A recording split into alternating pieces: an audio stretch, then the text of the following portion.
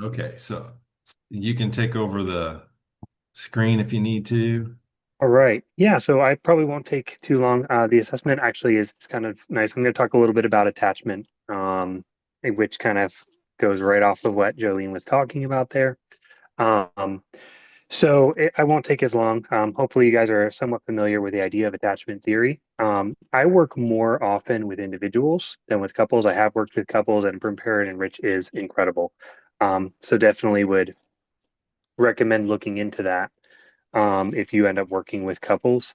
Um, the attachment, though, I've found is very helpful as I'm working with individuals who are finding themselves stuck in life, in relationships. A lot of the people that come into counseling notice or are dealing with issues in relationships, whether it's family, friends, feeling connected in general, things at work. And so attachment really does come into play a lot. Um, so what's helpful is having a resource. I found that is free because not every client is interested in paying for things. So if you can give them a free resource, a free assessment, that can actually really help kind of break some walls down for some people. Um, One of the ones that I like to use for clients is from the Attachment Project. I have the site pulled up. Let me see if I can share my screen. Yeah, there you go. And Um, maybe we go through it a little bit just to go through some of the questions and everything. yeah. I mean, because it is free, we can Yeah. definitely. All right. Let me see if I can get this to work. I don't know.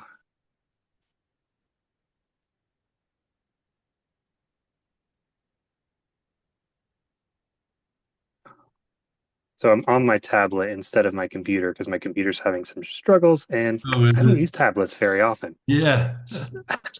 Oh, here we are. Um, All right, we will try this. There we go. Okay. Um, okay, so the attachment project is a really helpful resource. Hopefully, you guys are seeing this Yep. Yep. clearly. Yeah. It provides a lot of free resources. However, if somebody is interested in gathering more information on the attachment style, um, they do have other resources that can be purchased. So the quiz, the exam is free to kind of get an idea as to what your attachment style likely is. And then after that, they have different workbooks and resources that you can use to kind of dive deeper, have a little bit more work to dive into things. What I do like about diving into attachment is that this is something that can be adjusted. It's yeah, unlike some personality quizzes and these sort of things, they kind of feel like, hey, this is who you are, and this is just how you kind of adjust life. When we're dealing with attachment style, it's looking at, hey, here are some things that you've learned early on in life and how they're impacting, you as maybe even adult today. And these are patterns that can be relearned, which gives a little bit of hope of, okay, I'm recognizing areas that I'm getting stuck, but here are some adjustments that I can make in order to change the way that I relate to people, connect to people. So we can dive into to give you an idea for some of the uh, questions here. We'll see if we can get this quiz started. Um, Gives you a quick idea of the four different types of attachment styles. And of course, each one has its own bit of information on its separate page here on the site. So from here, you go ahead and just dive into basic information. So we'll say they're single and they are 18 to 24. Um, and we'll give a man who has no children. All right. And then from here, it's more of a sliding scale. Because some of the things will come up, you might wholeheartedly agree, right? That feeling comfortable opening up to this person, right? You kind of just slide um, to answer kind of where you feel you are mostly fitting in. And as it goes through, some of the questions are pretty simple and basic. Um, some of them are pretty deep, and the client might have to take a second to think through. Like, I'm afraid the person may abandon. Um, Probably not a normal question to get on a daily basis. Some of the stuff it dives into, obviously, as well, is dealing with the parent-child relationship. Because a lot of, if you studied any of the attachment theory, it's looking at how a child in its earliest moments of life, learns to relate to caregivers.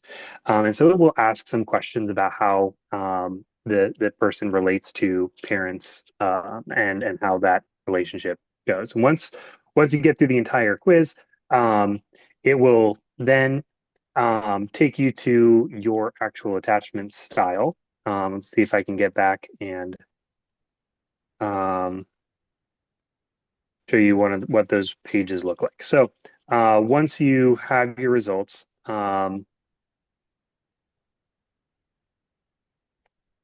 if the site will work with me, but right now it does not want to.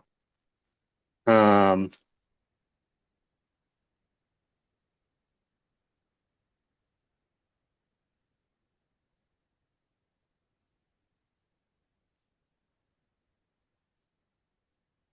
all right. Well, apparently the site is not cooperating with me. So That's okay. um, yeah, so it'll give you a little bit. Here's a snapshot of something. So the anxious preoccupied, it'll give you a little bit of ideas as to how this normally shows up within the daily life or relationships that a person experiences, different fears that are triggered and responses that a person will have.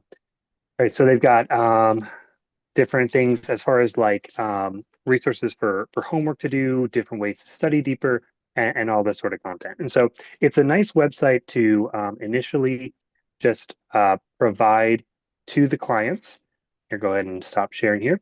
Um, as a resource for them to easily hear, we can do this in session if you want, or I can give this to you. You can do it outside of session on your own. Because my content is all remote, it's definitely been a huge help for me because a lot of my clients were not located in Florida.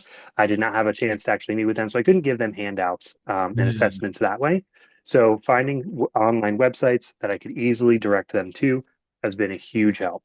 Um, one of the ways that I've also found this very helpful is looking at how this often interplays with our relationship with the Lord. Um, Yeah. because our relationships with people often impacts and changes our perspective of how we view God. Right, and we see that commonly, in areas where if someone had a poor parental figure, like a poor father, seeing God as a father might be a bit of a struggle. But this can go into bigger areas as well. So if a kid was, held to high performance and was looked at to needed to achieve, there's a good chance that the way that they view God will be very similar to what they experienced growing up. So then they get caught in a cycle of trying to prove that they are good enough for God, Mm. trying to earn His favor, and um, they miss the idea of what grace really is. And Yeah. so, understanding someone's natural attachment and what they've experienced relationally with people can provide some greater insight into how they view God, how they relate to Him, and different areas that can then be adjusted on, hopefully, deepening their walk with the Lord. And so I found it to be a really helpful tool to kind of help dislodge some of those areas where people can easily get stuck and give them a direction to move forward. And again, it provides a lot of hope, recognizing that if I have an insecure attachment, that is not a point to saying, hey, you're just really bad at this, good luck. But hey, here are the areas that are noticing the patterns that are starting to show up, and here's how we can start to work on that to change it so that you can have vibrant, healthy, and good relationships in your life. That is so good.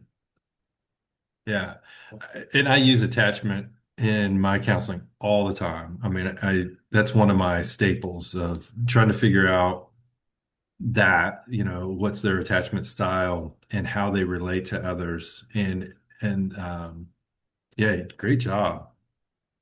I appreciate that. So, uh, who has questions for Ben?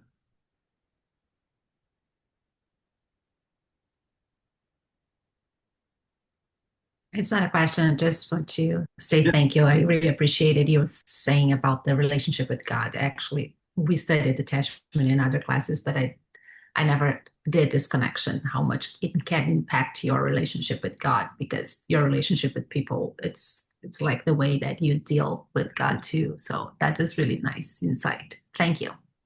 Yeah, you're welcome. I've learned that so much of what we experience shapes how we view the world, right? And so we experience first as young children, a relationship with our parents. And that, yeah, forms so many relationships. And then those just naturally become how we perceive God, whether we perceive him as loving and gracious, or we perceive him as holy, mighty, and the judge, right? The creator who is all powerful. And all of those aspects of God are true. It's just that sometimes we narrow our perspective of God, we shrink him down. Yeah.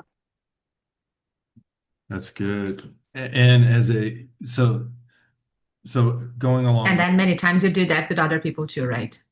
Like finding the Yes. balance in the relationship because you're just, yeah.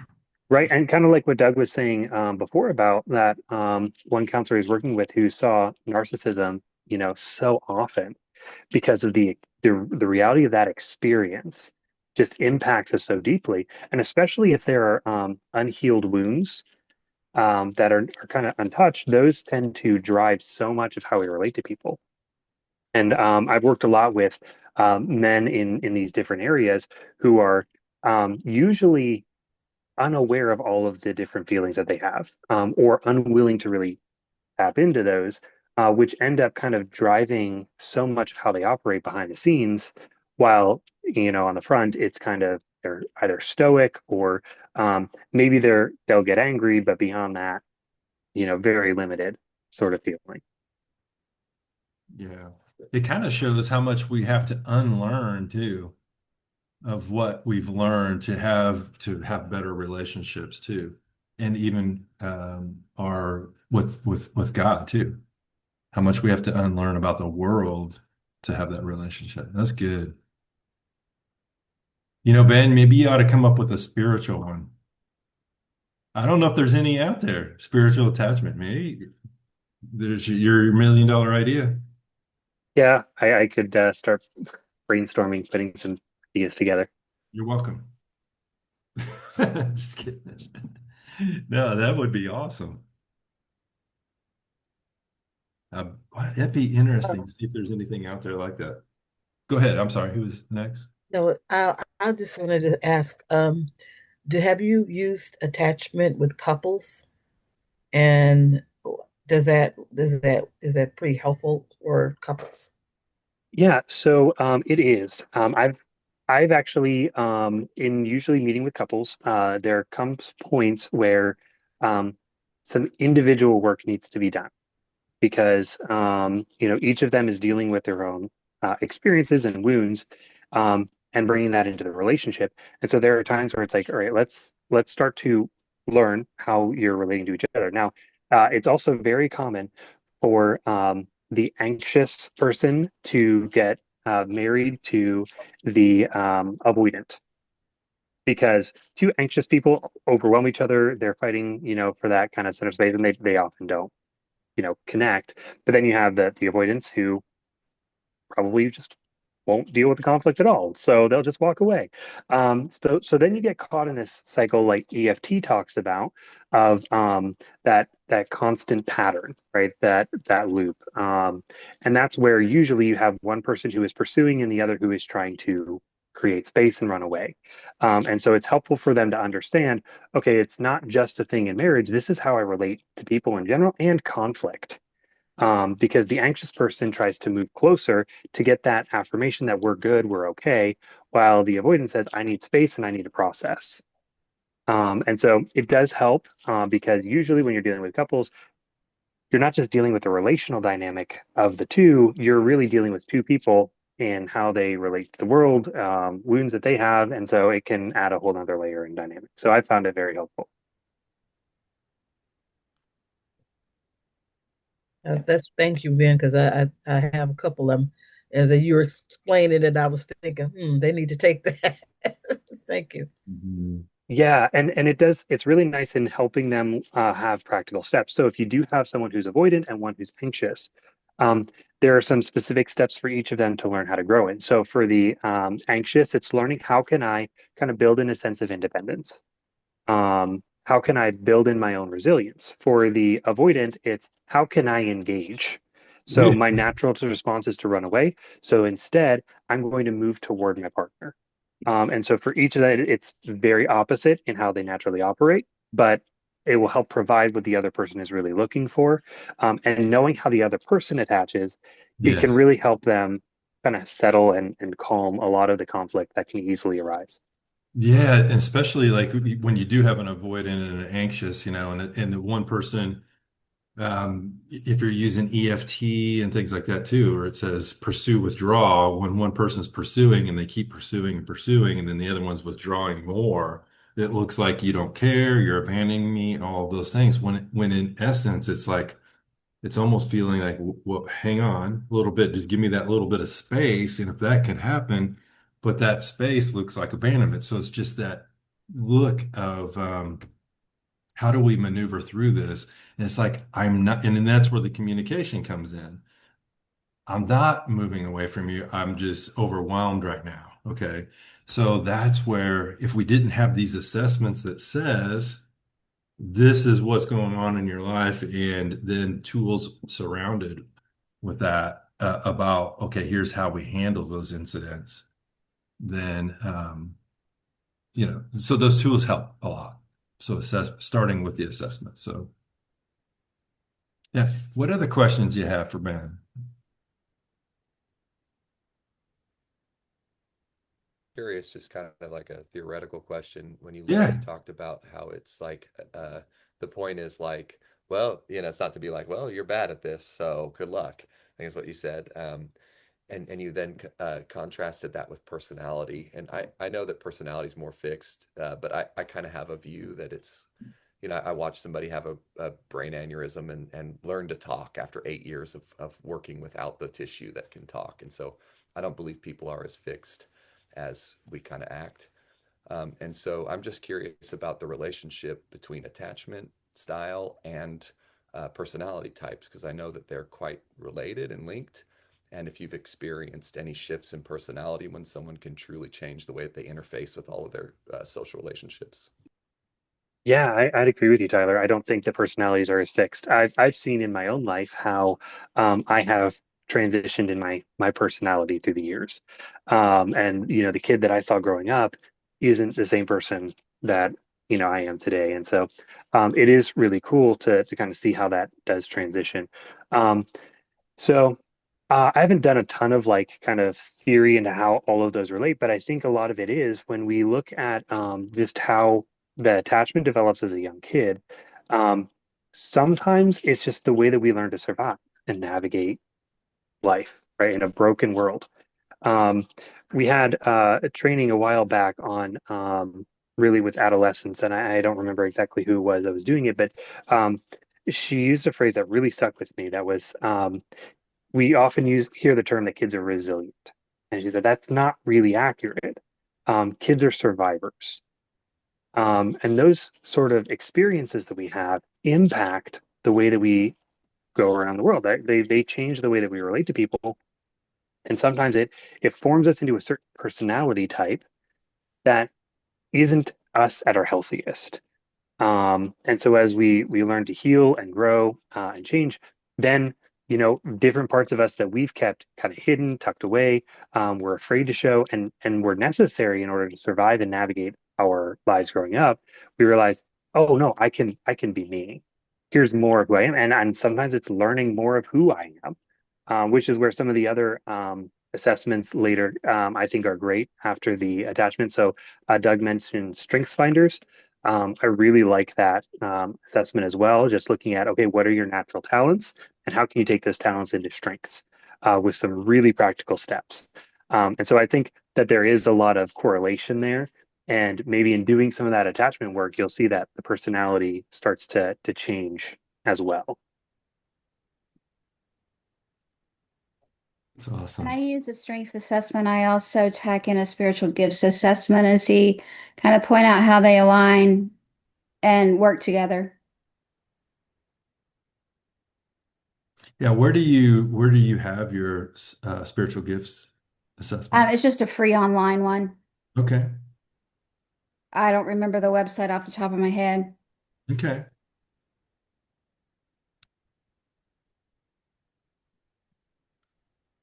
Okay. What other questions do we have for Ben?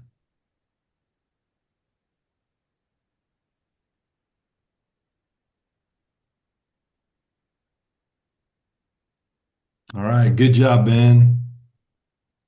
Appreciate it.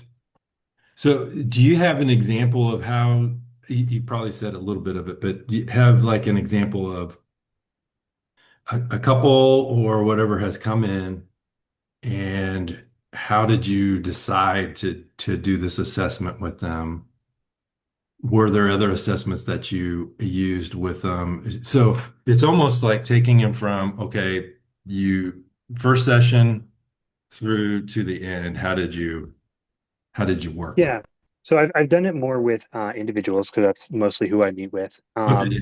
And so usually the first session is really just kind of gathering information, right? Doing the intake, getting an idea for their history and all these sort of things. Um, and then as we talk and kind of I get more information in maybe tension areas, things that are bringing frustration, I will typically start to realize a little bit more of, oh, patterns are starting to emerge. Right. So the way that you're explaining this connection with your mom is also kind of similar to some of the tension that you're dealing with at work or with one of your friends. And so noticing that, okay, this isn't just an isolated issue, but this seems to be kind of how you're approaching, relationships in general, um, is a really good thing. Or if you're noticing that someone's coming in and they're like, all right, everybody hates me. Um, okay, well, if all of your relationships are finding this point of tension, maybe there's something that you're expecting from them or looking for from them that you're not noticing, and so an attachment style can help understand, bring some clarity to that, and provide some vocabulary to be able to talk about maybe some of those patterns that start to emerge. So I usually don't do it in the first session, but as I gather a little bit more information, we kind of um, are able to boil it down a little bit more to what are the key areas that they want to work on, then the assessment comes in handy. That's awesome.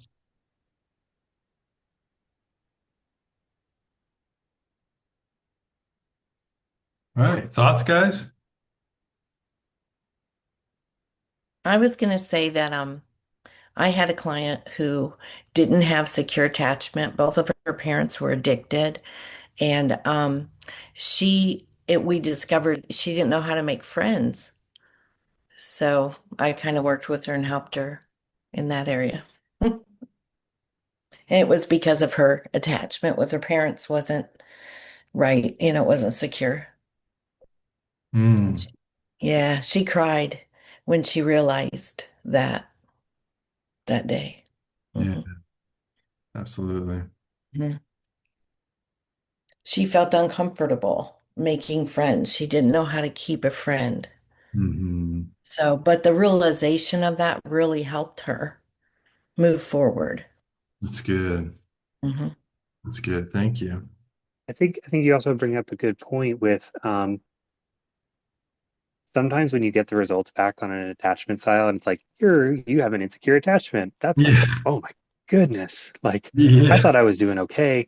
Yeah. And so it can feel really heavy. Um, so be prepared. Try to prepare your client for that. Be supportive in it. And I think it's even just work on the front end of like helping them realize that having an insecure attachment is not abnormal. In fact, it's very normal.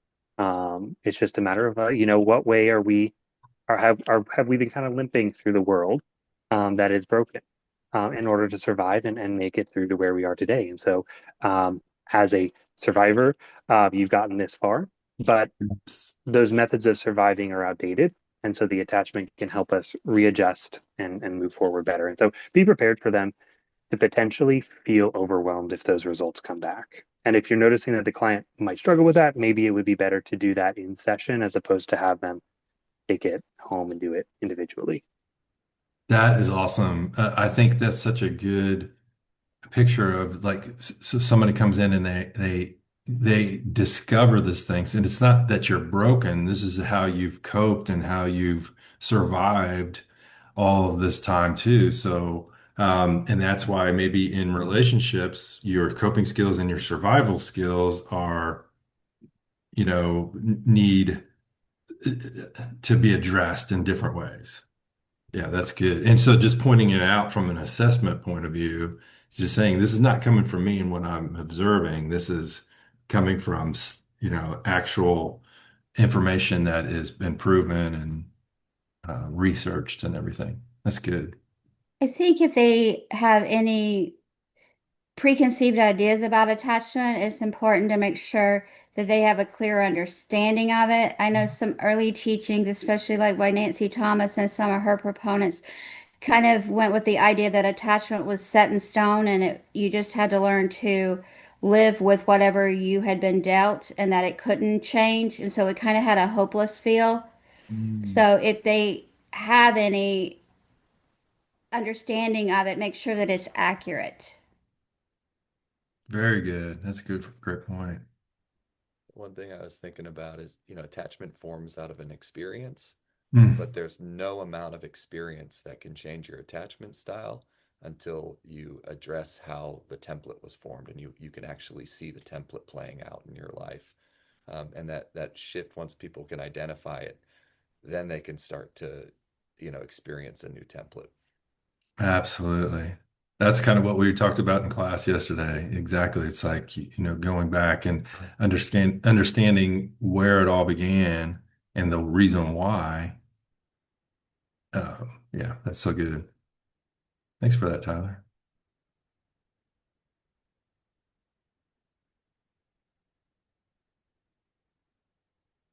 Okay, what other questions might you have?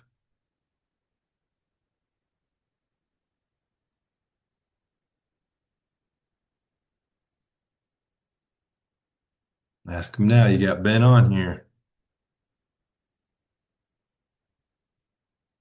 Would you send a bunch of those, if you have like a tab or a file folder, all the links for the assessments? I have a couple telecommunication or telehealth clients. I'd love to be able to have them take it instead of just sending them PDFs.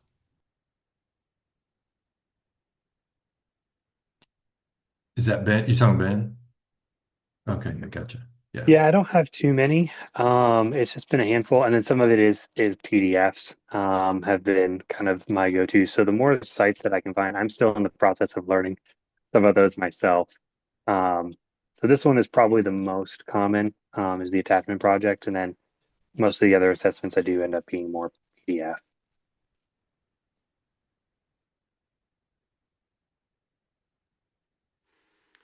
And if you wanted to start learning about attachment styles, what's some book recommendations that you would point to as like your first introduction into it? That's a really good question, Adrian. I know I normally have book Mhm. recommendations. I don't necessarily have one specifically for attachment style. Okay. Um, I think mine ended up being kind of a hodgepodge of different areas, um, looking at that. And then um, actually, since Doug brought it up earlier, the idea of like attachment with God being, in the attachment there, I don't think that I've come across any books like that. And so it's mostly been just kind of as I'm studying scripture and looking and studying psychology. Um, but a great place that I've found in looking at different dynamics and relationships and perspectives of God is the book of Psalms. Um, and you see a lot of different ways that, there's a lot of relational impact there in the Psalms as David is wrestling with a lot of big things. Um, and very raw and very real, which is great. But also noticing that he never stays there. Um, so I don't necessarily have any specific book recommendations, but I'll open it up to anybody else if you have any that are like, hey, here's a great resource for studying more on attachment theory. Mhm. Let me give you a couple. I wish I'm on another computer over here, but so there's a workbook, and it's called Attachment Theory Workbook, and it's by, let me see here. Um, Something Chen. I can't really distinguish it. So that's good because it's got some things to work through with people, that are sitting in front of you. There's another one that I've seen, and this comes from, it's called Attached, and it's by Dr. Amir Levine and Rachel Heller. But it is a book that gives it in more layman's terms than clinical. So it'd be a good one for, somebody to read. So these aren't biblically based or anything. So these are more clinical side. Attachment theory and practice would be a really good one. It's by Sue Johnson. So that'd be another good one. I will look for some that are more biblically based. There is another one that it's a good one that talks about like the cycle of EFT, emotion focused therapy, when you're working with couples, called Hold Me Tight, is by Sue Johnson. So that's another good one that brings attachment theory into what the cycle looks like in EFT. Um, so that would be another good one. Anybody have books that they've read on that? And I'll do some more looking here. No, but I know that um, therapistaid.com has attachment handouts that you can print out and read and learn from. Yes. Therapistaid.com. What was the Levine reference that you said? Can you say that again? It's called Attached. Yeah. And what was before Levine? I missed that. I don't have it up. Oh, it's It's okay. Amir Levine. Amir Levine. Yes. Yeah. Okay, thank you. Okay, good. Yeah. So another one is called Created for Connection. So that's the same one as Hold Me Tight, but it's coming from a more Christian perspective, where Sue Johnson brought in a guy. Let me see what his name is. Kenneth Sandifer. Um, so it says that it's the Hold Me Tight guide for Christian couples. So it would give some it would be EFT with attachment and the book Hold Me Tight from a Christian perspective. Yeah. I mean, I haven't had a lot of couples, but I've used attachment work in helping parents understand their children a little bit better, especially as it relates to adopted children. Mm, that's good. Here's another book that I see. It's called God Attachment by Tim Clinton. I haven't read it. I'm not endorsing it. Don't know, the theory behind it or anything like that, or theology, I'm sorry. But yeah, there you go. There might be one that would be a good one. Attached to God's another one that I see here. I haven't read those two. I should. So, yeah, if anybody else has any, let me know. All What right, was the name of Tim Clinton's book? let's see here. God Attachment. Thank you.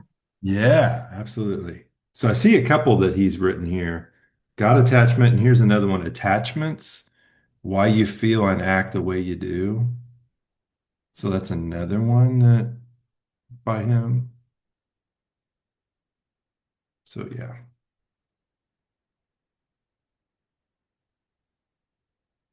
All right. Any others? Questions? Thank you for the ones you've asked already.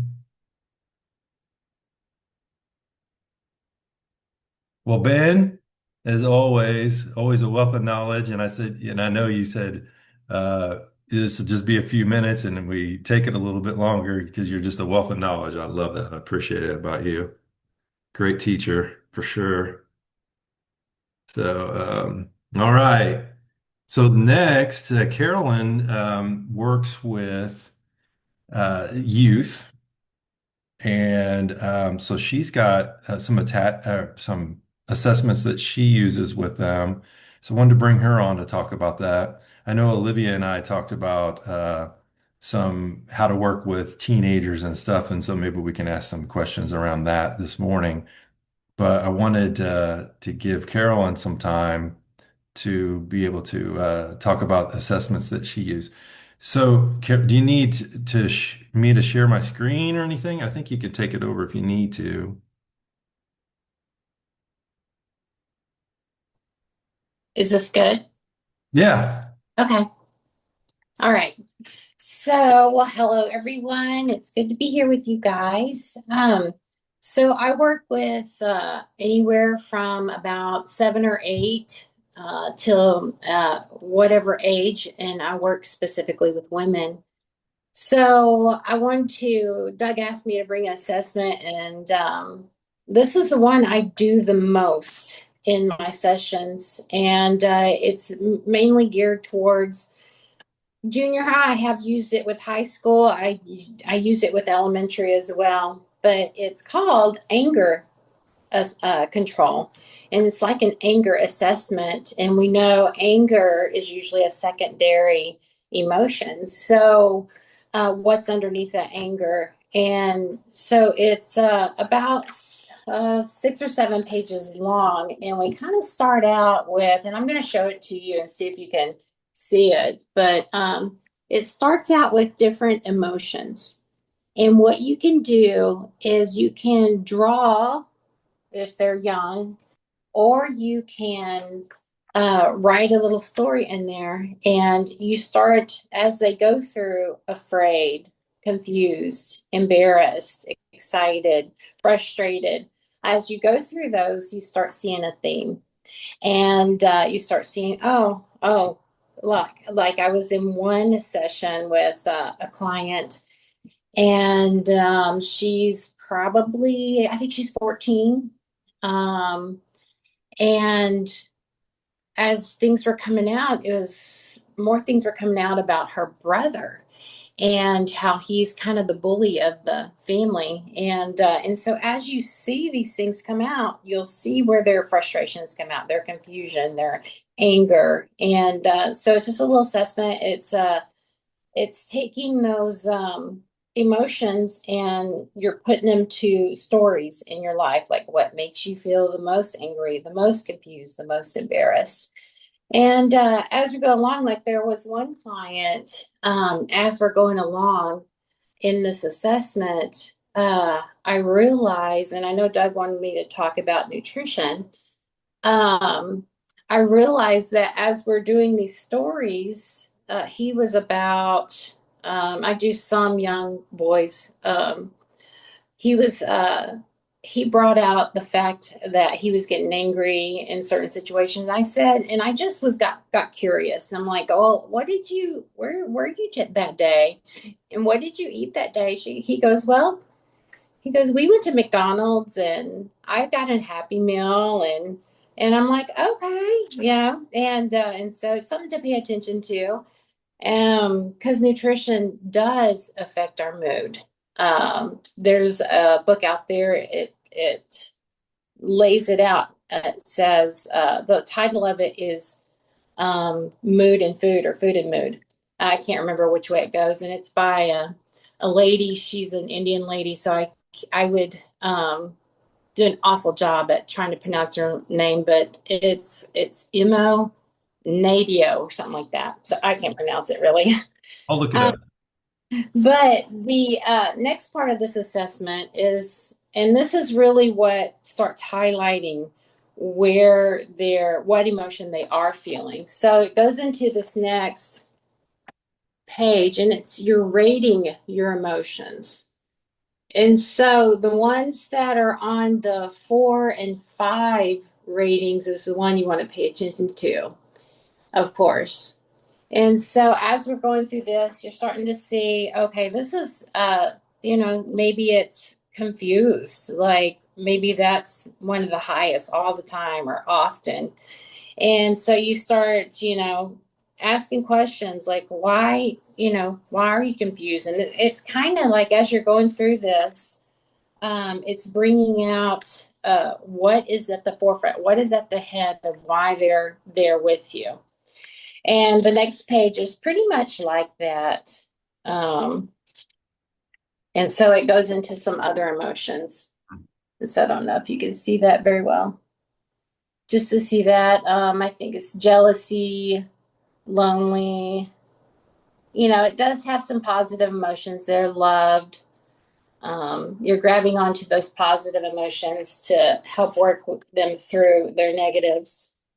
And then it goes into, and it has anger management at the top. But first thing, what I do when I give this assessment, I'm like, I cross this out right in front of them. I cross it out, put a line through it, and I say, this is really big emotions assessment. It's not really anger assessment, because I don't want to bring to them like, you're angry, because it's usually not, they're not being angry. There's some that are, but sometimes it's coming out as confused or frustrated or nervous or sad. And so I like to cross out that first part every time, and say, this is not about anger. This is about what emotion you're feeling, right? Good. And so it goes into, again, so it takes another little assessment as they're going, and it has them write those things that to a story of some big emotions, like what makes you most, and as you went through this, frustrated, if that's the highest one on the assessment, or nervous, what makes you the most nervous, and that'll start coming out. And one other story, so there was this one guy, and he was probably in junior high. And I know I keep saying that I don't work with guys, but I really hardly do. But he happened to be in junior high. And he comes in, he's just so dysregulated, so dysregulated. I mean, he's sitting in the chair almost upside down. We happen to have a spinny chair in there, and he's spinning. And I'm like, I finally just like said, what did you eat before you came? Right. And he had a huge Sonic Red, of all things, because red's the worst, slushy from Sonic. And I'm like, oh, no wonder. I'm like, we will get nothing done today, because he's so dysregulated. Red dye 40 is the worst of all the dyes. Of course, they're all pretty bad.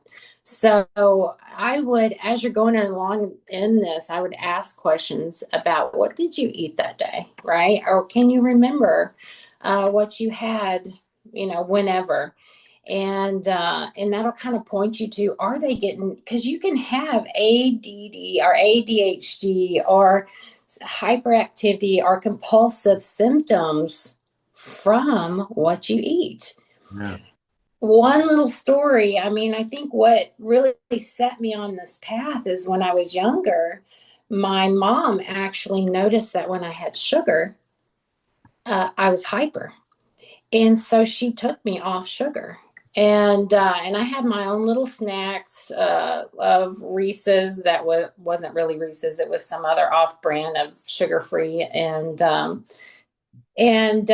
she said it, and I remember her telling the story as I'm a kid, makes the world a difference. And so I think about those things as I'm counseling. I've studied about those things.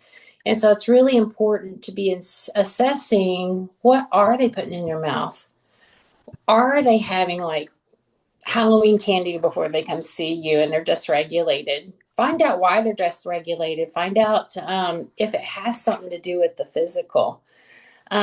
You'll see sometimes it does. I would say a good maybe 20-25%.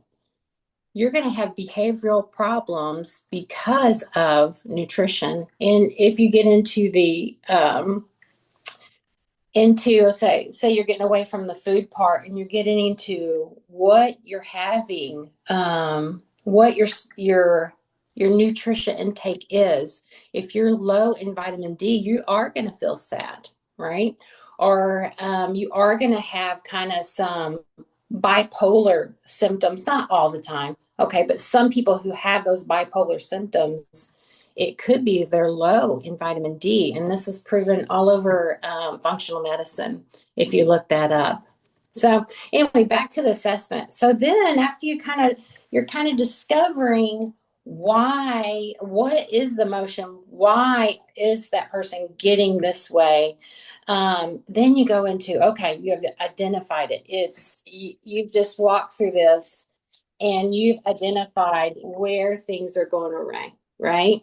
Mhm. And so then it gets to what I like. It goes into coping skills. So then it says, well, list 10 things you can do. And I know this is a very simple page, but I'm going to hold it up anyway. List 10 things you can do to do during this time. And so, oh, I was reading the bottom, like who was putting a message there, but and so they actually start thinking through, what can I do? Right. And you may have to prompt them a little bit, but you're making them think, okay, well, what can I do? And they usually say, some of the things they usually say is, I can walk away. Right. And if your parents let you do that, yes, you can walk away. You can go to your room and calm down, right? Yes, you can do that. You can take a walk, right? Yeah. Or you can listen to music. Yeah. Probably one of the funniest that I got in this assessment is this one girl.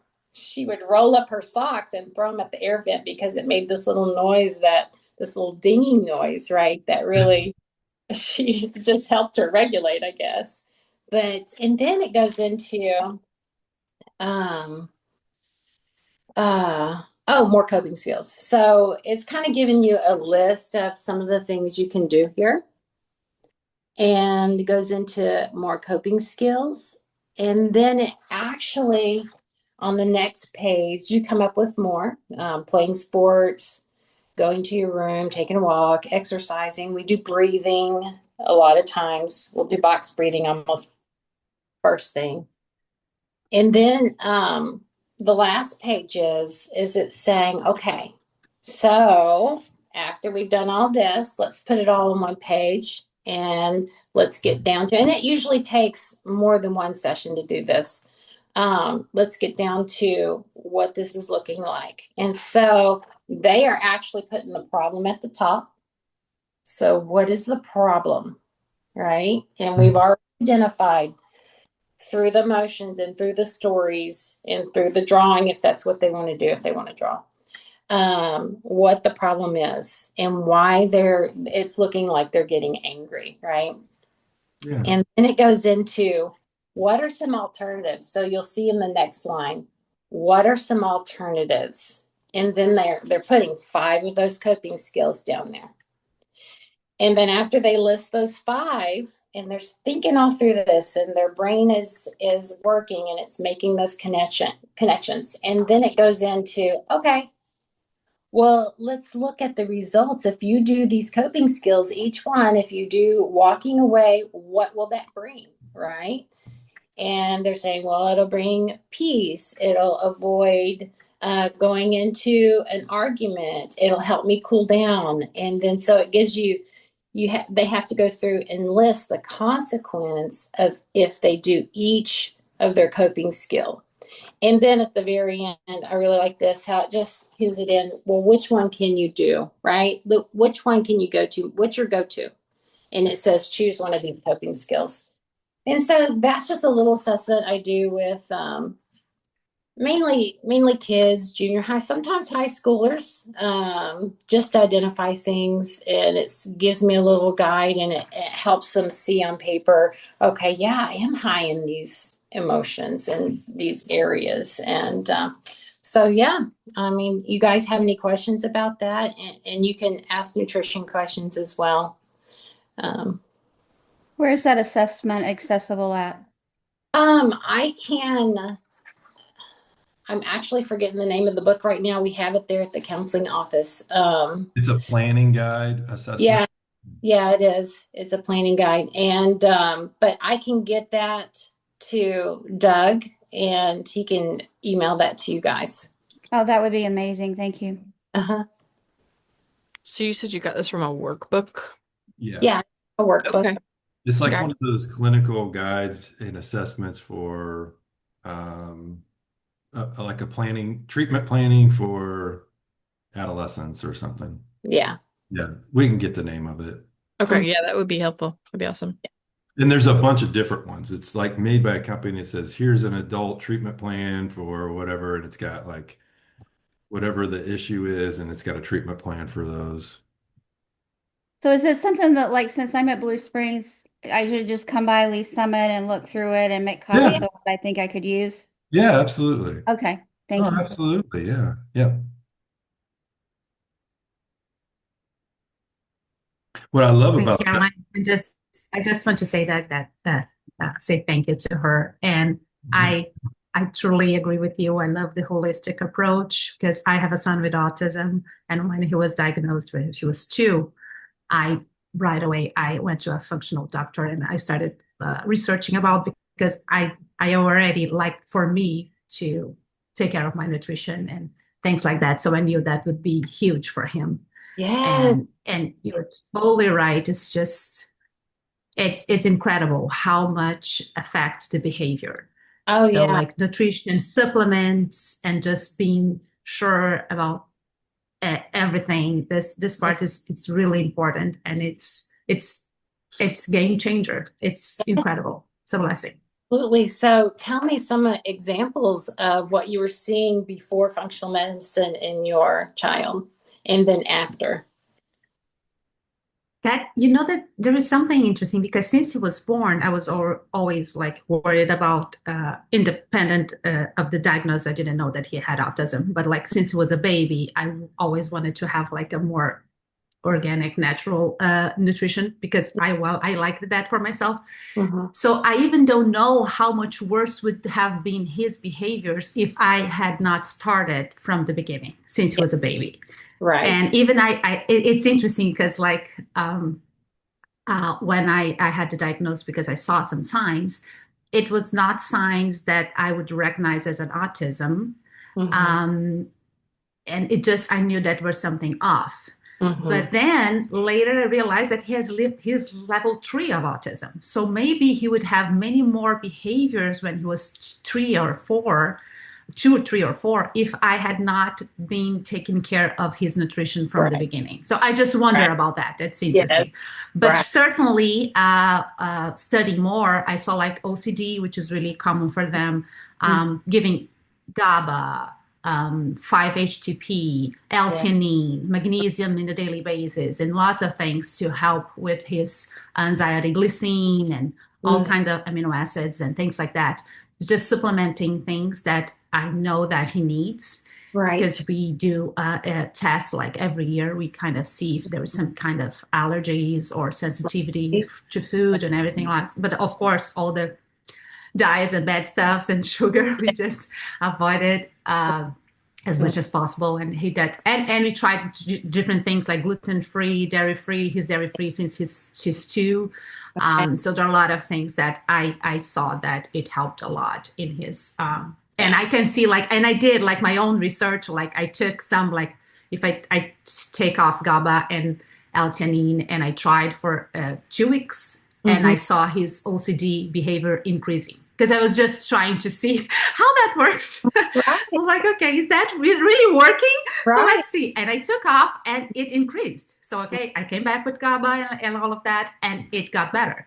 So it's really incredible how much it helps. Yes. So who are some of the people that you kind of as your go-to as far as looking at these? You say you study on your own and you do some self-study. So I know Dr. Amen does a lot of good stuff. Have you heard of him? As the one that Brain Balance? No, not Brain I Balance. don't remember. No, not the Brain Balance, because he has a good book about that too, that it combined both. He's done Locally, Alex Nelson, Dr. Alex Nelson is a phenomenal functional care doctor. Okay.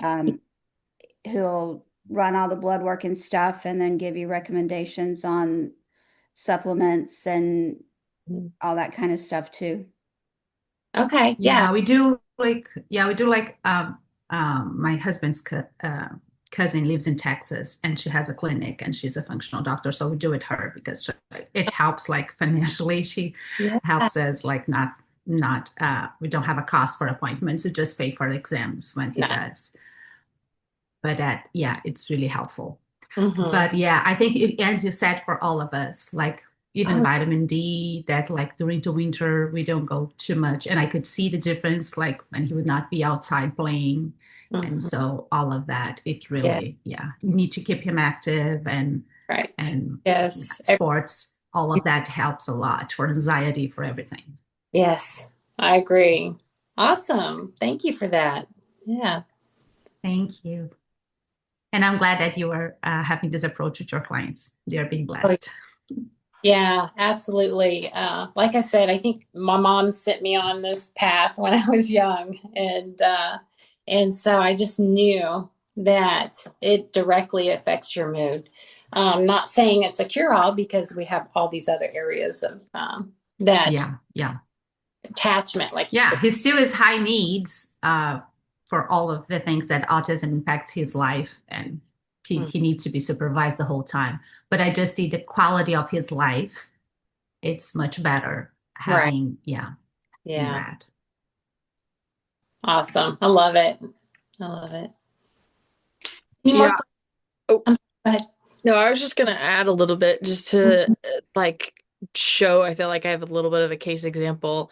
I used to work for Brain Balance, and so when I worked for Brain Balance, did a lot of research with Dr. Amon's clinic. Okay.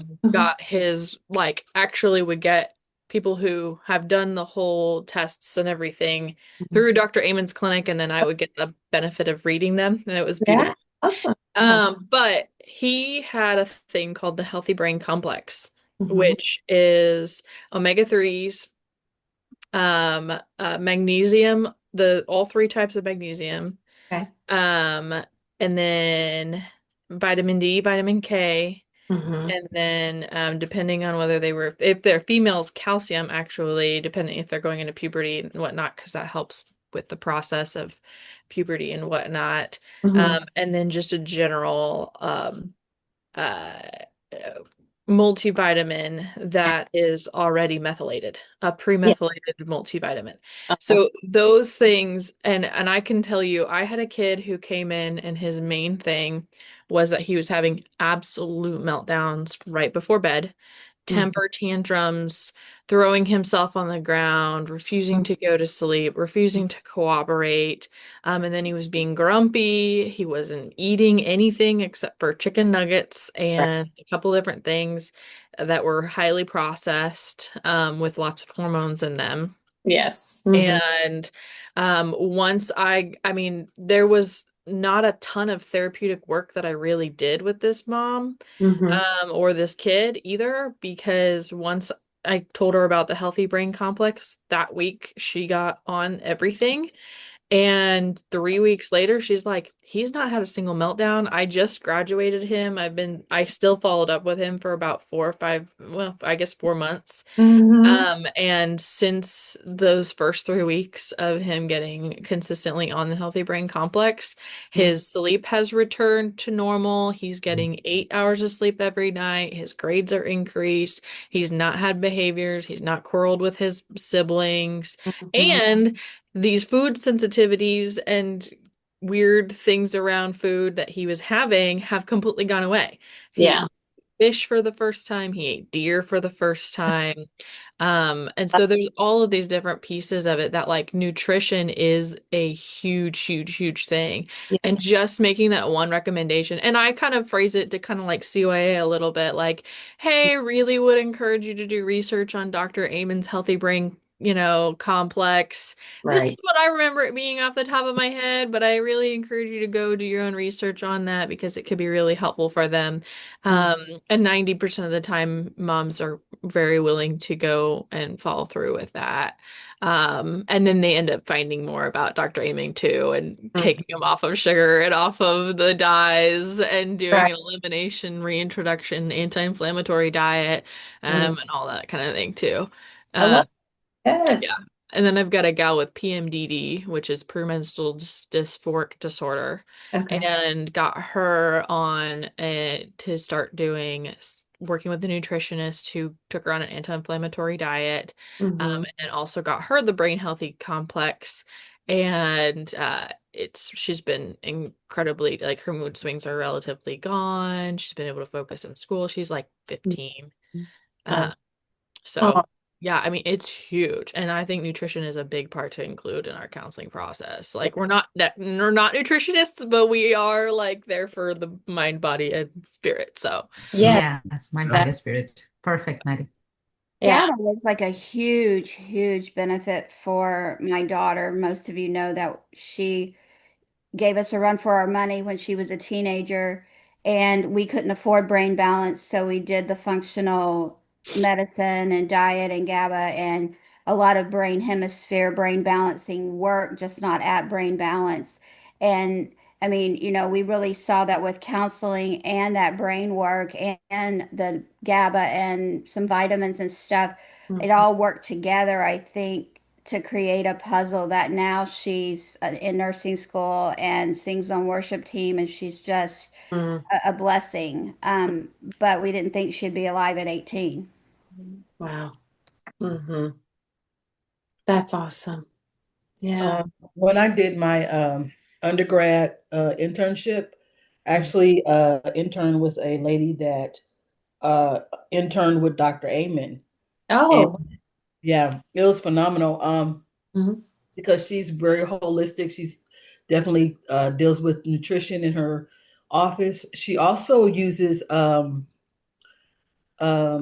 essential oils. Yes, yes. Her sessions, Hmm.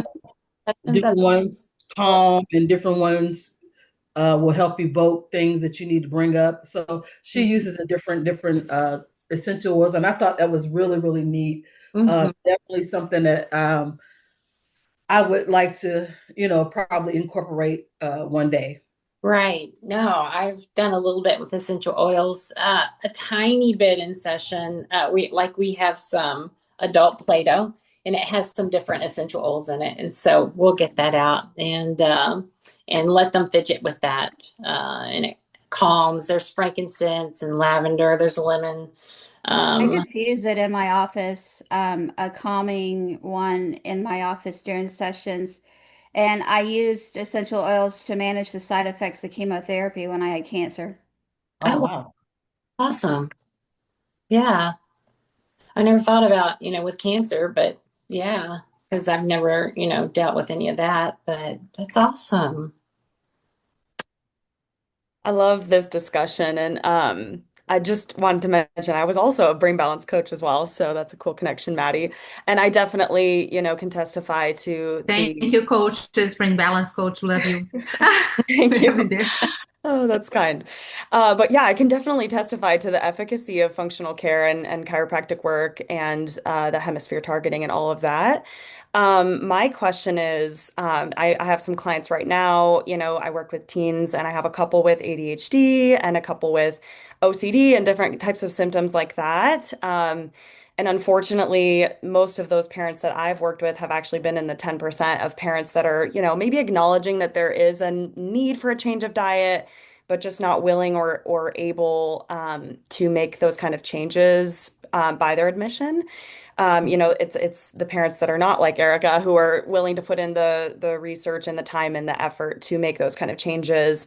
And I am concerned because I have highlighted, from what I'm hearing, your child's eating a lot of sugar and they're not getting exercise, they're not active, and those are things that are contributors. And I've tried to lay that out in psychoeducation, but any advice, Carolyn or others that you might have in that psychoeducation piece and helping get that buy-in from parents to any extent we can.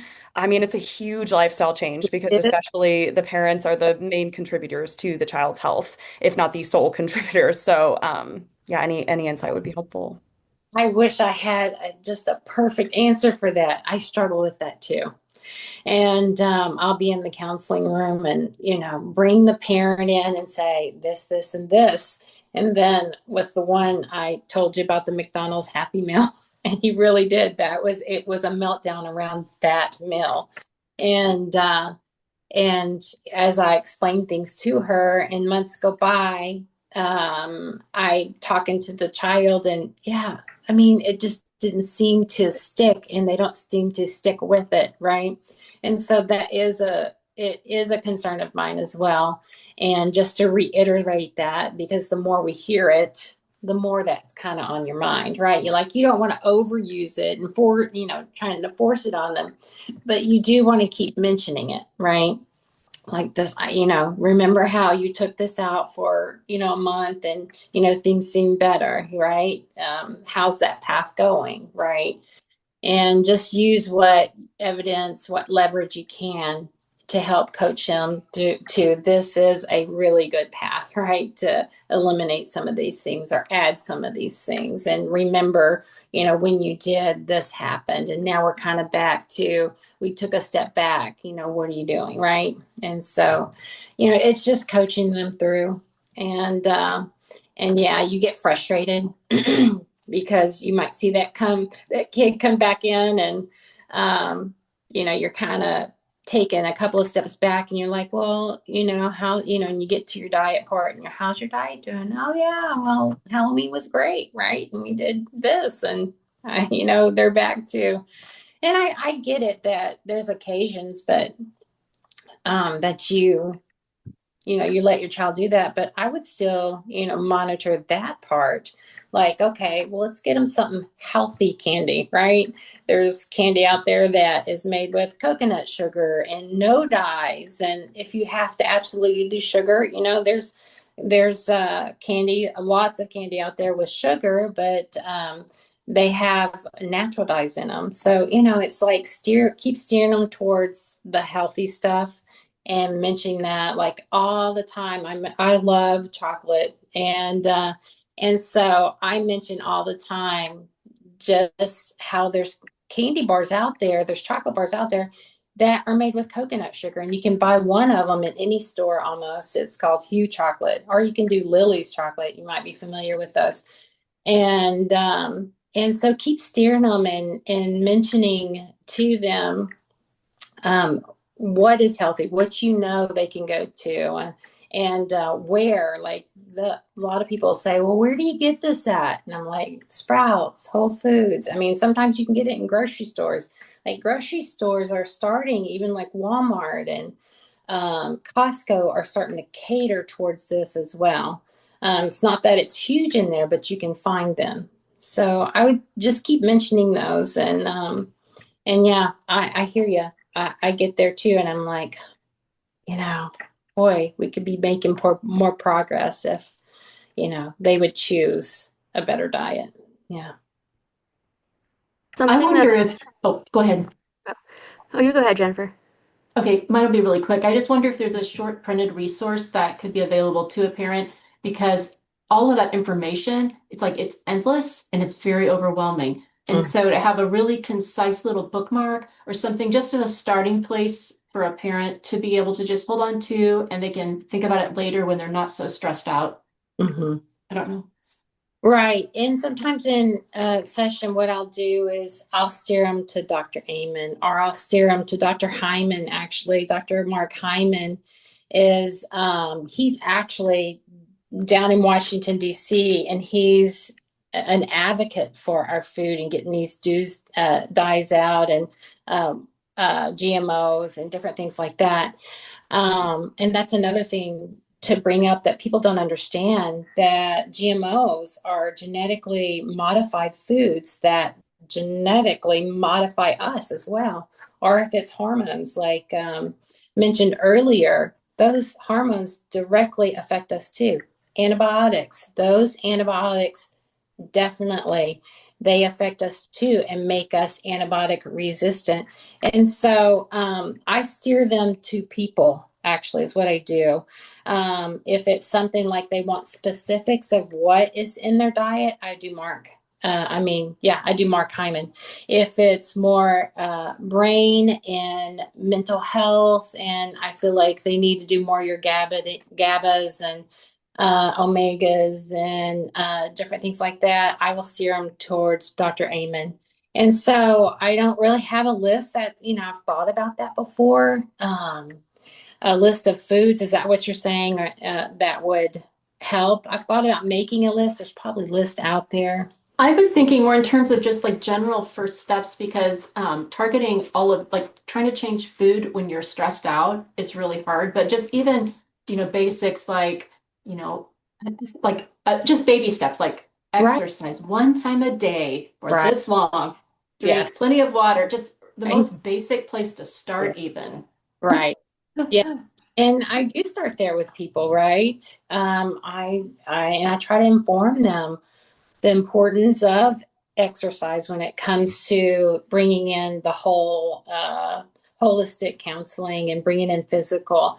Because when we go into exercise, actually, when you're exercising, your muscles secrete a protein. It's a hope molecule that goes into our system, and it acts as an anti-anxiety and a antidepressant. And so it's like God put in us already antidepressants, anti-anxiety medication, if you want to call it, right?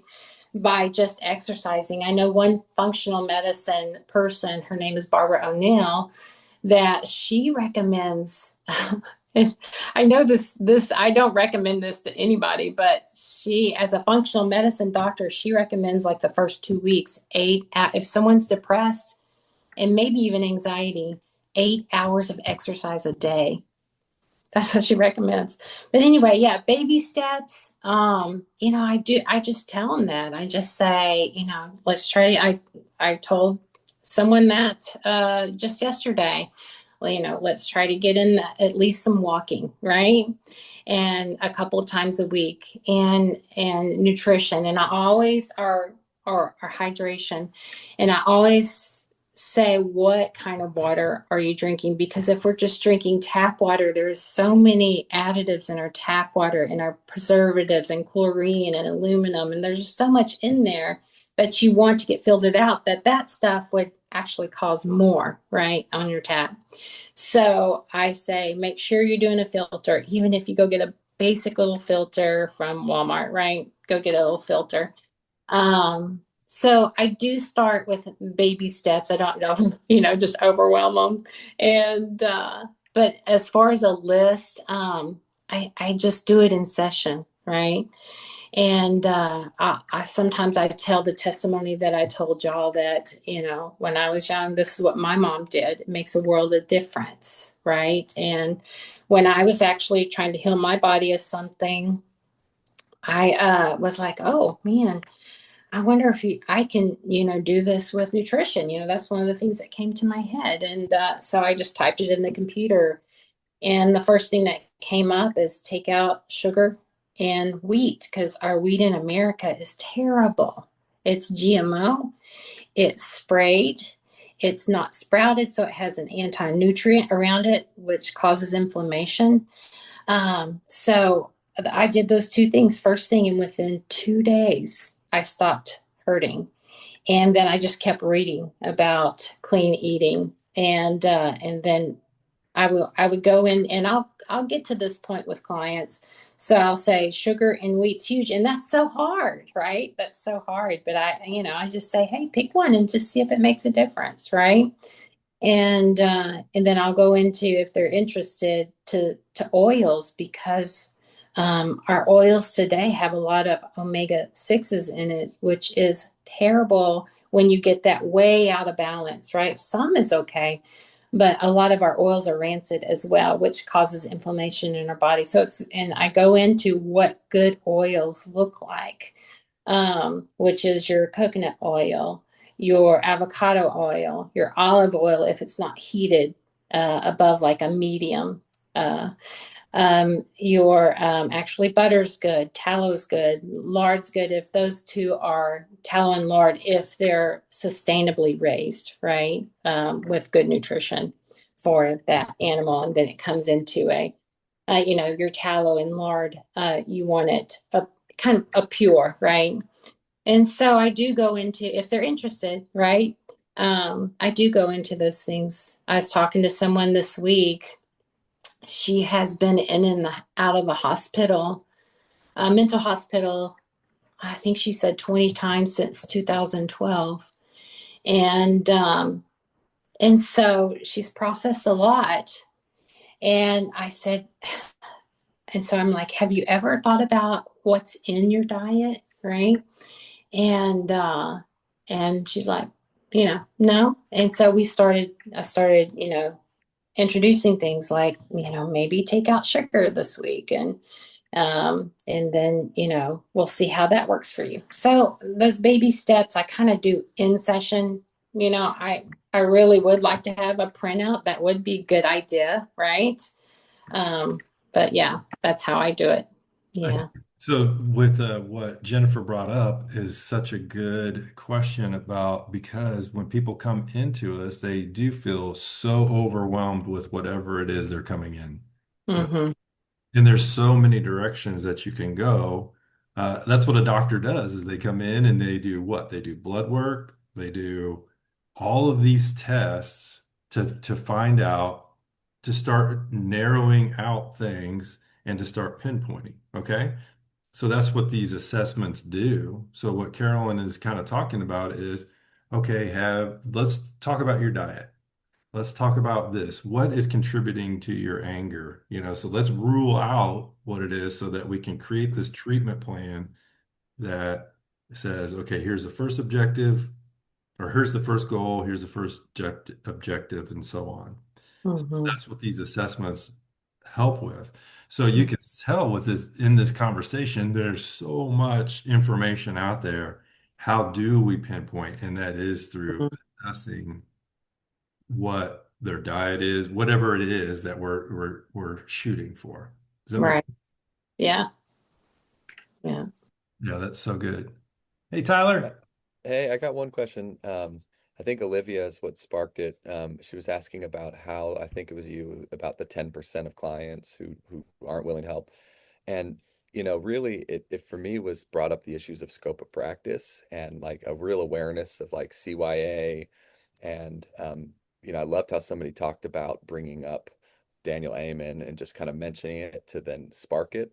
But I'm just curious about walking the line of motivational interviewing towards something that we might know and understand, but might not be our expertise, and just um, how to how to encourage healthy living and healthy lifestyles that we know will show up in counseling and in our clients' lives, but in a way to pinpoint them to authority that can speak on it. Right. Very cautious of that in session because I'm not certified in any kind of nutritional thing, even though that is one thing I study probably the most. And I've thought about getting certification in that area. But so how I go about to doing this is I do have some print offs that I have. If it's to do with mental health, it's a excerpt from Amen's book, and I just say, hey, this is from Amen's book, and this is what he talks about as far as GABA and saffron and L-theanine and the different things like that. And as far as if we're talking about food, I will point him to Mark Hyman, Dr. Mark Hyman. And so it's like I am pointing them, and I would say, and sometimes I say, this is a good book, Food Mood, by this Indian lady that her name is terribly hard to pronounce. But so that's kind of how I do it, right? And I just say, hey, you might look at this, right? Or I say, this is my testimony, right, of what happened to me. And so, it's not like you're, if you feel like you're getting to that line, because definitely in session, I feel like, okay, if I'm getting close, I'm like, okay, I recognize it. And luckily, I do. And I say, okay, well, this is what they recommend, right? This is because it takes it off of me. Like, I'm not prescribing you any nutritional diet. This is what Mark Hyman says. This is what this person says. I love how it can be non-pathologizing if done right. Mm-hmm. Yeah. So I used to have this preacher. I loved it because he would go, okay, here is what I'm telling you, but go check me out.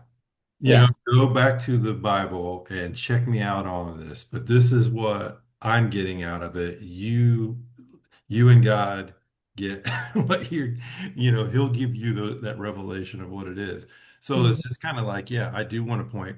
So in our class and on assessments, I'm so glad you brought this up, Tyler, is I do say and impress upon them the importance of if we are doing an assessment that's like a Beck inventory or something, or something that gets to the granular aspect of what we're searching for, I want somebody to be trained in it. So I may refer to somebody to go get this assessment done who's trained and certified in it so that they're the expert in it. And then they can give us the information. And Right. we have information on the direction afterwards. But Yeah. you're so right, Tyler. It's like I want to make sure that we're not just giving them our own subjective, Absolutely. Yeah. but objective information from other places. Right.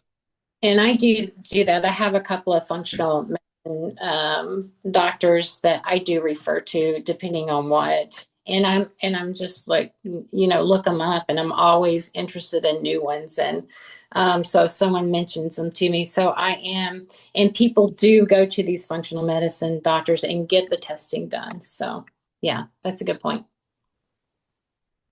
Yeah, thank you for bringing that up. Mm-hmm. Olivia, kind of circling back to what you were asking about or talking about with parent compliance, and that you can see what the kids are going through, but parents inevitably, like, they're the ones that buy the food, they're the ones that turn off the electronics, right? So I had a mom this fall, and I think her daughter was seeing somebody at Abundant Life also, and she was like, there's just so much information. There's so much. There's things that we can do behaviorally, there's nutrition, there's this, there's this, there's this, there's so much, and I don't know how to make that decision on where to start. And so something that I asked her, and it was almost like a light bulb moment for her. I was like, well, which one can you start this week? And so it kind of took away the overwhelm of it for her. And then she came back the next week and she was okay. So we removed sugar and I saw a difference. I said, okay, so if you're going to continue that, what's something else that you can add to that? And so kind of walking her through that really helped kind of take away that decision paralysis that she was stuck in, because she had all the information and good intentions, but she was just like, she was stuck. And so kind of phrasing it like that really helped, at least from what she was telling me. I don't know who she was seeing and if that actually did help, but for her, she was seeing a difference at home when they were doing these very tiny little baby steps, but one little one gave her like the fuel and the motivation to do the next one. And she did 2 or 3 pretty significant steps in a row. And then schedule shifted and I haven't seen her for a while, but that's kind of how I approach the parent side. I've not had kids, I've not counseled kids yet, so I don't know that end of it. But having a mom who was working through that, that's kind of how I handled it. I was gonna mention on the kid side, Olivia, to your question. I've got one kid that I've been working with that I've been working with him since I saw him at Brain Balance. So I've been seeing this kid for 2 years now. And then he transitioned to see me when I started becoming a counselor as well. And their diet is horrible. It is McDonald's and red Slurpees, 100%. And that's not an exaggeration. I have had him walk into my session drinking a red Slurpee. Right. And I have had uber amounts of conversations with this parent, just subtly over the last couple of years about food. And it just is not happening. So I finally resorted to having a conversation with the kid about what he likes to eat and why he doesn't like to eat it, and kind of the almost CBT, kind of like what are his thoughts and feelings towards certain foods, and how can we kind of shift some of those behaviors, and kind of shifting his interest and his intrigue into that, and offering alternatives to even the kid, because now he's 11, so that's the little bit of the difference too, is he's 11, so he can kind of influence, mom, I want you to buy this from the grocery store, right? I even showed him some pictures of some of the things. It's a little tricky, I'm not gonna lie. It felt a little bit like I was tricking the kid into tricking the parent.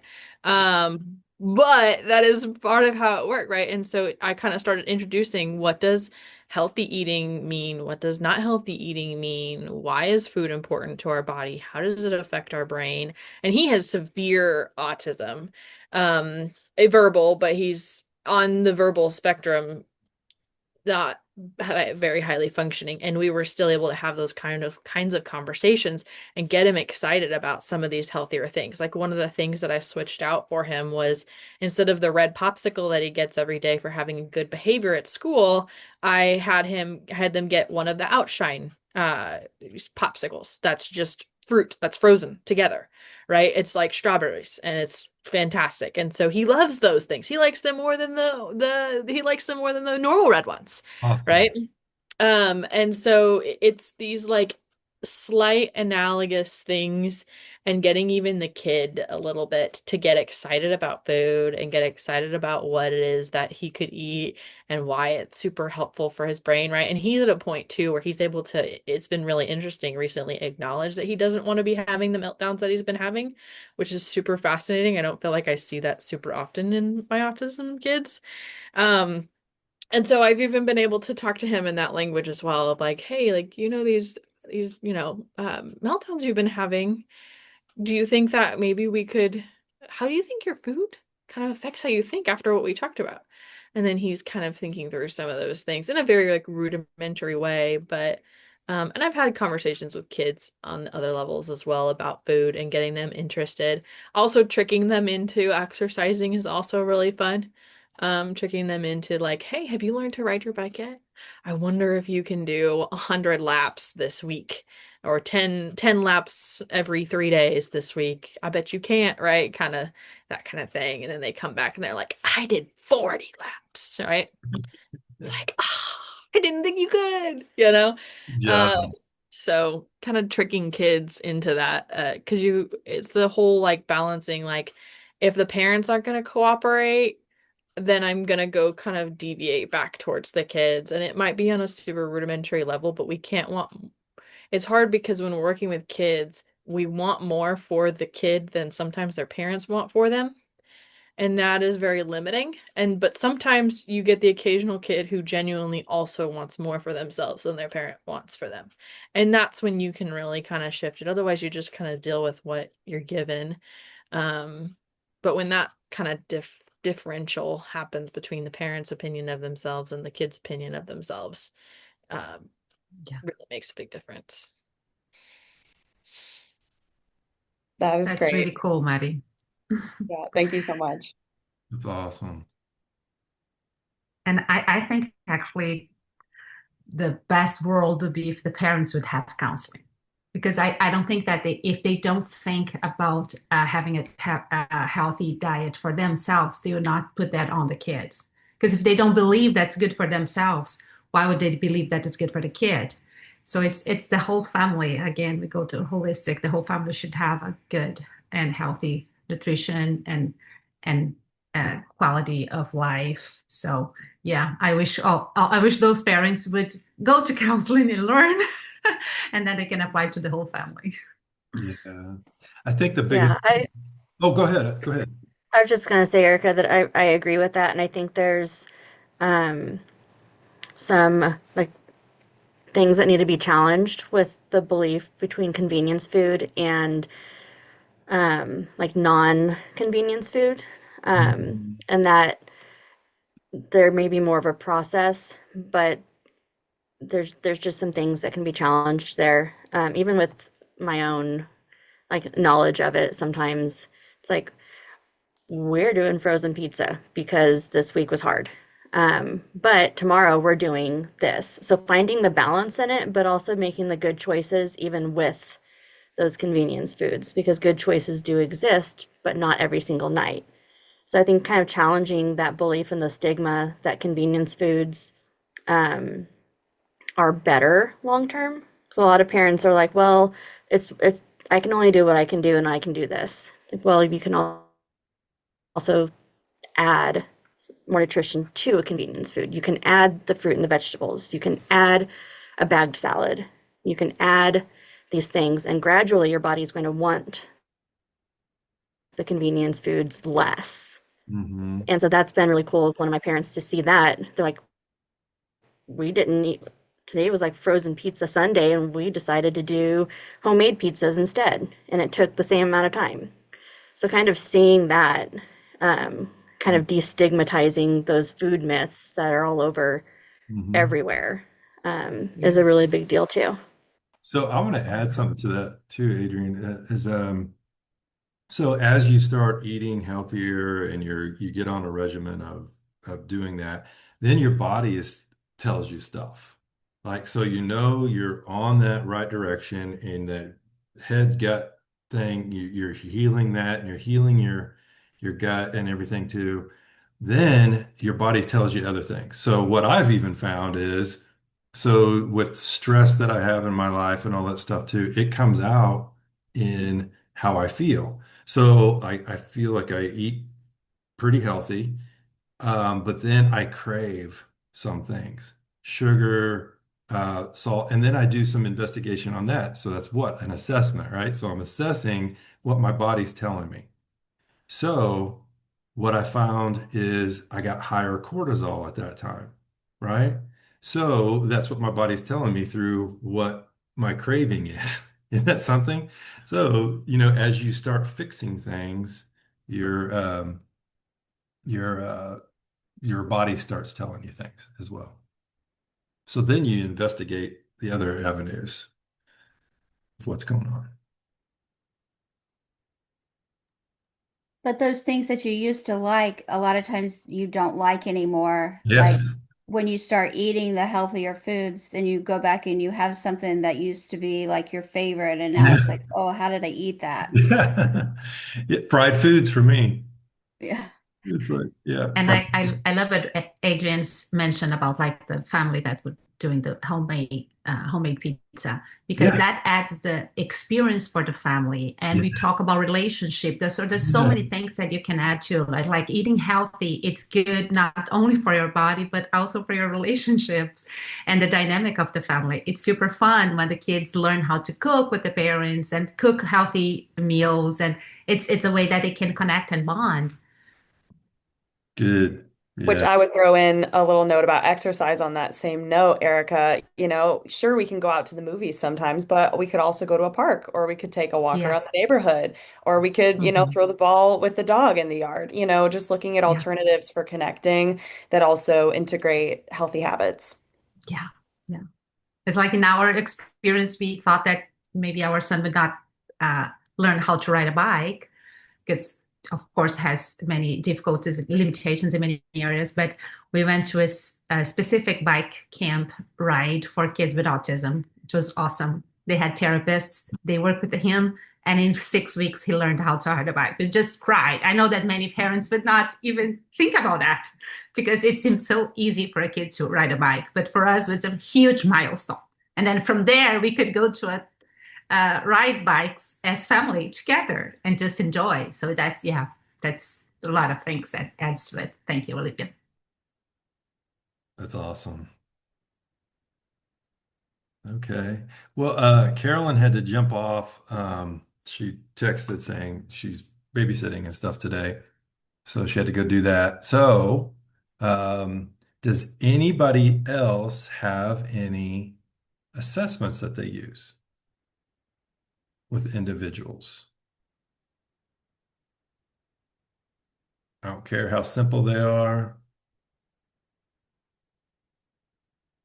I Any? think it's important to not downplay what you assess as they walk in the door. Yeah, there you go. Like you can sometimes tell by their demeanor and their body language how their week is gone, and and point out that you look like you're sad today, or you seem Hmm. like you're really happy, tell me about that. Hmm. But it's just that quick visual assessment as you start your interaction with them. Yeah. And so you bring up a really good thing that we kind of talked a little bit about yesterday. So we talked about the assessment that we do when people come in and we do an intake, right? So the biopsychosocial thing, but also when we're doing notes, what do we do? And we come in there and say, how did they present today? So that's an assessment in itself, going, we're assessing how they presented today. So how do they look? How's their hygiene? Mhm. Things like that too. So we can say week to week, this is how they appeared to us. I think for me, the hardest assessment is like a safety assessment. If they come in and they've got, suicidal ideation or something, having to make that determination, are they safe today? Hmm. What do we need to include in our safety plan for them to get through the next week so that we can just reassess again? It's so good.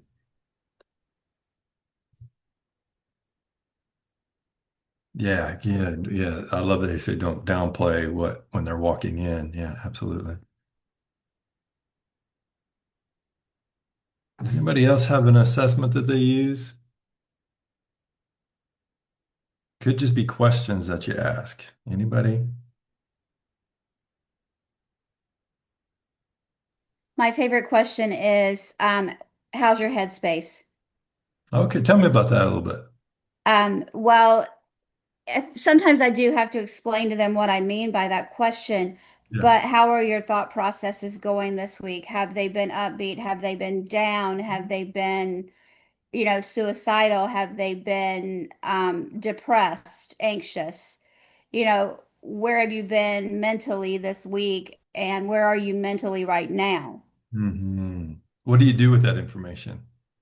I usually were like, okay, let's go deeper. Let's dig under that and see what we can find out about that. And then after we've got a thought process established, I try to see, what feelings is that bringing up for them Hmm. and what corrective measures do we need to take based on that. That's awesome. I like asking, especially if they come in and they're looking a little heavier. I like asking, what do you need to exhale today? And that's something that my counselor asked me has asked me several times. And one girl's like, well, I don't know what you mean by that. I was like, what do you need to just take off and set down? Just kind of breathe out. Um, and so that's opened up some really cool conversations because it kind of switches the question of how are you around, and it takes that perfunctory, like, I'm fine, or this week was okay. And Yeah. it makes them just right off the bat go a little bit deeper of, I do feel heavier, what is that? And so Mm, that's been an interesting door opener um, for some of my clients. I love it.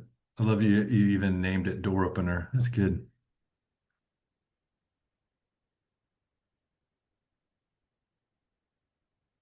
Tyler, did you want to go through one? Yeah, sure, I'd be happy to. Sorry, Uh, my glasses are transitional. I thought it was hilarious, and now I'm living with it. It's like post irony. I love it. So That's I'll go good. ahead and pull out my own QEEG, Yeah. and that will show you. And I'll do a pre and post. That I don't know how many people know. I've talked about a little bit, but I'm like I've had a suffered a lot of traumatic brain injuries, but one of them uh in 2017 kind of changed a lot for me, and required a whole new way to navigate life for a while. And it led me to the practice of biofeedback and how you can uh, retrain the brain to make new neural pathways. And so I'll go ahead and share my screen. You guys can see. Yeah. Awesome. Thank you. So this is me and mine. You guys are welcome to look at it. And I print up these little QEEG reports. And this is from a while back. And so we can do other assessments here that ask questions for these that fill this up. It gives a little snapshot of the EEG. How does it look for everybody? Is it looking okay size-wise? Okay, cool. Yeah. So each one of these represent a location on the brain, and the EEG picks up these little electromagnetic fields that emanate from about 6 millimeters beneath the skull. And each, we talk in frequencies, so these are seconds. And over time, you get to start to see patterns in the morphology and waveform And then it's my job to interpret what those mean. And so I'll do it live when I'm training people and have a conversation with them about what they're experiencing in the moment as I see physiological changes that I'm measuring, and then we engage in content. And then also during the assessment, which this is, I just ask them to be in a resting state, and then I see what parts of their brain are lighting up, and what's lighting up in coordination with other parts of the brain. And then I compare that to one or two normative databases that I pay for access to. So this one's a Danish database called QEEG Pro, and they create this report for me. And in about 6 months, I'll be doing it myself, because I have another database now. But these are the frequencies that show up. And it just kind of, this is a real like high level, but there's delta, which you can think about for sleep, theta, which you can think of as deeply creative, but also limbically generated. So, the amygdala is going to fire in about 6 hertz for most people. So you can see that. Alpha is the speed in which the thalamus resonates. So you can think of that as like the refresh rate for their sensory experience, how much information they're taking in. And it's thalamocortical and corticothalamo. So if you get worried about a certain thing, your thalamus will speed up to process more information.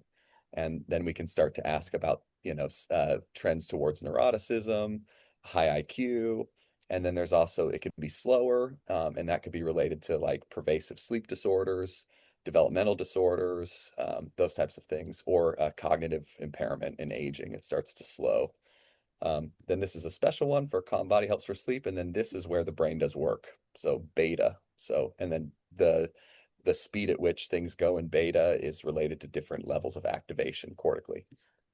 So it does all these little kind of assessments and kind of gives you a way of looking at it, but I'll get to the stuff. So each one of these, we look at different networks. So this is your mind at rest. This is where the self-oriented thoughts are. So we see a lot of depression issues in the default mode network. The dorsal attention network stands opposite. So it's when you're on task. And so we'll see a lot of anxiety, and then also relational issues will be like hypoactive, parietal, temporal, in the dorsal attention. So it's like, what are they working on? They're working on limbic activity is what we interpret that for. That's good. Yeah, emotion regulation cortex, and then the subgenual nucleus is like the presentation of emotions and then the ability to regulate them. So I've got big feelings. That's how I'd interpret that, but you wouldn't know it necessarily all the time. Sensory motor cortex is important because that's the body, that's that mind-body connection. And you can see like the premotor cortex is going to be where you see anxieties, because it's what prepares the body for motion. And so you'll see a lot of static activation in the premotor cortex. And then the memory network's hard to see. And then the visual cortex. And what's important about this is you can hear the amygdala sometimes on the contralateral side. So you got 2 amygdalas. The right one is going to be fear of harm or bodily harm or death. And the left one is going to be more like a fear of isolation and being alone. Both of them are survival related defense mechanisms, and you can hear them in delta and theta in the visual cortex. I have a traumatic brain injury, and so this is a TBI discriminant, and it says, yeah, my brain doesn't look like a normal person's brain anymore. And then just so you guys can see what it looks like, delta is a sleep rhythm. It's generated in the brainstem, and theta is more limbic. And so, you could see it up front sometimes because of eye movement can make it happen, but there's no reason why you should see delta spilling out in the back of my head, except that there's a lot of tissue damage. So a lot of, no longer can the cortex do the work.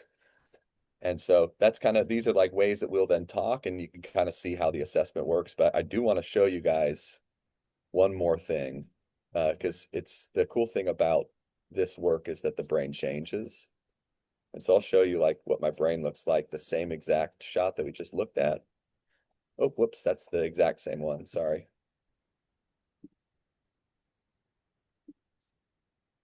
technology. Where is it? Yeah, there we go. I'm just going to give you the full screen then. Sorry, guys. All You're right, you guys good. able to see that now? Yeah, that's good. So that's the exact same shot now, after like 15 months or so of training. Wow. And I no longer look like I got a brain injury, and the discriminant now isn't so sure that I'm in a population of having a head injury. So it's below Wow. 0 now. So, and that's the assessment that I use. And then, and I don't know how helpful it is, but it's at least you guys know it exists, and there are other people who do it in the area too. It's not cheap. It's like I charge 300 for this assessment and 125 if people train with me so that we can monitor the changes. So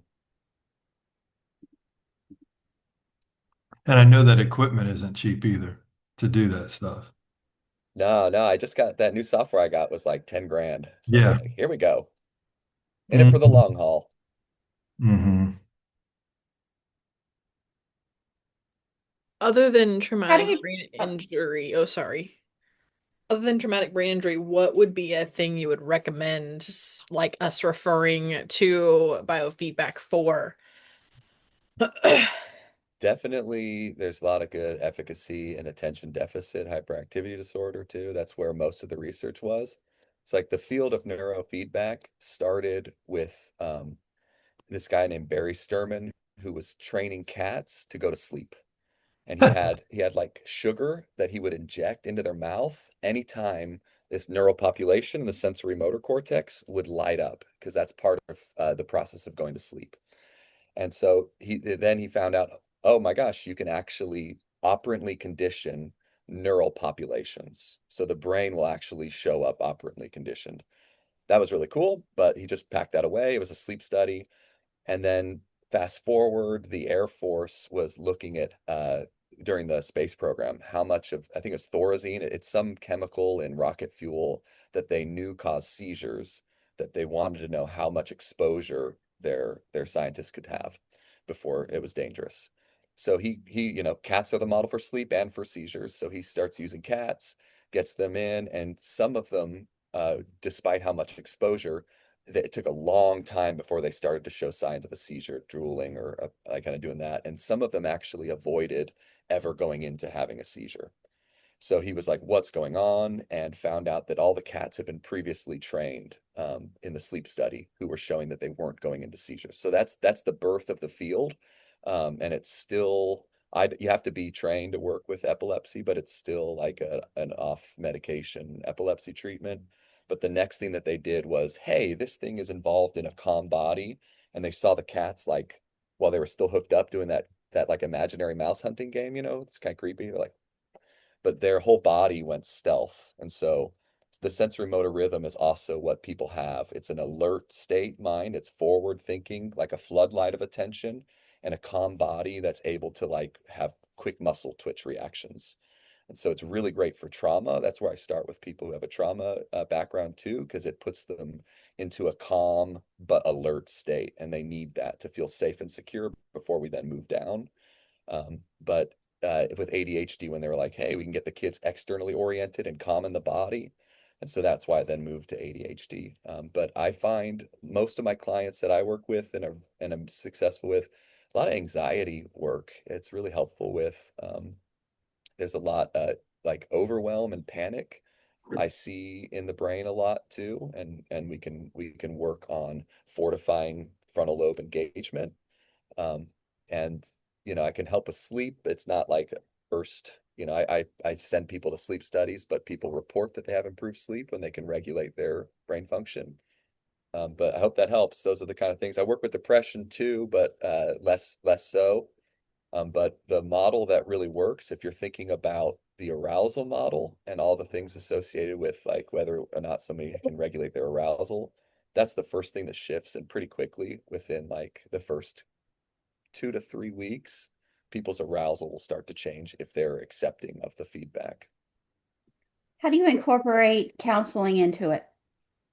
Right now I'm developing that. And so I do like a neurotherapy where there's an experiential component. So the people in my office come in, they put on a photobiomodulation helmet, they put a heart rate respirometer or whatever, heart rate variability training.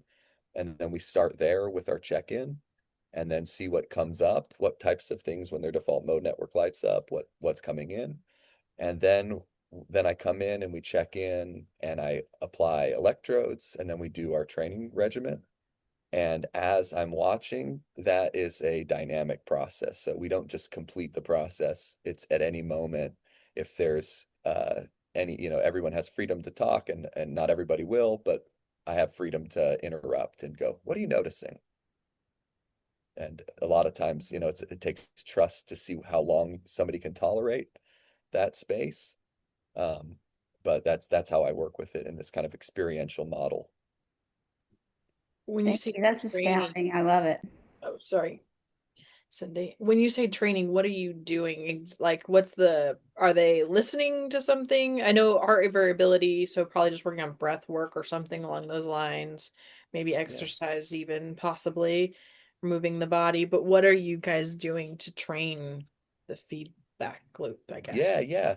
Great question. So the heart rate variability, I use HeartMath, which is anybody can go get, and it's really, it just don't take it lightly, even though it's for self-regulation. When people tune into their body and start breathing in a rate that increases alpha, they might have an experience of panic, overwhelm. And so even though it's for regulation, it can still be dysregulating for certain people. But I really recommend that. And that has it has this it will chart your heart rate variability and it will give you different color scores with sounds too and tones. And so the feedback is about tuning in this dual awareness process of internal awareness and external awareness, which is really important. And then the neurofeedback is similar, and that depends on the client. So for me, because I don't want to watch EEG, because then I'm not relaxing, I need to turn my brain off. And so I'll close my eyes, and I'm certified in neuromeditation, so like EEG measures of meditative states. And so I'll give a signal, and so people listen. I put music in the background, and then there will be a meditation bell as they like say if we're trying to make alpha go up so that they relax a certain part of the brain. Whenever I'm watching it happen and I set the bar, and if it goes over, it will ring the bell. And so then they can seek it out. And if it stops and slows down, then it's to inform them of where's your mind in this moment? How's your body feel? What are you noticing? And instead of trying to work on that ephemeral kind of hard to reach place they've been existing in forever, they now have a signal outside of them that they can then follow that brings them back into center and back into self-regulation. And then we process and talk about it as to answer Cindy's question of what that was like, what they noticed. And as a tech, I would always just go positive, negative, or neutral and let people know that excitement on the cortex is excitement. And it could be eustress or distress. And I'm not going to know. It's going to be the same frequency and in emotion centers. So it's a lot of like interpretation together. But the operant conditioning is just any signal that confirms that they set their intention for. So I have video games for kids. So they're playing basketball and shooting hoops or hitting baseballs. I watch movies with people, which is great because you can see the content and how they're responding to it. And there's a lot of amygdala activation in surprising points in the movie that then I won't shame them, but then I'll bring it up later often. Wow. That's really interesting. Thank you.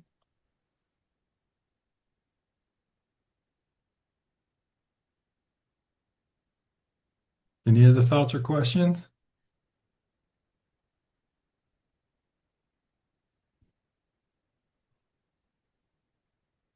I think Tyler just blew all our minds. Like in a good way, but yeah. Yeah, absolutely. The HeartMath, Adrian, the HeartMath is so powerful. It can be destabilizing, but if you want to incorporate something experiential that's not too big of an investment, Mhm. they have one for the desktop that I use But there's also one that just talks to the phone or the iPad that you could have in the office. Um, and I recommend the finger one, not the ear one, because it's a little easier to clean and less invasive.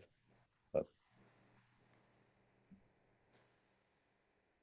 Yeah, that's so cool. All right. Have any questions about the process for him?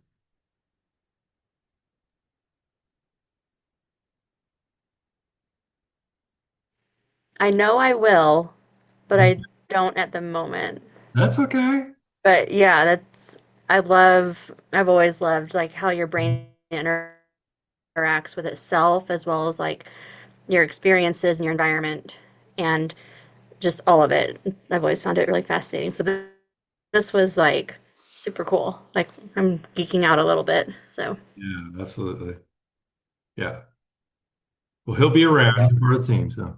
yeah, a lot of people are on alert. Another thing to think about, if your people are on high alert all the time, hyper vigilant, it's really like from a neurobiological approach, it's like it's a network called the salience network, and it helps people understand. It shows up as attentional issues, but it often is related to like negative experiences and then gets diagnosed as an attentional issue. Hmm. But we can work between, we can calm the salient network down, and then they're not constantly being activated and dissociative and those types of things. It's awesome. All right. Last chance. Any other questions?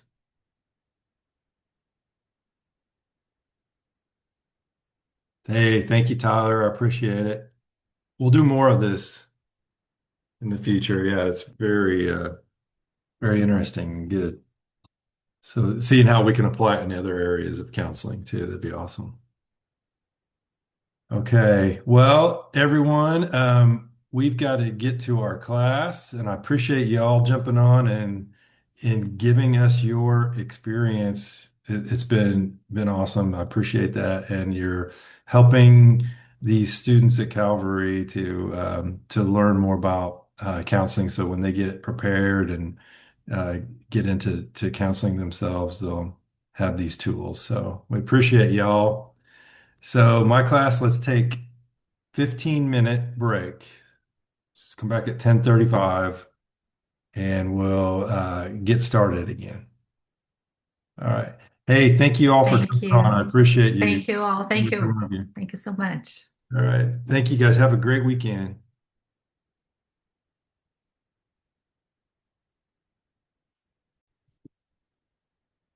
Okay, so what do you guys think? What did you get out of all of that discussion? Was it good? Good discussion to have. Yeah, I liked how it was everything they brought up was from so many different areas, like the couple stuff, working with kids and processing emotions, and I Yeah. liked how diverse it all was. And some of it I had like heard of before, but also just knowing more about like which ones you have to get certified in and also pricing, like the logistics is also helpful to know.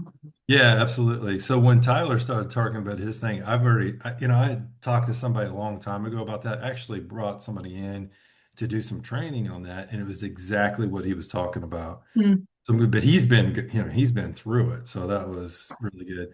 So I yeah. knew it was expensive because you have to buy the equipment and the software and all that. And I knew it was 10 grand plus, to get into that. So there is a barrier to entry a little bit into it. So you best. If you Yeah. do that, you're kind of all in, just like he said, all in. And that's the way EMDR is too. So we do EMDR training. Actually, we're going to have two of them next year. And so that's one thing. There is a little bit of a cost with it. Um, but yeah, so it helps quite a bit. Yeah. So what did you, thanks, Jolie. Appreciate that. What else did you guys get out of listening to counselors using assessments? And it's not all about putting them on paper, is it?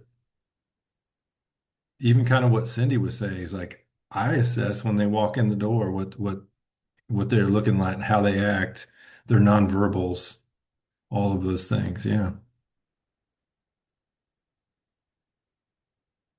So what is one other thing you got out of it this morning? I was just gonna add, like, it's good. They're good for information, but bad for identifying yourself with them. Oh, tell me about that. I feel like when they get a result Yeah. assessment, we're like, okay, that's who I'm defined as. Or like, it's kind of Yes. Yeah. they tag that on themselves and like it's just information for you to get a better understanding of yourself for your next step. So Josh, that's so true. I mean, have you ever been to a doctor? And we've all probably had these doctors where you walk in and there's just like no bedside manner and they just tell it like it is. And you go in. And I mean, I had those growing up and then I went to this nurse practitioner just by chance one time. And I'm telling you what, she took a little bit of extra time each time, explain things, ask me how I was doing. For one, that was the first thing. How you doing? All this stuff too. But she would ask, answer questions and stuff like that too. But that put me at ease and it brought me back. So if I ever knew that I was going to get any bad information from her, I knew she was going to deliver it in a way that was caring.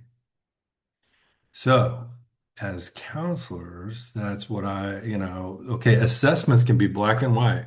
Like, this is the information that you're giving, but how important the therapeutic alliance is in this whole process from beginning to end, from when they first walk in the door to when you terminate their treatment. So, that whole therapeutic process. And we get in it because we care. That's the one thing that we're going to deliver more than maybe what, the doctors that I've had in my life would deliver. Because they're there to do, here's next, here's next, here's next, 10 to 15 minutes at a time. And sometimes they have a quota, if they're working for a doctor's office or whatever, they have a quota. They have to meet, they have to do a person every 15 minutes and drag them through like cattle or whatever. So that's where we, get the time to be able to build that therapeutic alliance. So yeah, Josh, one of the things in doing that and in creating that therapeutic alliance is they're not that label. You know, we're not labeling them whatever their diagnosis is. Um, so that's good. It's good. Good reminder. Good reminder, I should say. I think Ben even mentioned, Josh, you guys Yeah. remember it, that in some cases you did assessment with him, like not at home, because he would be concerned how the client would react having the results like by himself. Yeah. So I thought that was an interesting thought, because you need to assess the client first to see if he is in a good place to do the assessment by himself. And just I have a friend that he did assessment online, and he was just a friend, but he was sending me with my husband and I tons of research that he did with the results that he got.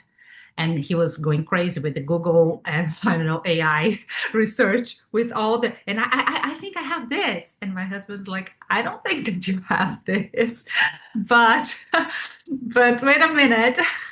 Yeah. Because that happens today with so much information that you have online. I think a person can be overwhelmed.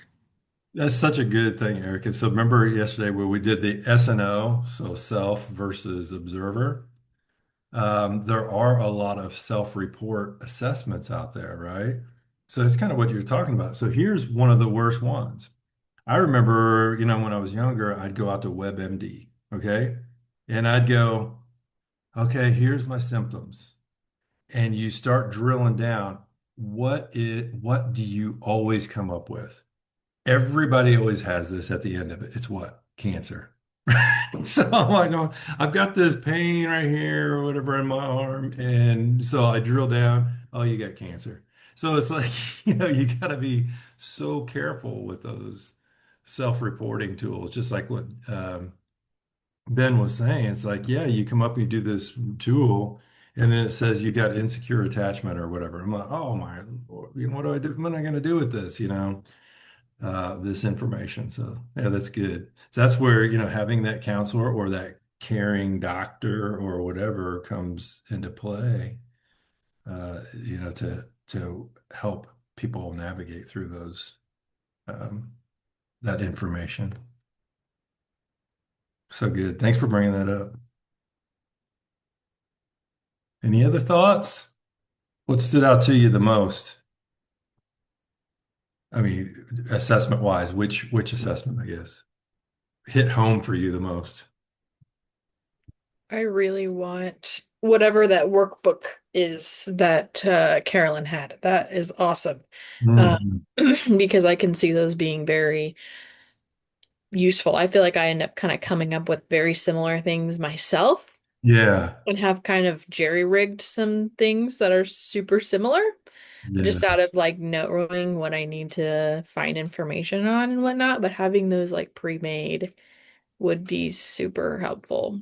I would be surprised that John doesn't have those. Maybe he does, and I just didn't know they existed, so I haven't looked for them. They might even be in my office. That's very possible. So yeah, I'm not at the office today. I'm at my house, but I definitely will look for them because yeah. Yeah. Anybody else? Yeah, thank you for that, Maddie. Yeah, especially the nutrition part. That hits home for me. So anyway. It was nice just to see the prepare and enrich. Oh, yeah. Just a little bit of the setup for it. Yeah, absolutely.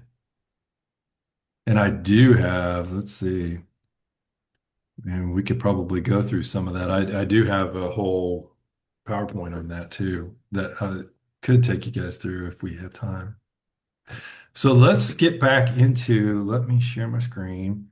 And I know we stopped on the mental status examination yesterday. So let's go back to that, finish that one, and then we'll move on.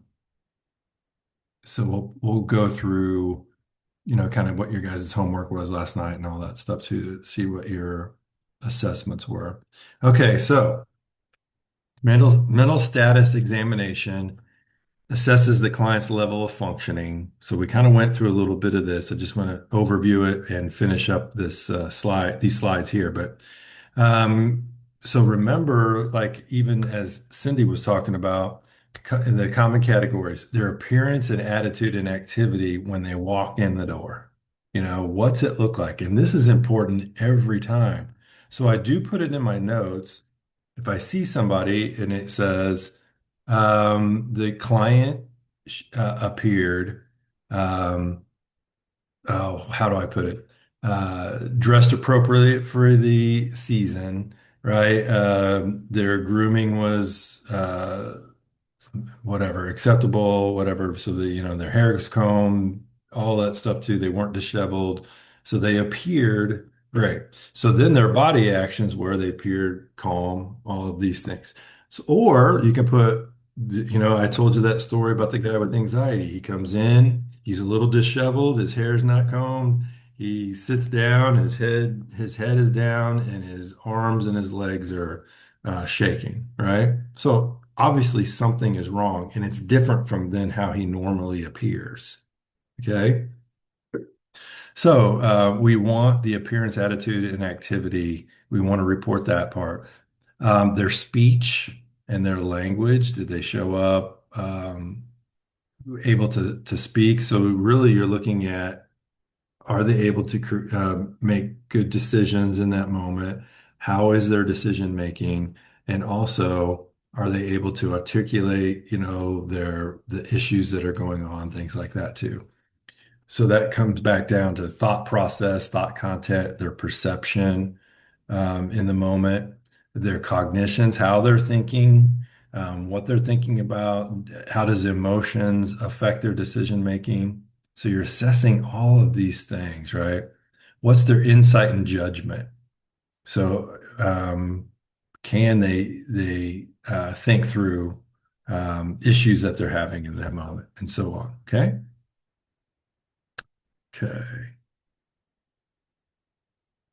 Okay. Screening inventory. So we're going to go through a few of these examination type things. So Um, so screening, as they're screening, we're coming through and we're asking them questions, provide a preliminary overview of their concerns. So what brings you in today, right? And so they're going to talk you through what brings them in. Initial measure of the nature and intensity of the symptoms. So how do they articulate that to you? How do they talk about it? Um, are they able to do that with emotional regulation, or are they distraught? Is their life chaotic? What is going on in their life? Overall accuracy, a combination of sensitivity and specificity. Uh, that's something that will go on the mental status examination. Um, Common screening inventory. So this is what you can, these are things that you can use in, either in your initial, or if you're assessing for different things like anxiety and so on. These are some things that you can use. Okay. So inventory, and I'm not expecting you to know any of these. These are just ones that we'll throw out there that you have access to. And, so you may hear these later. They may mean nothing to you right now, and that's okay. So inventory of common problem symptoms, checklist of 90 revised brief symptoms, right? So you go through and check, it's got a checklist of things that you can ask them. Inventory, Derogatis Psychiatric Rating Scale, SCL 90 Analog Outcome Questionnaire, Psychiatric Diagnostic Screening Questionnaire, Patient Health Questionnaire, Brief Psychiatric Rating Scale. So there's a bunch of inventories out there that people have created. Guess what? They have been researched and created in a way that is going to give you information that you need. But you gotta know which ones to use, how to use them. See what I'm saying? Okay. So how about suicidal risk assessment?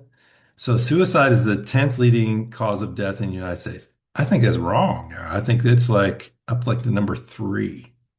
And probably it might go with how old the person is. Okay, so maybe it's going to talk about it. Higher non-fatal suicidality rates among high school students compared to adults 18 plus years or over.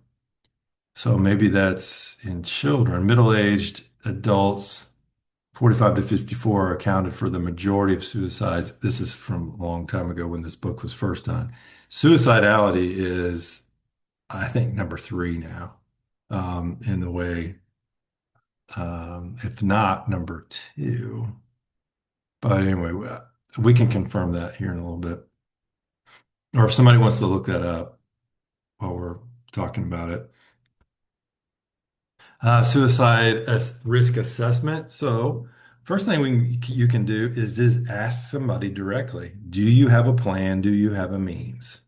So then we're going to take care of the situation differently. If they have a plan and means, we're going to, act a lot differently than we would as if they're just saying there's suicidality or ideation. They could just be saying through their verbiage is, what I'm going through sucks. I just would rather not be going through this.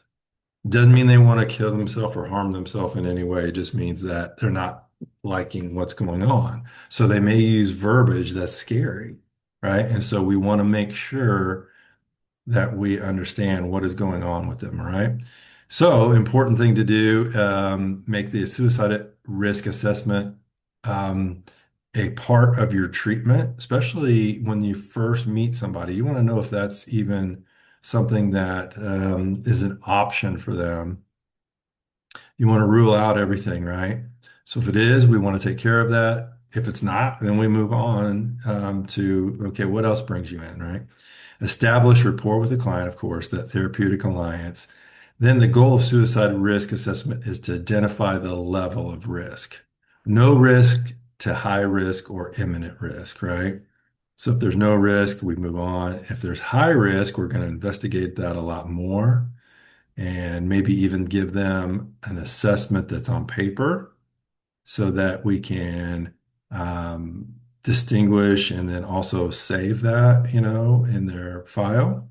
Or is it imminent risk? I'd had a few people coming in where it was imminent, right? And we had to deal with that. So um, it could happen to you, right? Hopefully not, but it could, right? So significant factors. Let's see.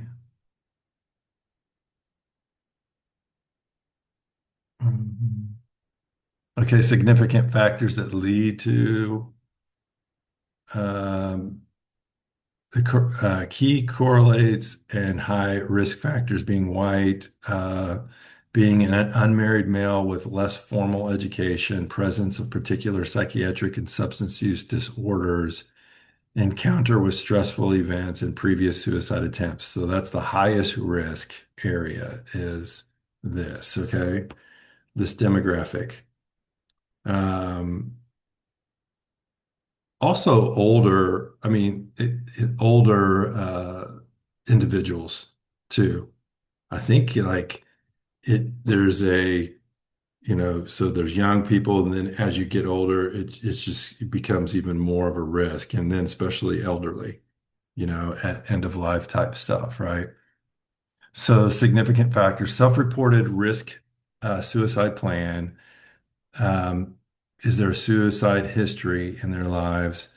What are some of the psychological symptoms that is there depression? Is there a mental health issue? Is there substance use? Things like that.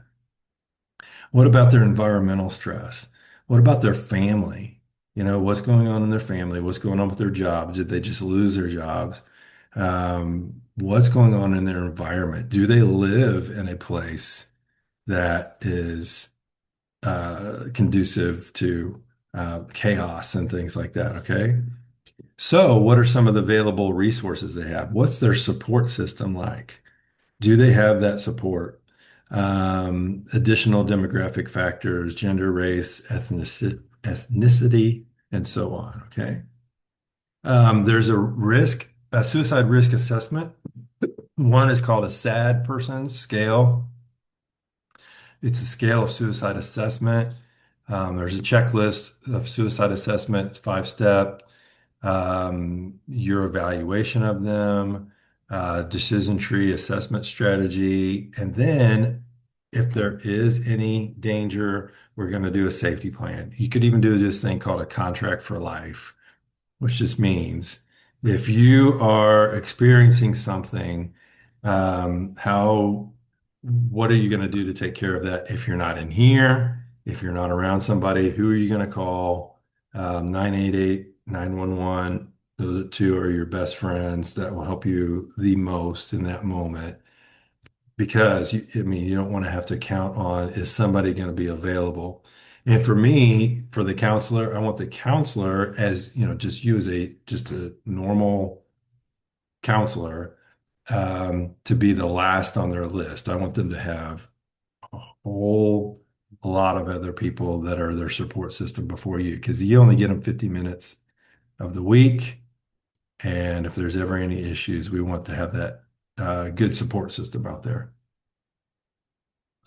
So then there's the Diagnostic and Statistical Manual, the DSM-5, came out in 2013. It came out when I was going to school for counseling. So it was kind of like there was a big hype of going from the DSM-4 to the DSM-5 and it did change quite a few things. We'll go through that. If you've taken my diagnosis class, we go through it more extensively. So DSM-5 is categorical assessment. So it's going to tell you about all types of diagnosis. I wish I had my book with me. I don't know where it's at. I think it's downstairs. But anyway, so it goes through all types of mental health issues. And then there's sections of it like, how do you assess for these things, right? So if a symptom is present, counting the number of symptoms to determine the disorder. Okay. So it says if you're looking at if you feel that they have major depressive disorder or GAD, which is generalized anxiety disorder, or so on. So here is the criteria for it, and they must meet a certain number of objectives for this criteria to be diagnosed with it. Okay. So then dimensional assessment, the severity of the symptom in the context of the overall disorder. So within the DSM-5, it'll also have, is it mild? Is it, it's got maybe 3 levels of severity. And then you put that in your diagnosis, right? And so what that's telling you is, okay, maybe this is a mild case. So this will be our treatment plan for that. So maybe it's a severe case. So it's going to be a whole different treatment plan that we're going to have to go through. So being able to diagnose and use the DSM-5 in that is going to help you tremendously in caring for your individual. So this is what it looks like. So the organizational structure of the DSM-5 looks like this. It goes from neurodevelopmental orders, and it's kind of goes along in age as well. So neurodevelopmental orders, schizophrenia spectrum, bipolar, anxiety, obsessive compulsive trauma, dissociative disorders, feeding and eating disorders, elimination disorders. So these really, I don't think these are all this isn't in the order that it comes in the book because it looks like from developmental all the way through. So substance use, cognitive disorders, personality disorders, and so on. Wake disorders, sexual dysfunctions, gender dysphoria, and there's a lot, because the book's about like that thick. It's a very, very big, thick book. So very helpful though. It's got a lot of good information in it. So the limitations of the DSM-5 is the revision process is limited and often secretive. So there's the DSM-5 and then there's the DSM-5 TR, which is the newest revision, okay? So another limitation, mental disorder versus normal distress. But that should come out if you're looking at if they have anxiety and they meet the criteria of things, it's easier to diagnose that way than just normal distress, that they may be having. Determining the presence of various symptoms in the context of poor assessment tools, false positives, overdiagnosing, and cultural bias. So remember, we talked a lot about that, especially that last one, cultural bias, or even just personal bias. Something that's happened in the counselor's life and so on just needs to be taken into consideration. Or is the assessment tool poor? Is it a terrible assessment tool? So that's one thing why I wanted you to go through that exercise of doing the research of, is this valid and reliable, and who uses it, who's it for, all of those things, right? So that we can determine, yes, this is a good tool. It's been proven. Like that dyadic adjustment scale I talked about. That thing's been around since the 70s. So it's been used and it's still being used, all of those things too. Back inventories. See, all of those ones are old school, but they're old school and being used for a reason because they work, right? Yeah. Erica, did you have anything? Oh, okay, gotcha. Just want to make sure. Okay. Okay. Let's see if we want to go through it. What are the common components of an intake interview? Okay, we kind of went through that, right? So them coming in, we want to take, look at them.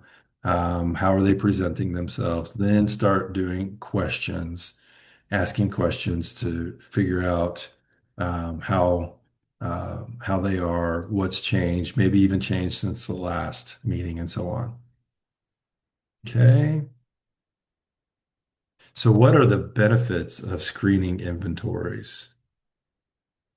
So the benefits would be that it's it's giving you really good information on questions to ask them so that you can screen them for whatever it is. So that if there's a category of something, it'll give you a list of questions to ask to find out the best information, right? Okay. Um, let's look at number 5. What are the benefits and challenges of clinical diagnosis using the DSM-5? Think about that for a second. I know you guys haven't done the counseling needed for it, but the DSM-5 is something that is out there that has categories in it, and it gives you a way to diagnose them. So what are your thoughts on that question? I mean, Josh kind of said this earlier, but I feel like people have a tendency to either both ways, like they'll grab onto it and just be like devastated that that's their new identity, Yeah. or they'll grab onto it and be like, oh, well, I can't do anything because I'm just bipolar, or I'm just this, or whatever. So I can't really control the way I treat people, and they'll like use it as an out. That's awesome, Julie. Yeah, absolutely. Yeah, so that becomes their identity, right? Yeah, I absolutely. think one of the things that's challenged for me too, that like when we studied this class, is that you are asking the client the questions like about depression, for example. How long have you been depressed? How long have you been? And it's what they are saying. Yeah, Oh, have you have this before? And it seems that we only have the information that they are telling us, and we don't know 100% if that's accurate or not. So what helps us to determine if the best course of action? Correct answer. What is this class? Assessment, This one. right? Yeah. So the course of action is, yeah. So we have this DSM in front of us, and there's all of those categories that we just showed. Well, how do we know what they have? So I love what you said. We just have the information that they come into. So what's their presenting problem? Their presenting problem is I feel agitated. Okay, that's not a whole lot of information to go off of. Okay, tell me more about that agitation. So we're assessing, right? So we're asking questions. Okay, tell us more about that agitation. Well, when I get up and have to present in front of my class, it scares me and I can become fearful. Oh, so now we're going. So then I get agitated because maybe when somebody asks me a question, I bite their head off, because, okay. So I see the correlation between that is there's fear, you're having fear of doing something, and you're getting angry with something because of what, right? So what we're looking for, there's anxiety there, right? So we're asking him all these questions. Okay, tell me about it another time. Tell me about this. Tell me about this. So you're asking those questions. Then you're boiling it down. You're going, oh, this sounds like anxiety. Okay, so I go to my DSM, crack it open, go to the section on anxiety, and then I look at it going, okay, must experience. So there's 9 different things that they could experience, and they must experience at least 6 of these to have this diagnosis. So then you go in, you maybe even find an assessment that helps you to do that, or you can ask questions about, okay, tell me about. So here's the 9 criteria. Tell me about this. Do you experience this? Do you experience this? Do you experience this? So you're assessing that. But the better way of doing it, so this is you asking these questions and you're coming up with it on your own. So you're narrowing it down on your own. Then you want to make sure that that's what it is. So there's this assessment out there called the whatever it is, Beck Inventory on Anxiety or the GAD something or whatever it is. Okay. So then you give them that, and then it goes, oh, yeah, they answered all of this, you scored it, and they're within 90% of whatever it is. Okay. So then that even confirms that that they have anxiety. So now you're saying, here's my subjective, here's an objective thing that gives, that criteria.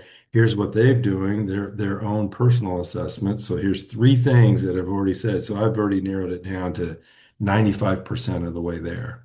So how do I, so maybe at this time I even send them to a doctor or whatever, so the doctor can do blood work or whatever. So I'm ruling out other things that may be happening in their lives. Okay.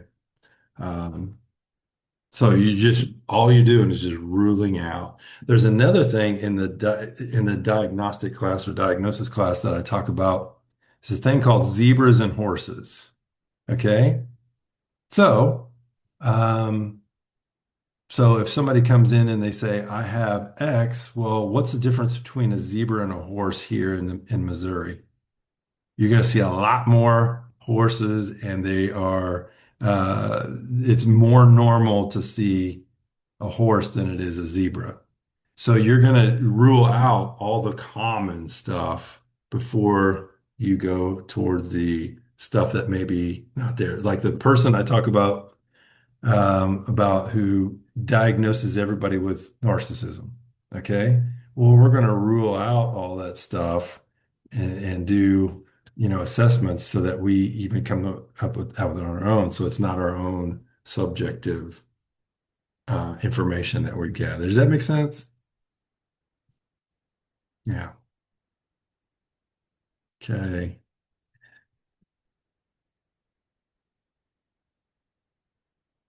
So any questions about the mental status exam or anything?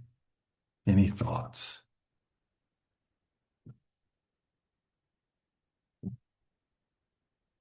Okay. So I'm going to move on to the next one. I know Maddie said that she's got to go for a little bit, and so we'll take our break around 11:30-ish for lunch and all that, and then we come back.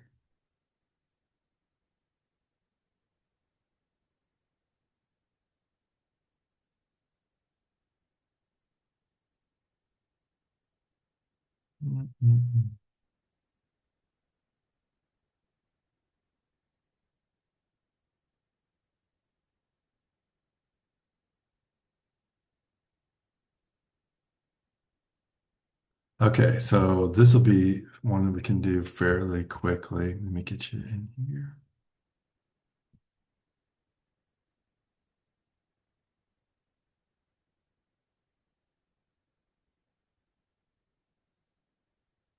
Okay, so we're getting into chapter 8, and it's regarding substance use and mental health assessments. So let's go through this here. The prevalence of mental health disorders, right? So approximately 20%, 1 out of 5 of US individuals diagnosed in a given year, generally around age 14 or age up to 24. So generally, if you look at schizophrenia and things like that too, that happens. And it's different between men and women too, the ages of when it does occur. Okay. About half of diagnosed US adults have a comorbid disorder. Anybody know what that means? Okay. Kind of like you can use substitute words, although it's not a great substitution, but you can say dual diagnosis, coexisting, co-occurring diagnosis, right? So something else is going on with them. Disproportionate rates for those with oppressed statuses, meaning, maybe socioeconomical type things or homeless or whatever, or with drug use, things like that. Role of community needs assessment. Okay, so assessment of alcohol abuse. About 8% of US individuals age 12 and older diagnosed with substance use disorders. 8%. And I think that is climbing, right? And this is at age 12 and above, substance use. And all the new substances that are coming out, I mean, like this is from earlier 2000s, 2011 or 12 or whatever. So there's all kinds of new substances out there, and these kids are getting a hold of these things, you know, easily, right? Most substance abuse assessments screen for alcohol abuse, right? And so there's so many more substances out there. Directly assess for substance use in counseling. So that's one thing that we're going to ask them. Even when they call into our counseling center, they ask, are there any problems with alcohol or drug use?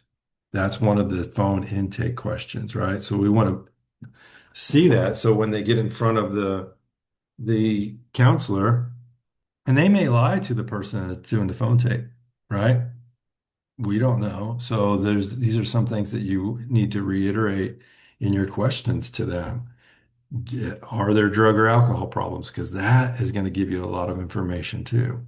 So what's their coping skills like and so on. Okay.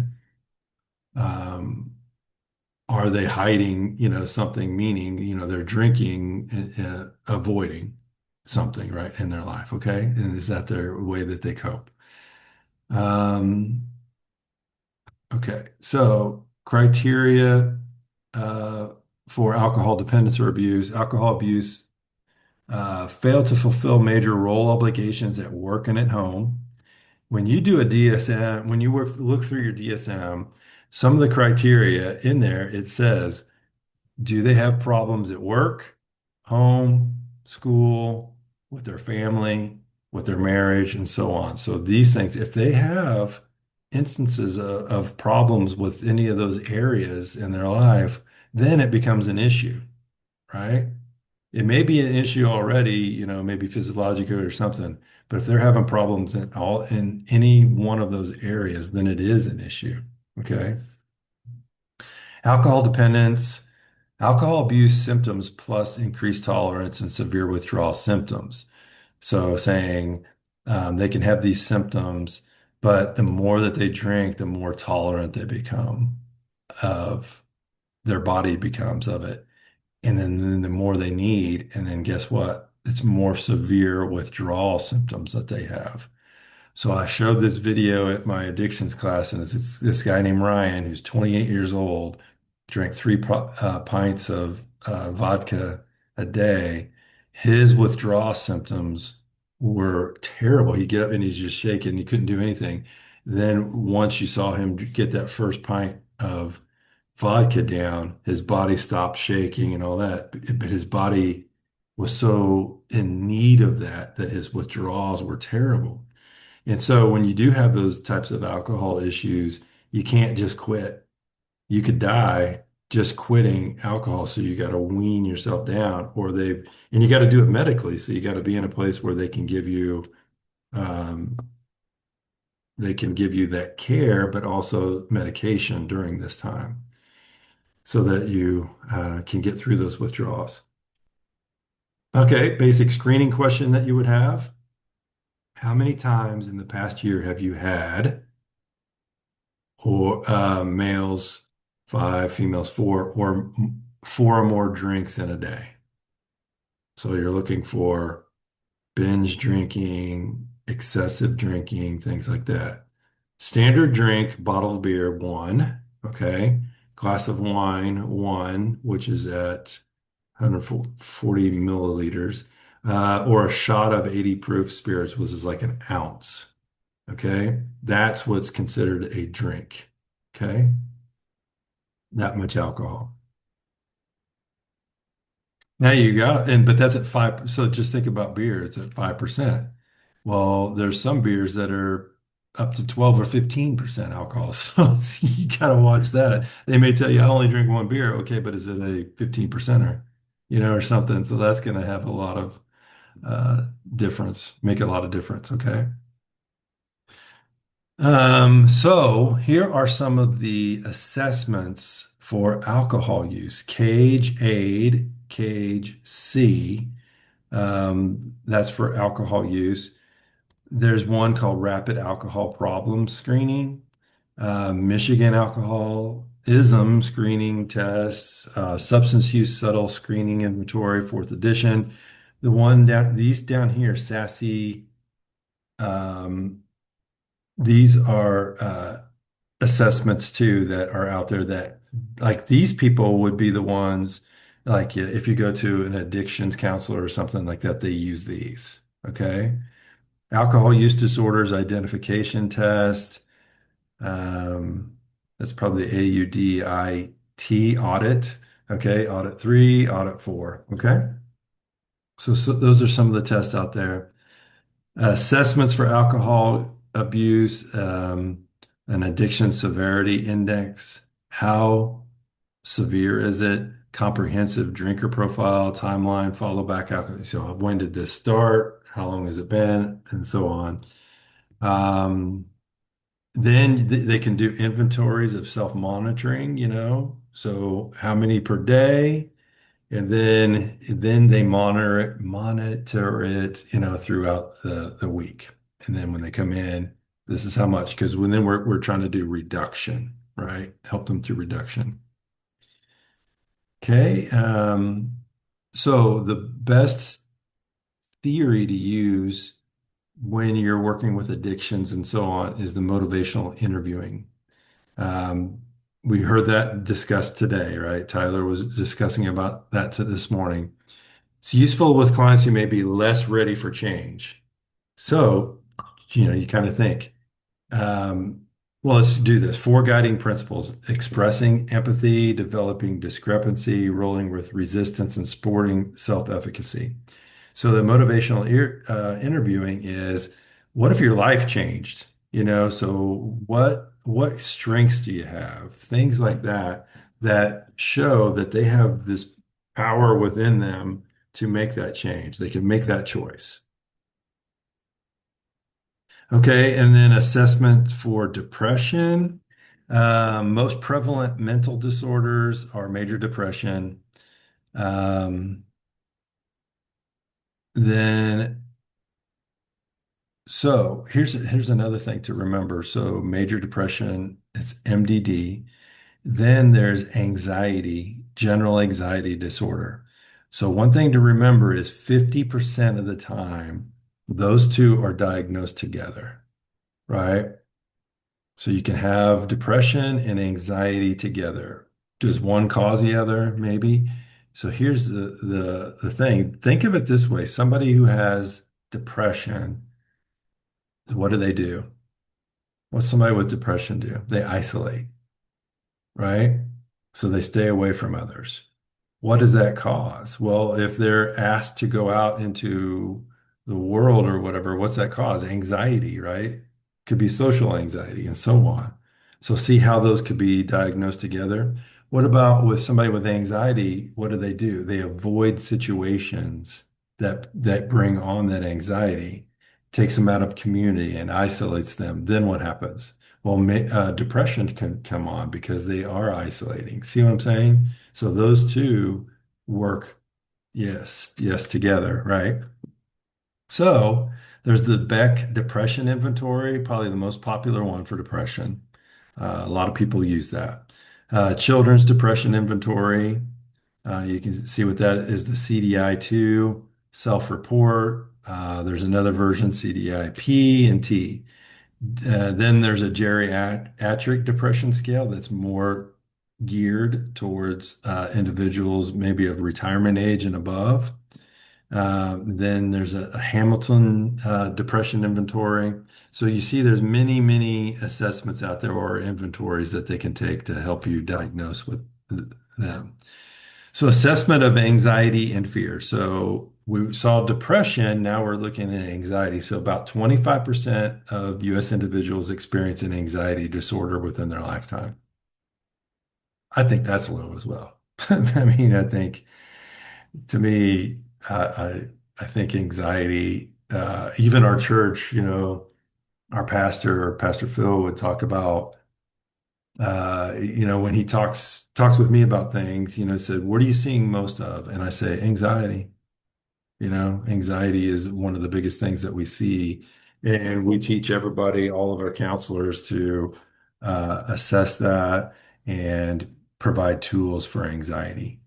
So he kind of talks about it from the pulpit.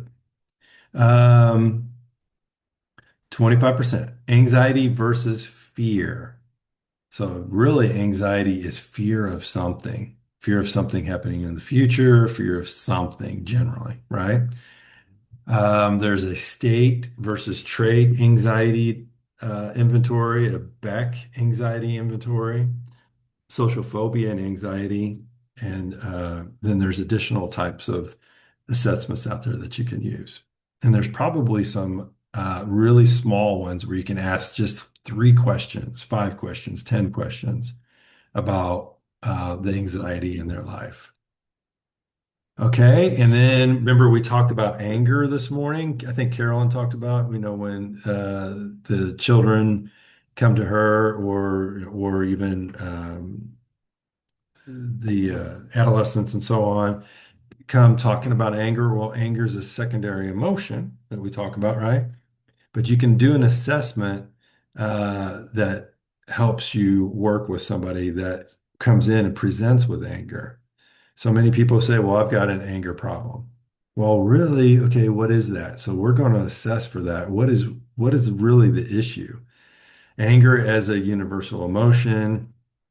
So basically what we're trying to find out is when they say that they have some type of anger, we're going to do many, many different assessments that will say, okay, when does anger come up? So it may come down to an attachment issue. It may come down to needs not being met and so on. So how do I emotionally regulate? Okay.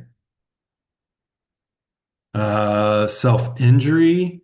So we talk about deliberate actions. They may be cutting, burning, head banging, and so on, resulting in physical injury to themselves. Typically gets diagnosed as major depressive disorder or obsessive compulsive disorder, dissociative identity disorder, schizophrenia, adjustment, borderline, and so on. So generally, these typical acts of self-injury come under those different types of diagnosis, right? And in your book, Table 8.2 would provide a list of common self-injury assessments that you can take a look at. Table 8.2.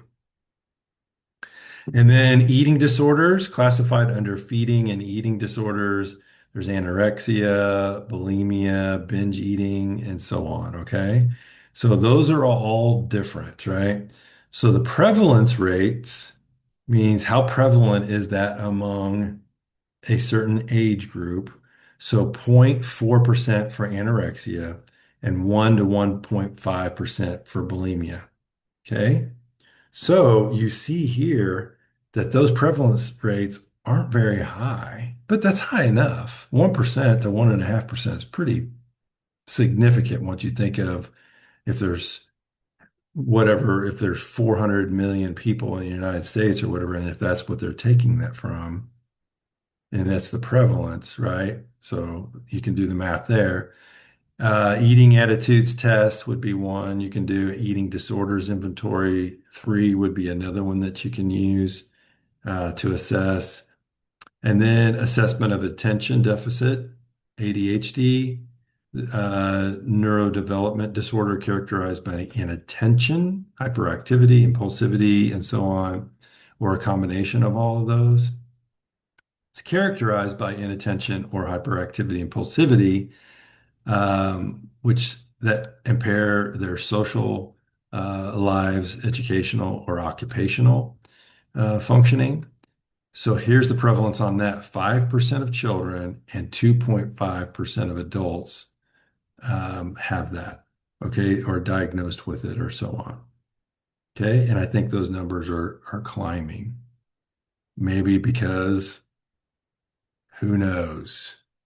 Could be nutrition that we talked about, could be terrible diagnosing, right? It could be, don't get me started on pharmaceutical companies advertising for it and helping people to say that that's their identity, things like that, right? So, so that's why these assessments are so important. Okay, and the last one here, assessment of the ADHD Behavioral Assessment Systems for Children, second edition. Achenbach System of Empirical-Based Assessments, Connors Rating Scales, ADHD Rating Scale, Barkley Screening. So you can see there's a bunch of different scales that will help you to determine.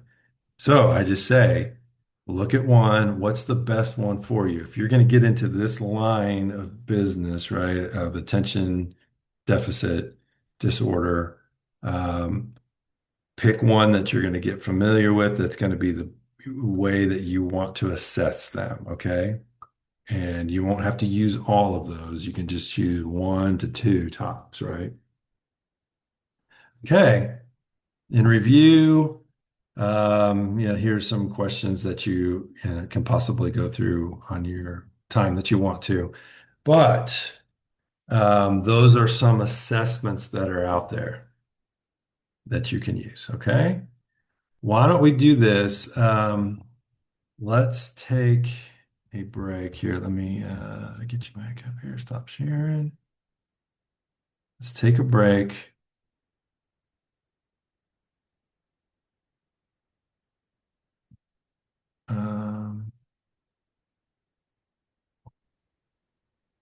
Okay. So we're getting into the final chapters of the book that you guys are going through.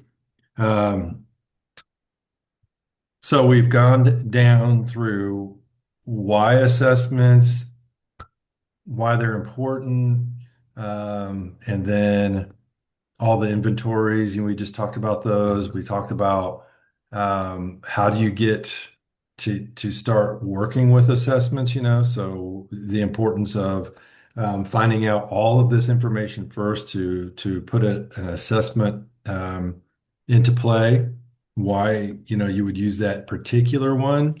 Because if you say you saw the one for like anxiety, there's probably 20 different ones just for anxiety alone that you can use. So why is one more important than the other? So that's going to be where you got to do your research, for what fits you, your best for what you're doing, things like that.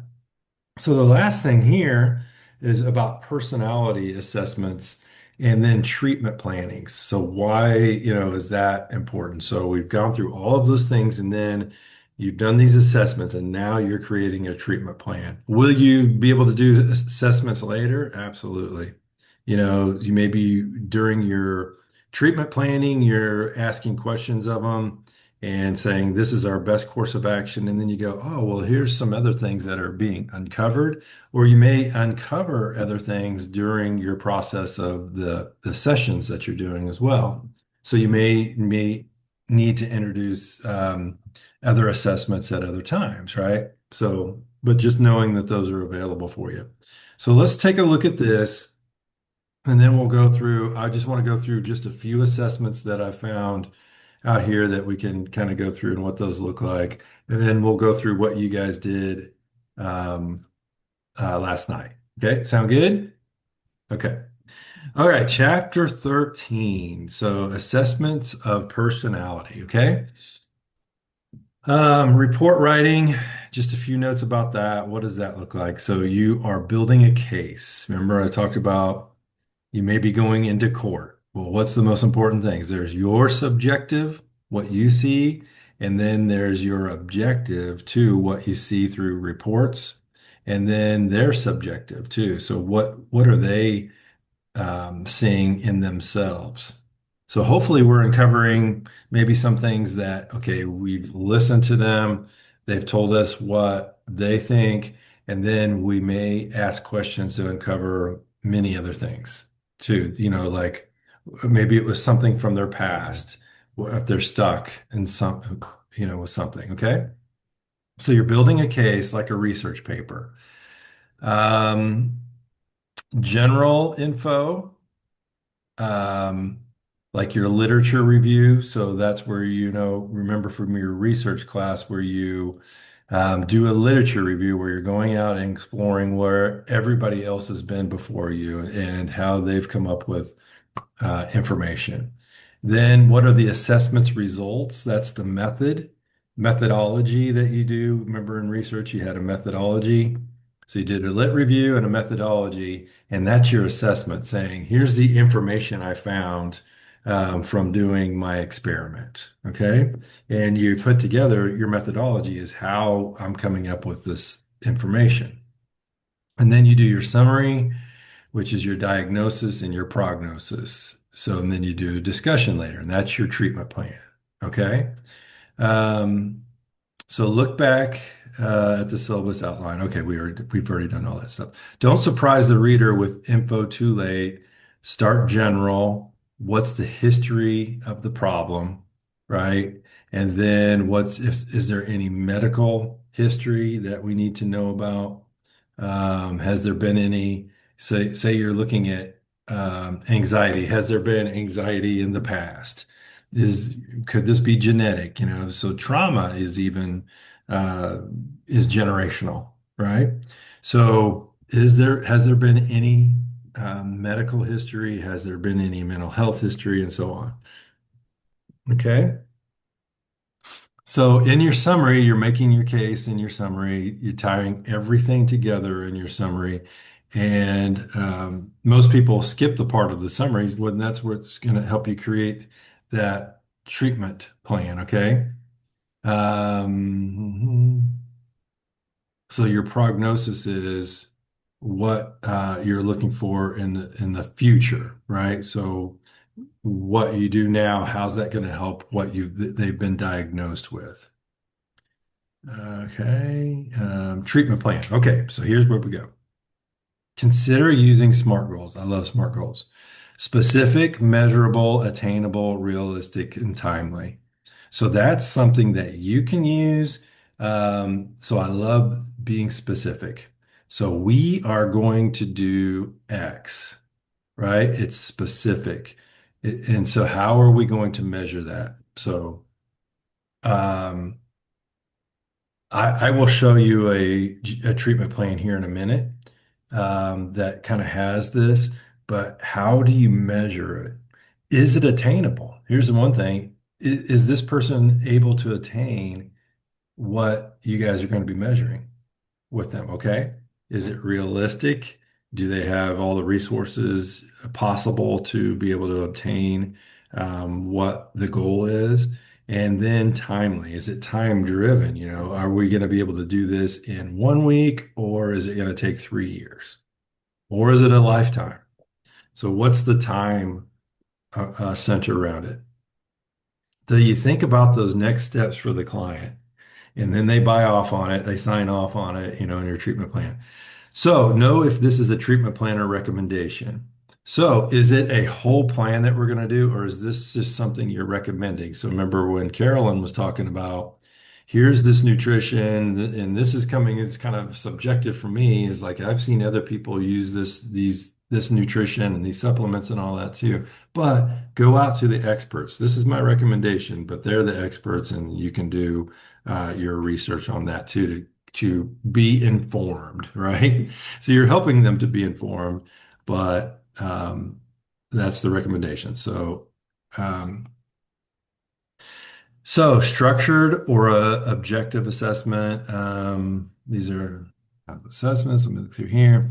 We kind of went through some of these. So the Minnesota multifaceted. These are for personalities. Okay. So Minnesota multifaceted personality inventories, or the MMPI. You're going to see those quite a bit. These are like older, but they've been around forever and they're still around. So they're proven. Okay. So there's one called Million Inventories, normal to clinical personality levels.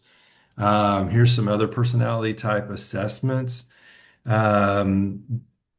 The Myers-Briggs, what it does is it measures, are they introverted or extroverted? Are they sensing or intuitive? Are they thinking or feeling? So are they logical or are they emotional? Are they judging or perceiving? So that's one that's really, really popular. I think it's been around for 60, 70 years. So it's been around for a long time, and it's still using it. It hasn't changed any. So that's how, it's a great assessment is when it was created and it hasn't had to change any through all those years. So there's more structured personality assessments, more than the Myers-Briggs. There's like this one, California Psychological Inventory, that'd be called the CPI. Um, then there's 16 personality factor questionnaire that can help you. Neo Personality Inventory Revised, and it checks neuroticism, extroversion, openness, agreeableness, conscientiousness.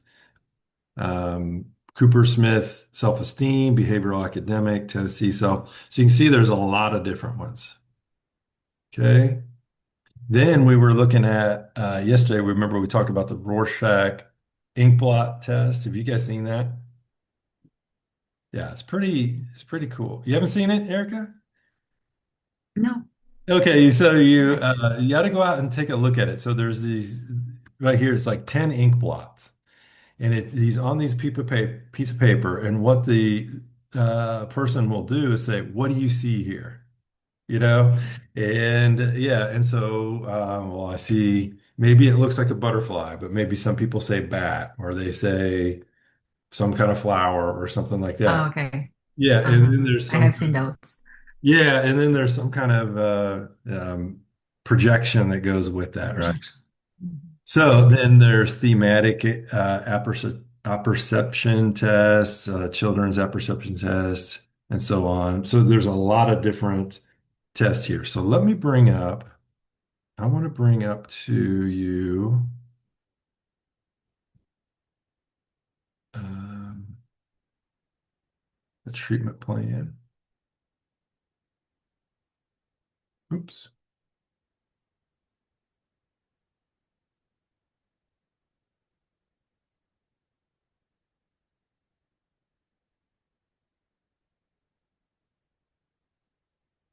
Can you guys see my screen? Or is it still on the PowerPoint? Yes, It's on the you're on the PowerPoint. PowerPoint. Okay, cool. Yeah, that's another thing about this. So let me share this treatment plan with y'all. Okay. So here is a treatment plan that a person had put together at Abundant Life. I took all the names out of it, so keep it confidential and all that stuff too. Um, okay, let me make this larger.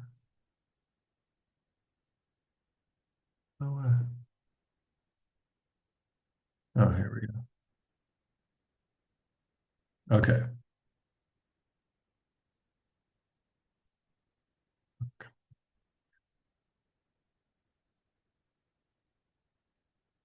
Okay. Here's the treatment plan.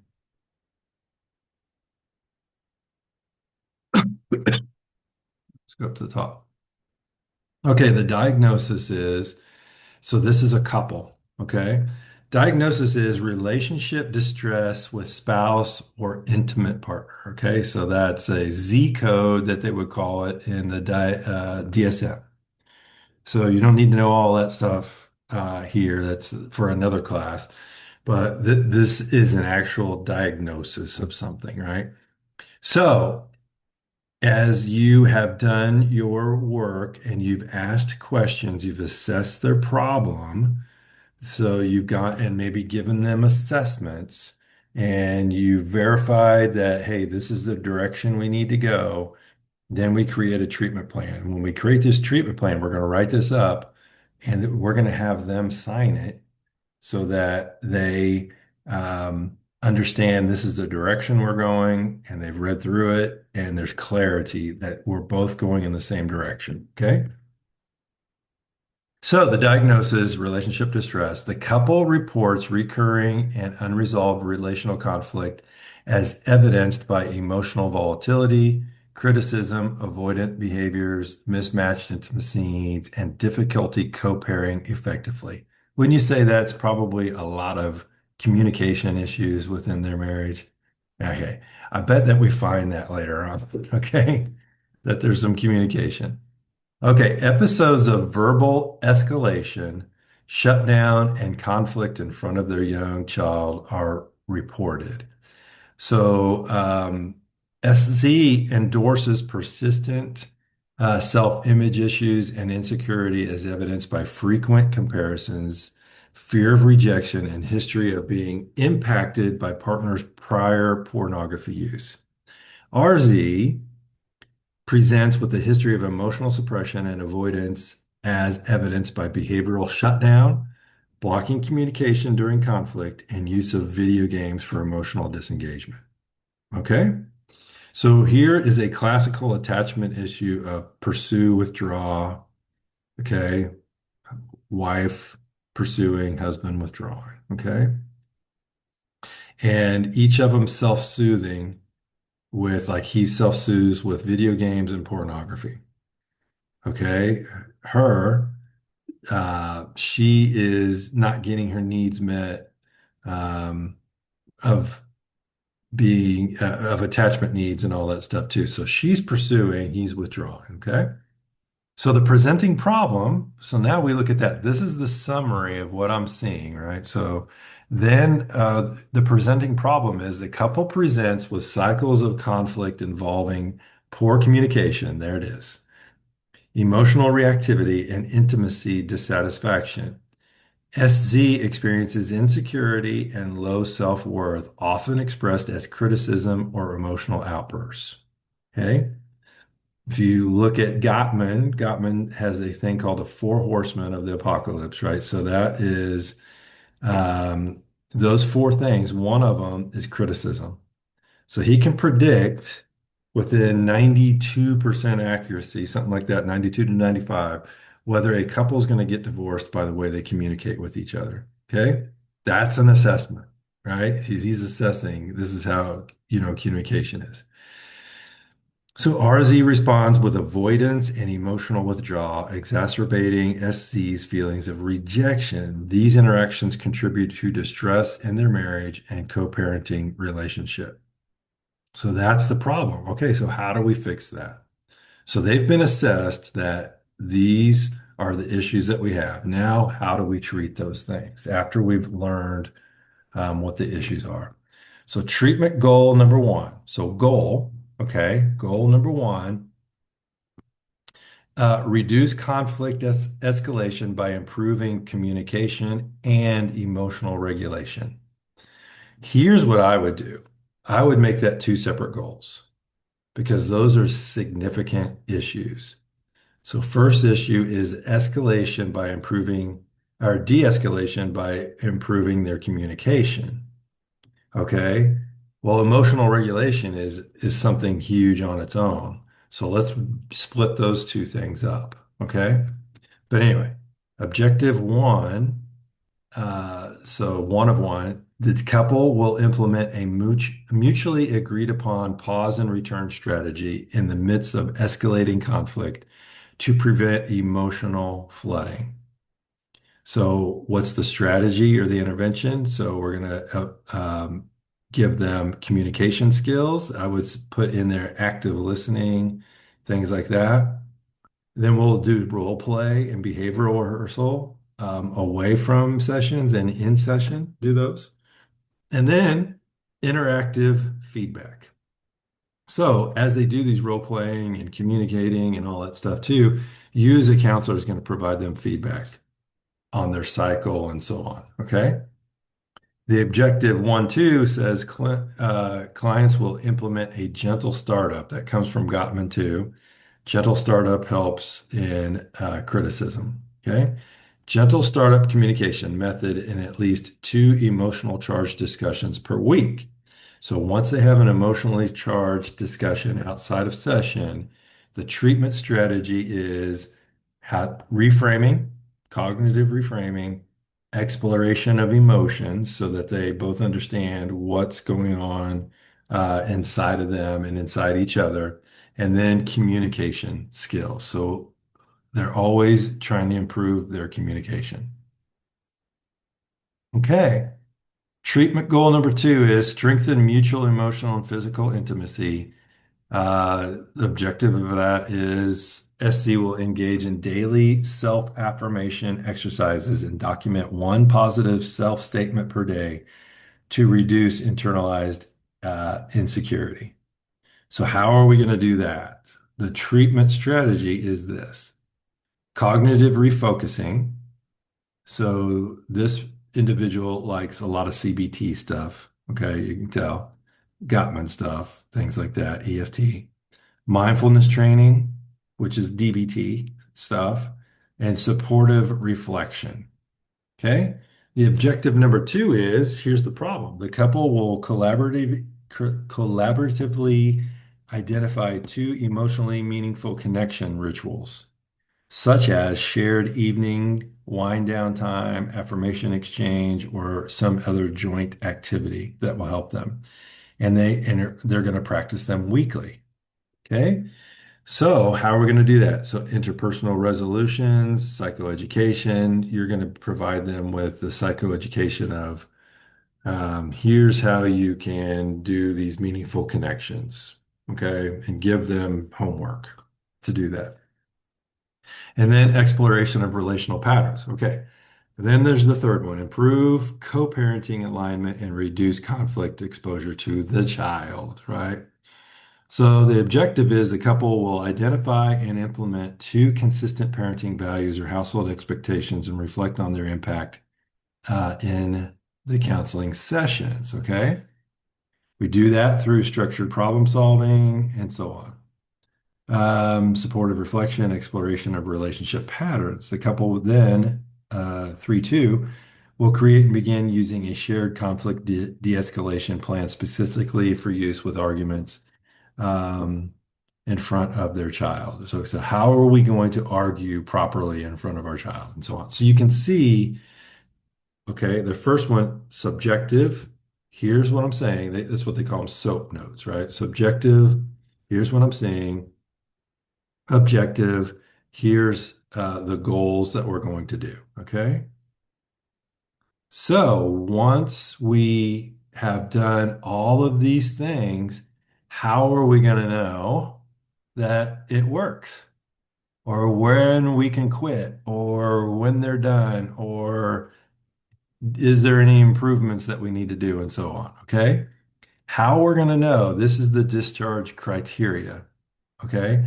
Treatment will be considered complete when the couple demonstrates effective use of de-escalation techniques, reports a decrease in frequency and severity of conflict, shows mutual validation during sessions, and verbalizes increased emotional and physical connection.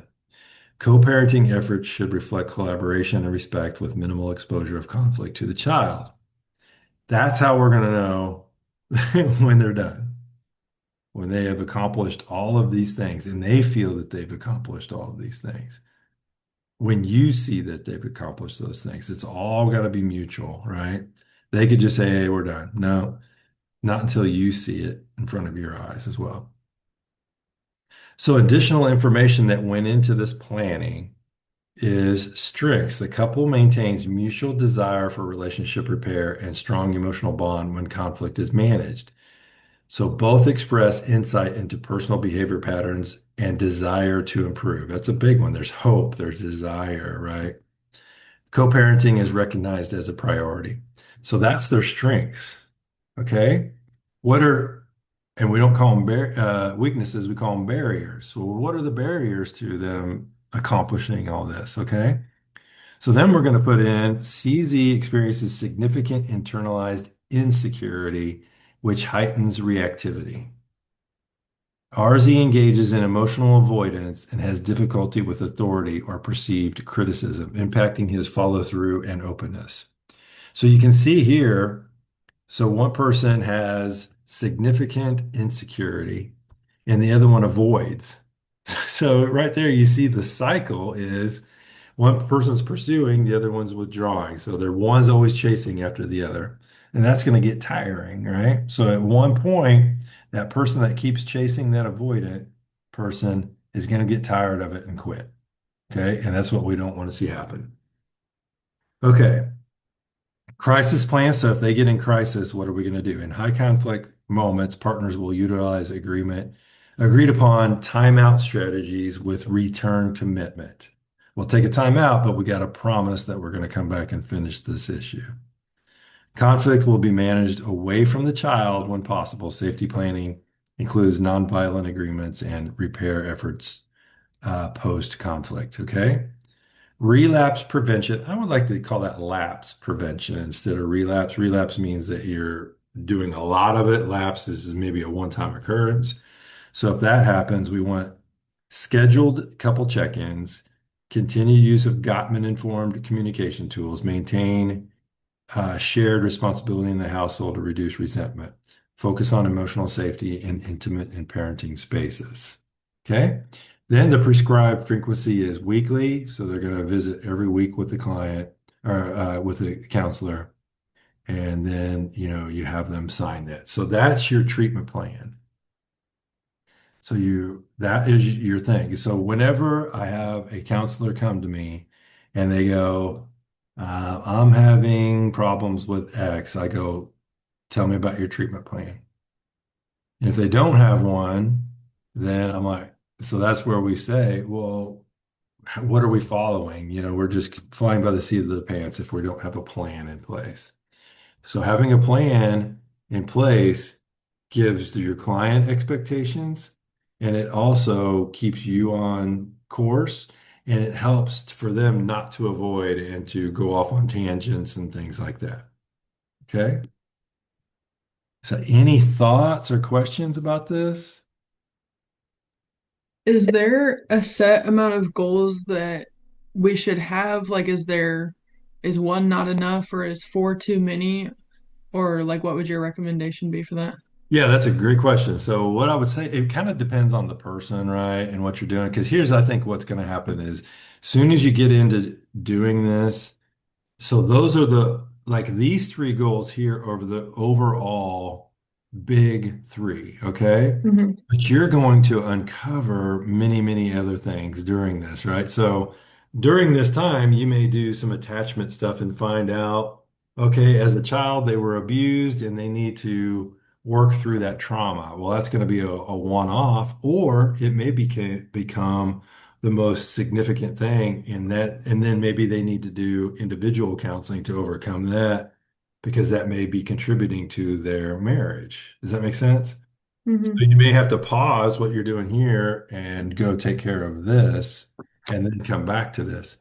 But could it be just one? Yeah, could be. If somebody's just coming in with some form of adjustment disorder of some sort, like adjusting to something. Or it could be at 3, 4, something like that.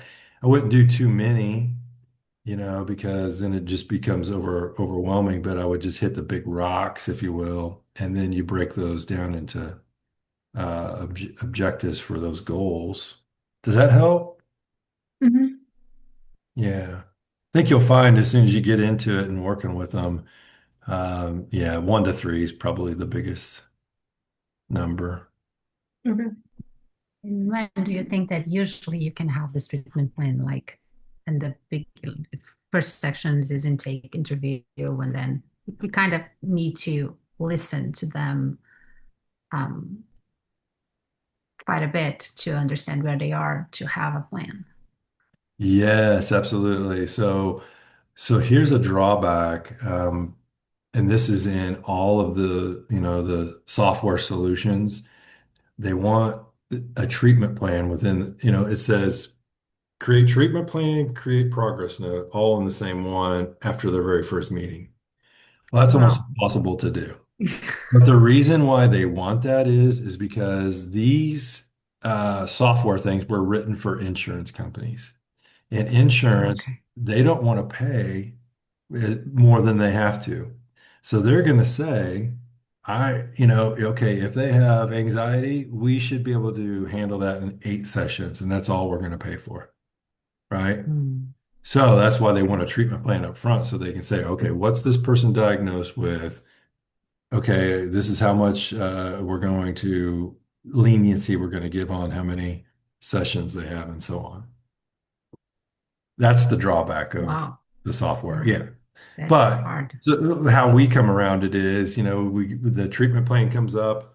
it won't let you go to another progress note without completing that. So we just put the dots in it and then we can come back after I say between the third and fifth session, we should Okay, have a treatment done by then. that would be, yeah, that would make sense. More Yeah. sense. Like Yeah, really, really, okay. absolutely. But then you can come back and just adjust it, Yeah. adjust or change something. Yeah. Okay. Yeah. And you could edit it as you go too. If you need to change your goals, you can do that as well. Mhm. Yeah. Or create new treatment plans. Yeah, okay. Yeah, Thank great you. question.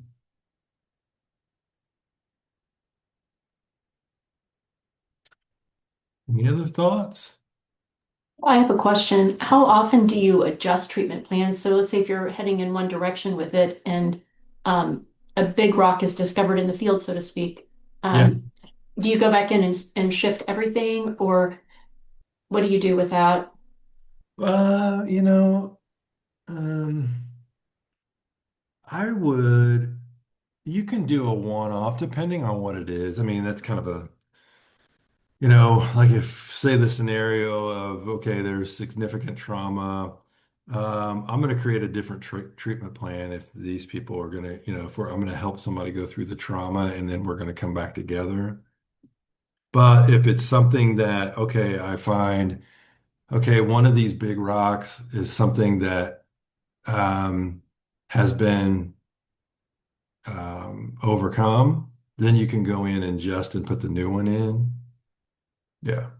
I probably would copy the new ones into a new treatment plan. And so you have the old ones just to know that you're there. I'm not sure how this software works in that. I bet it would keep, it'd just be a revision. And so you would have your different revisions. Yeah, good question. Jolie, did you have a question? I did have something. Oh, I'm assuming this is all like a collaborative thing. Like you like sit Yes. down and like, all right, let's build your treatment plan. What do you think your goal should be? And we're just more like rewording it. Yeah, here's what I would do. Sit down and it's like, okay, here's your goals. And then you're probably going to create the objectives for it without their input. Okay. And then the next meeting, you go over it with them and say, here are my thoughts. Here's my plan, moving forward. And then that's when they agree upon it. Because what you want is their buy-in going, yeah, this is what we're um, committed to working on with you. Okay. Yeah, that's a great question.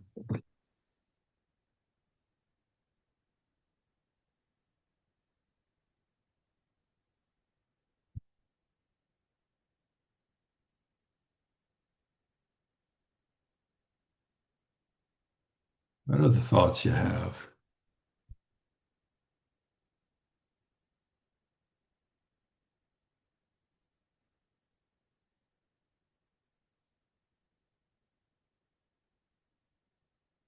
Okay, let's get rid of that senior.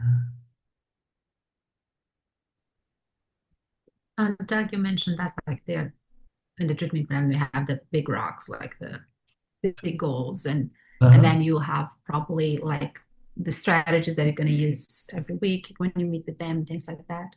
Yeah. That go to your weekly report notes. Yes. But then you share that, like you go that with the client too, like, okay, we are this far, you did this, and we still need to work on this. This kind of what to do.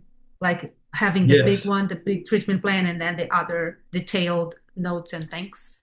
Yeah, absolutely. So, yeah, you're going to always be working off your treatment plan. So then in your notes, it will say, here's what we worked on out of the treatment plan. Here's how far we got with it. Here's my next move. So it's a progress note. Here's the progress we made. Here's my upcoming plan. So SOAP, right? So just remember SOAP. So SOAP is subjective. What did they come in and say? Okay. Objective is what did I see? This is your analysis of it, right? Okay. What did I see from them and what I did hear? So like in subjective, you'll say a lot of client said this, client did this, client said this. They reported. That's where you even put the part in how they reported to you, I guess. So objective, and then A, what's your assessment of that? So subjective, objective, assessment. So you're assessing, how, the session. This is my assessment of the session and how they did with the progress and of their treatment plan and so on. And then P, what's the plan? So really, you're doing mini treatment plans in your progress notes. Yeah. So what's the plan for next week? That's detailed. So your treatment plan has this. Okay, we're going to do this as homework for next week, or this is what we're going to study, come back and do next week as it pertains to the treatment plan. Okay. The treatment plan is just going to keep you on course so that you don't veer off, and so they don't come back to you 6 weeks later going, "What are we doing here?" And you holding them accountable, and they say, "Well, I'm not getting any better." I was like, "Well, how far are you on this treatment plan?" You see what I'm saying? Yeah. It's accountability for both of you. Yeah. Yeah. Great. Thank you. Great question, Erica. Thank you.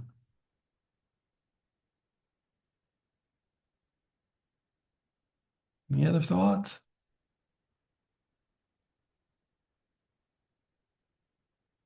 Okay.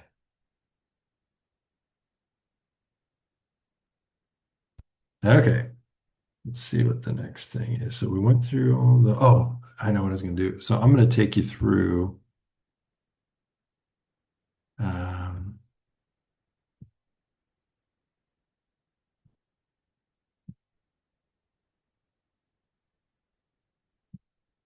I will take you through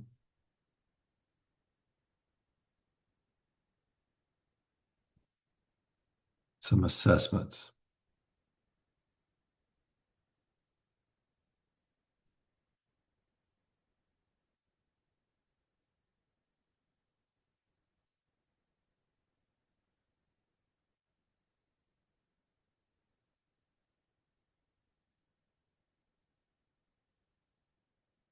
Okay, so here I'm going to share my screen with you so you can see what I'm doing here on how to get to this place. Okay.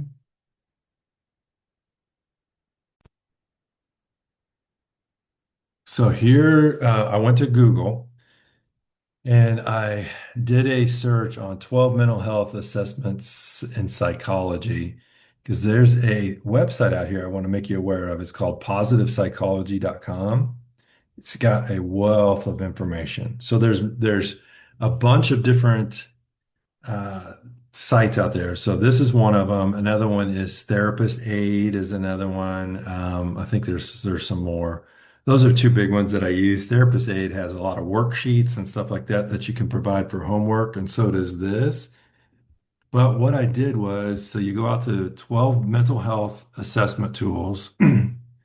Um, and it's positive psychology. So mental health assessment, 12 tools and examples. Okay. And you're going to get some pop-ups and they're going to make you angry, but you just get rid of those.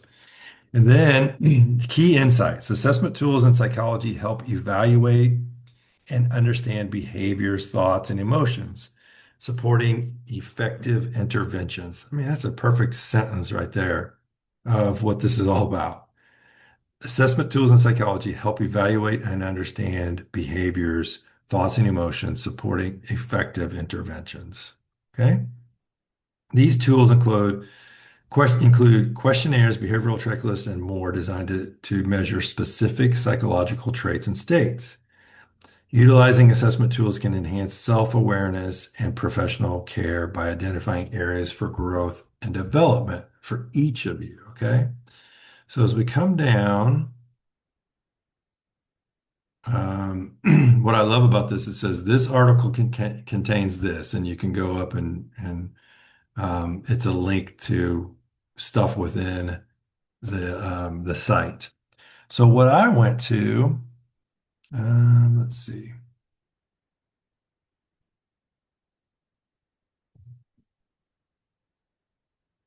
did I find that?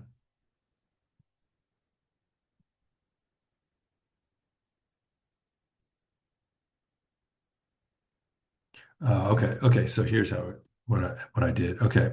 So this is what is a mental health assessment? 3 examples. So what I did was when you're looking at that, remember we went through the MMPI. So this is the MMPI-2, and what it does is gives you the information on it, right? First published in 1989, the MMPI-2 is the world's most widely used psychometric test for measuring mental health ailments that feature as forms of psychopathology. Okay, and that's the personality disorder stuff that we talked about, right? So the scale features 567 true false statements. It's going to take you a while to get through it, right? 567 true or false statements, which assess 10 clinical subscales. Remember, we talked about subscales, right? So, hypochondriosis, depression, hysteria, psychopathic deviant, masculinity, femininity, paranoia, and so on. Okay. So, as you're looking at that, it says, in addition to these 10 primary clinical scales, the MMPI-2 also contains 3 subscales to detect lying, defensiveness, and inconsistent responses. So within this, it's going to say out of those 567 questions that they answered, how they answered them does not compute. They were, what it's saying was either lying or they were defensive or inconsistent. That's how good these assessments are. They can tell by the way that they took the test and answered them in each question whether they were deviating from who they really are. Does that make sense? That's pretty good. To do it without it just even sitting in front of them, they can see it because the inconsistency in the way that they answer the questions. Okay. So then it would say, and also, it also features many additional content scales assessing specific cognitive behaviors, physical experiences, and motivations such as self-doubt, competitive drive, and gastrointestinal issues, all the way to asking them questions about their digestion, right? What does that help? So if it's even spitting out some of those subcategories of gastrointestinal issues, we can do what with that? Ask them about their diet, can't we? See, so this is giving you so much information about, okay, look at it this way. Specific cognitions, behaviors, physical experiences, motivations. Physical experience could be like, are they experiencing anxiety in some way? Self-doubt, is there insecurities there that is causing them these personality issues and so on, okay? So it's really drilling down and saying, okay, here's what we think by the way that they're answering their questions and after it's been scored. Okay. So it says if you're interested in administering this assessment yourself, you can order a copy of the test. So what this is saying is it's open to anybody as long as you order it. So, but you got to get it from the manufacturer. Okay. So you could go out to Pearson Assessment and the website, and it will allow you to do that. Then there's the Beck Anxiety Inventory that we kind of talked about before. So it's another commonly used mental health assessment. This inventory is a brief self-report test. Brief self-report, meaning it's very short, and your client's going to take it themselves. And you don't have to administer it to them. They can administer it to themselves. It's used to assess the severity of symptoms of anxiety. It includes detailed scoring to help practitioners identify whether clients presenting symptoms of anxiety are within a normal range, severe, or is it debilitating, okay? The scale comprises 21 common symptoms of anxiety, including hands trembling, fear of dying, hot, cold sweats, etc. Okay. Respondents indicate the frequency with which each system has bothered them for the past month on a 4-point scale, where 0 is not at all, 3 is severely, like it bothered them a lot.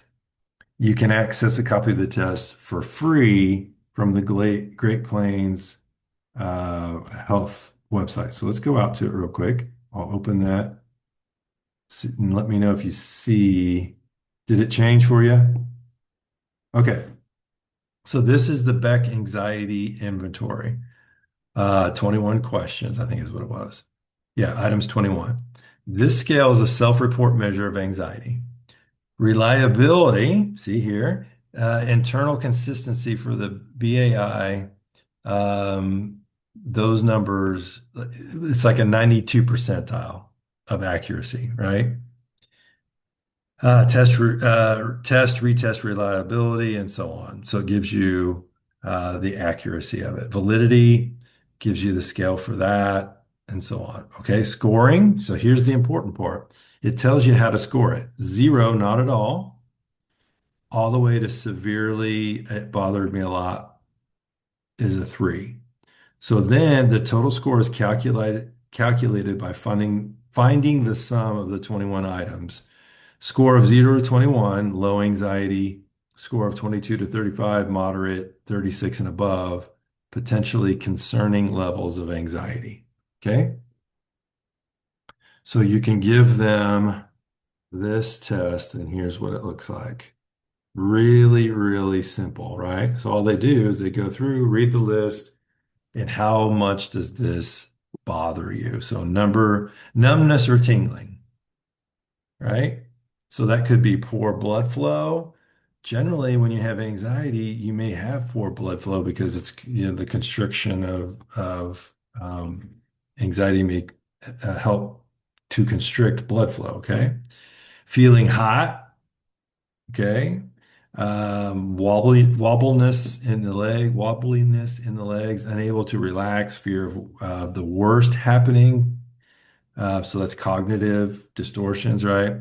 Dizziness or lightheadedness, heart pounding and racing, and so on. So a lot of physiological stuff. So if you have this, you score it, and then you put the score below, and then you come back up to the scale and see where they sit, right? Easy enough, right? So that's a good, easy one. Okay, and there's one more I wanted to show to you. So this is the Beck Depression Inventory, okay? Standard complement to the Beck Anxiety Inventory. This inventory consists of 21 items and contains detailed scoring information from 0 to 3, just like the other one, okay? So let me open it up, and we will take a look at it. Okay? So, as you can see here, let me make it a little bit larger. Okay. Beck's Depression Inventory. The depression inventory can be self-scored. The scoring scale is at the end of the questionnaire, and we can take a look at that. But so you read these. I do not feel sad. I feel sad. I am sad all the time and can't snap out of it. I am so sad and unhappy that I can't stand it. So you do 0 to 3 on that. And then the next, I am not particularly discouraged about the future, all the way down to I feel the future is hopeless and things cannot improve. So you go through that 21 items, remember, and you get done with that. So how do we interpret it, what we've learned, okay? Interpreting the Beck Depression Inventory. Now that you've completed the questionnaire, add up the score for each of the 21 questions by counting the number of the right to the right of each question that you marked. Easy enough. The highest possible total for the whole test would be 63. And that would be extreme depression at 63. All the way down to 0. The lowest possible score for the test would be 0. This would mean you circle 0 in every question. You can evaluate your depression according to the table below. So then you add them all up, of course, and then your total score is X. And so that could be these ups and downs are considered normal. So 1 to 10 is just normal, sadness maybe or something. all the way down to extreme depression, severe depression, moderate depression, and so on. So 17 to 20 is borderline clinical depression. So after that, we need some treatment. Right? Okay. So any questions on those or thoughts?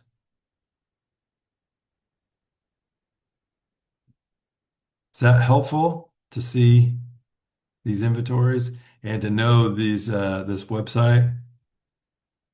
So as you kind of go through this, using tests for holistic mental health assessments, regardless of which test you use, you can form each can form part of a holistic mental health assessment for clients that guides into the design of subsequent therapeutic interventions. To illustrate, consider this sample interpretive report following the administration of the MMPI. So let's just take a look at that real quick. So the MMPI, remember, is the personality inventory. And so this is a sample, what it would spit out once you're done with that report, once they've taken the test. It kind of looks like Tyler's, right? His brain one, that you guys went through. Kind of gives the name and so on. Okay, MPI validity pattern. So what are they seeing? And it gives you the research scores, all that, MMPI clinical and supplemental scales profile. So this is why you need to be trained in these, right? To be able to read them. And so on. Okay, let's get down to where it gives you, okay, so here's the information. So it gives you all these scales and all of that stuff too. Then you come down to this is what it means in Word, right? So symptomatic patterns. The report is developed using these different scales. The frequency, stability, interpersonal relations, and diagnostic considerations. Then you get down to, let's get down to where it's reporting. A lot of information. So this is okay, so for each question and everything, it's saying, okay, for this question, number 9, 38, 65, 71, we're looking for depressed suicidal ideation.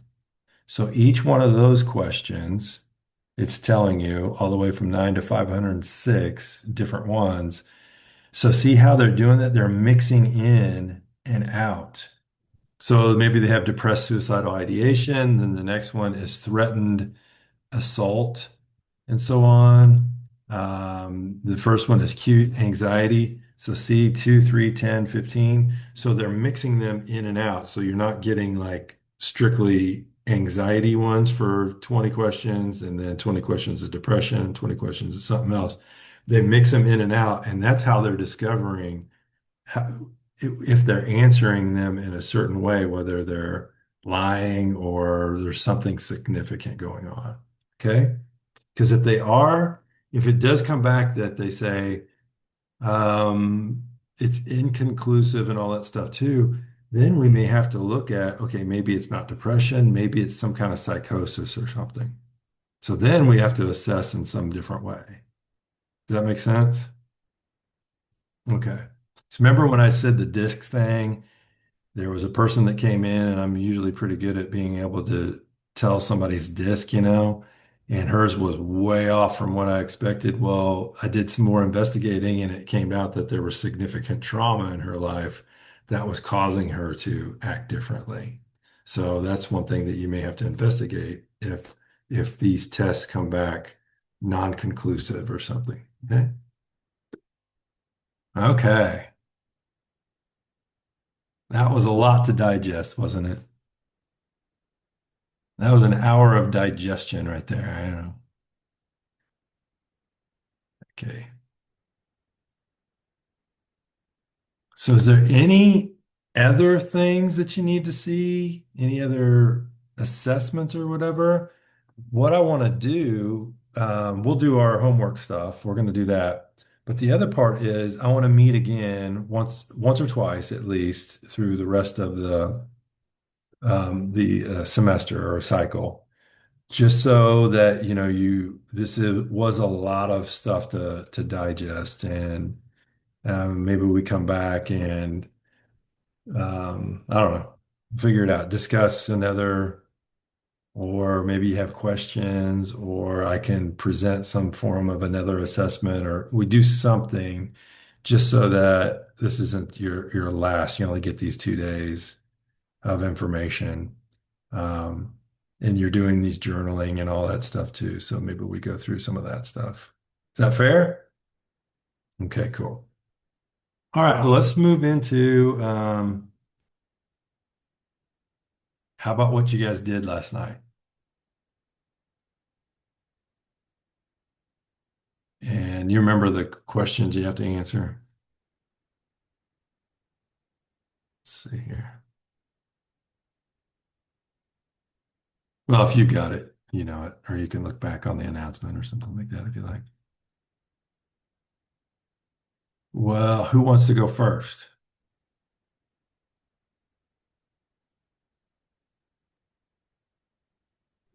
I guess I can since I've been gone for an hour.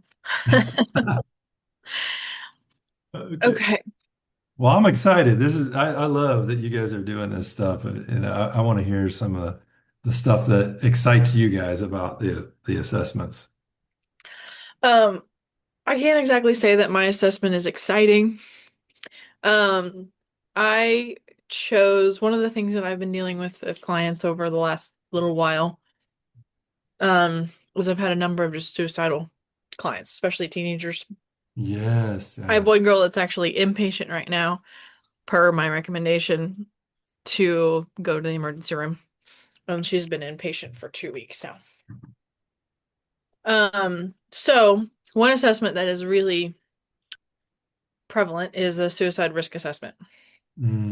So I can share so you guys can see what this particular one. This is one that Doug, I'll be honest, is not the one that I normally do because the one I just was trained with the 3 points. Oh, sure. And whatnot. And I like this more because it's more like substantial. Okay. Yeah. Let me see. I'm technologically challenged here. Oh, do I need to share? Oh, you got it. I think I got it. Yeah. Yeah, I think you guys should be able to see that. Can you see this? Yeah. Can you see my whole desktop or just the one tab? Just the one tab. Okay. I'm looking at my screen to the side, so I'm not looking at you. That's why. That's fine. So this is the SPQR. Okay. And it's interesting. The purpose of it is it's intended for mental health professionals, particularly, although it can be used in a non-professional setting like teachers or parents to determine the risk nature of their child or other adult. Actually, I think this one's technically for adults, but it translates perfectly to kids and teenagers too. And it's to determine that if they're, for clinicians, if they need to increase the level of care that's provided for them, or if they need to refer them out for inpatient or anything along those lines. It addresses it's literally just a 4-question, really quick assessment. But it addresses four areas: lifetime suicidal ideations and or suicide attempts, the frequency of suicidal ideations over the past 12 months, the threat of suicide attempts, and the self-reported likelihood of suicidal behaviors for future. That one is really interesting when you actually ask it. That is one question that I have been trained to ask even before seeing this formal assessment. Yeah. And they'll be honest with you. They will be honest with you most of the time, in my experience. Granted, there may be some where they just hide it and you don't really ever know. Yeah. But if they're in that point where they really feel like it's likely that they're going to kill themselves, and the other thing too, one of the misnomers is I think it's like, oh, well, if I ask them if they have a plan or means to commit suicide, then maybe it's going to make them think about it when they hadn't thought about it before. Yeah. And that's also not necessarily true. So this is printed in backwards, so I'll show you the actual assessment and then I'll show you how to score it. Yeah, thank you. It's 4 questions. like I just basically explained to you. Have you ever thought about attempting to kill yourself? How often have you thought about killing yourself in the past year? Have you ever told someone that you were going to commit suicide or that you might do it? And how likely is it that you will attempt suicide someday? So each one of these counts for a different pointage. Never just passing thought. Planned at least once, but had not tried. I've attempted, but I didn't want to die. I've attempted, but I hoped to die. I like that this gives how many times, rarely, sometimes, often, and very often means, because sometimes that just feels very vague. And so it gives a specific number that it indicates. And then, have you talked to somebody? If they're talking to you, then likely chance is the answer is yes. This one seems a little mundane, but this is also technically a self-reported assessment. So they could technically take it themselves. However, if you're evaluating for suicide risk, you're probably going to be administering it. And so then you can kind of see the scoring here. And not everything is worth the same number of points. Some things are worth more points than other things. But you sum up all the scores, and if the score is greater than 7, or 7 or greater, then if you're in a non-clinical setting or non-psychiatric facility, meaning like us, what we do, and or teacher, educator, parent, something, then that is considered a significant risk for suicidality, and that should be referred to the emergency room. Or further care, at the very minimum. Psychiatric outpatient or psychiatric urgent care. Rediscover has one of those that I've heard is decent. And then for psychiatrists, they're trying to determine what safety measures to put in place for their patient who is probably already inpatient. So the level is higher because there's probably more eyes. So they're not going to necessarily pull the trigger on anything. No pun intended. Sorry. I'm so sorry. I didn't mean to do that. They're not going to necessarily make a move or a decision in a particular direction. At the same level, it's going to be like more like an 8 if it's the numbers 8 or greater. And then obviously if the number is 18, I mean, which is the highest number of possible points, we're in a really sticky situation. When I looked at the creator of this, it's a guy named Osman. It was created in 1999. And he's from Texas. Texas VA and like University of South Texas kind of worked together to create this test. It has a high in terms of validity, it high constructional validity, which it means it accurately measures one dimension, which is the suicidality risk across 4 questions. So across the whole assessment, it's all measuring the same exact thing. And then it shows similarly high levels of variability as other more well-known, highly validated measures such as the Beck Depression for suicidal ideations. So compared to other, and it listed a bunch of other ones too on the website that it compared it to, but that was the most notable one that I know all of our ears would perk up to, and then Doug just mentioned it too. Yeah. In terms of reliability, moderate internal consistency, 95% of the test to retest reliability was high as well. So it's essentially if you took it today, you took it tomorrow, it would be 95% accurate between the two. That's good. High sensitivity and high specificity.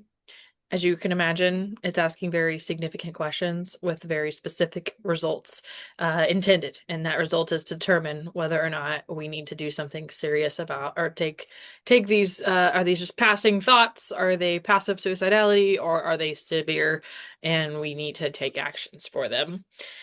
And there's only 4 questions. It's an adaptation, the kind of history of it. It's an adaptation of the larger version of the SBQ. I think it's SBQ. Yeah, SBQ that has 24, 21 or 24. It's either 21 or 24 questions on it. And it shows a little bit more robust detailing. It should not be used as a like final determiner, this should give an indicator as to whether or not we need to move in a severe direction quickly. And then further tests and further examinations are intended to be followed up after this. So that's what I got. So Yeah, that's good. I love the how how reliable it is. And validity, that's huge. So I noticed on one that the point scale, it said, I'm very likely to attempt suicide, and it gave it 6 points. 7 points is the cutoff, right? So they just have to answer affirmative on one other thing. Yep. For that to happen, right? Yep, that's exactly correct. Now, granted, you're probably going to ask the questions in order and accumulate a significant amount of points before, if that's really your mindset, right? Number 6. But I think the other benefit, as I was reading about this a little bit, another benefit of this particular suicide assessment is the nature of the way the questions are worded gives you a little bit more information than just, do we have a means, do we have a desire, and do we have a plan? It can kind of say, okay, yeah, not only is this person above a 7, but then they also marked that they have already attempted to kill themselves and they hoped to die at one point. They've thought about killing themselves 3 or more times already before.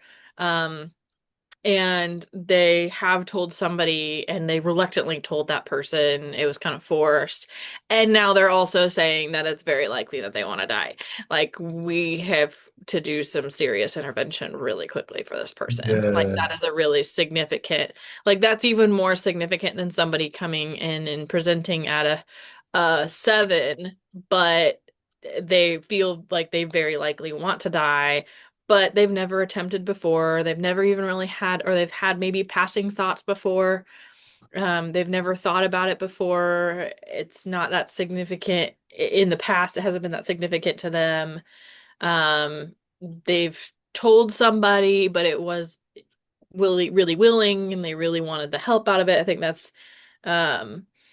yes, once, but I really didn't want to die, right? That's number 2A on question 3. But then the answer is, yeah, I'm very likely to kill myself this time. It's like, okay, we still need to take that extremely seriously, but even that person doesn't necessarily have the same risk factors as somebody who is coming in and like marking the highest number on every single one of them. So like, yeah, 7 is the number that we want to like stick and fry into our brains, as to when you absolutely should call the emergency room and send them directly there. But even then, like, even if they don't score 7, that's the other thing I was reading. Even if they don't score 7, even if they score a 4, but that 4 is that they really haven't thought about it before. You know, they scored really low on the first 3 questions, but then they say, oh yeah, I feel really likely that I'm going to kill myself. Okay. Well, we need to do something about that. Right? So it provides more robust information. In fact, I think I will absolutely be printing this one off and keeping it on hand. Yeah, absolutely. Because I've done too many informal suicide assessments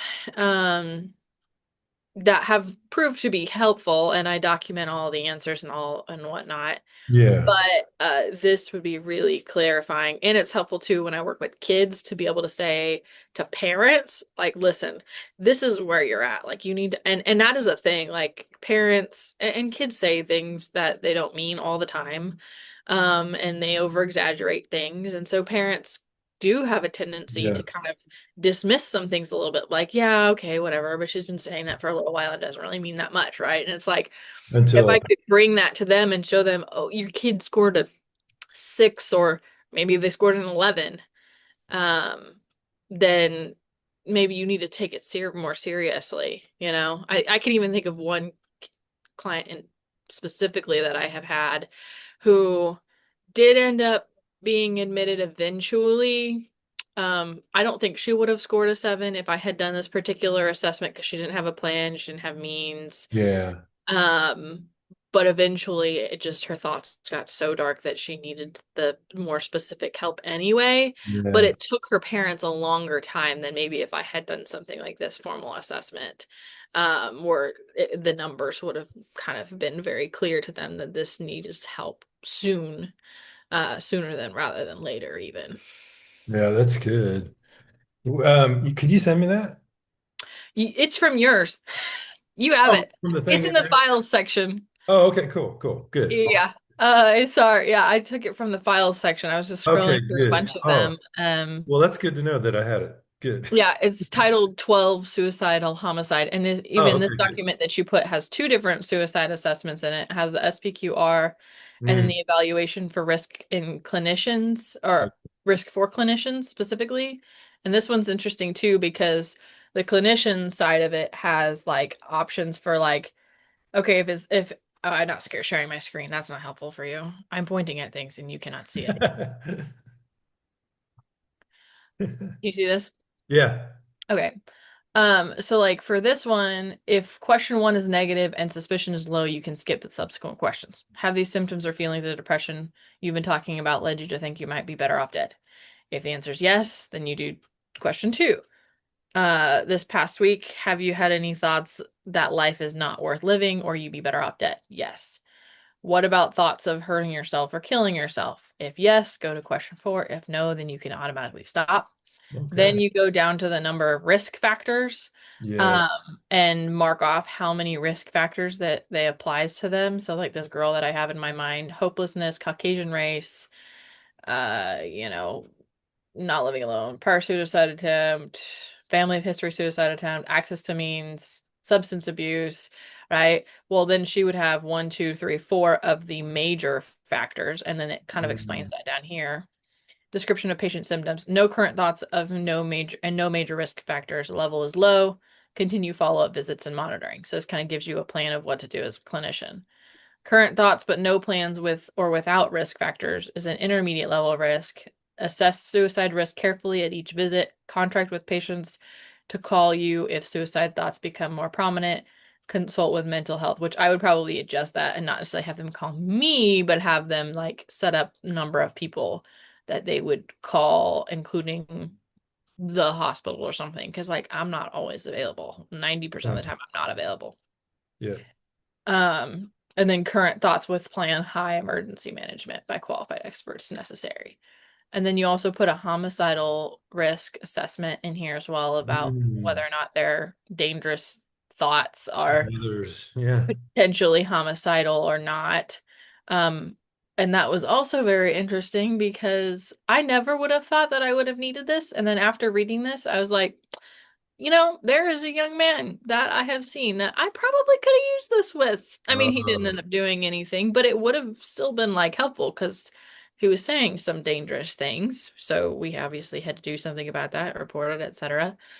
But this would have been a little bit more solidifying and maybe not even having to take as many steps as I took yeah. because I was able to rule out like, okay, he's making these statements, but they're really not as severe as I thought, or maybe they are more severe than I thought, and I need to take them more seriously. That's good. So anyway, there you go. There's three. Does that get extra credit? Yes, absolutely. I just That's kidding. good. I was wanting it to add it to the library, but it's already there. So Yep, it's I'm glad you already used there. it. It's awesome. Good job. Thank you. I did the same thing as Maddie. Oh, We did the same assessment. I did the Uh, SBQ. you're gonna have to go find a different one. I can try. No, I'm just kidding you. Yeah, Uh, yeah, just see if you can add anything. I know she was pretty thorough, wasn't she? she was pretty thorough. Tell it I like think you would tell it. I mean just like add a few things, I guess. I think just in my notes I had just the danger assessment. That's essential to just identify risk, Mm-hmm. and then the results, the score on the score and the safety plan is to obviously just to protect the life of the person. Yes. And I think coming from a counselor's perspective, I said like we have to believe the intuition of the client and there's like that's probably their truth, the answer, and prioritizing safety, um, whether it be like hotlines that we need to have on track, on call, shelter, maybe even like restraining orders. Um, just as a perspective from the counselor. Um, so I think I found this on a different website. It had like different levels for each score. Yeah. Um, so seven it started at seven's like greater below than A is variable danger, and then 8 to 13 is increased danger, 14 to 17 is severe danger, and then above 18 is extreme danger. Whew. So that was like the scoring system that I found that was kind of helpful. Yeah. Um, So, but so yeah, I think go ahead. Go ahead. yeah, I think that was like she kind of covered a lot of it, honestly. Yeah. There's a few things that I think I could have added, but yeah. Very good.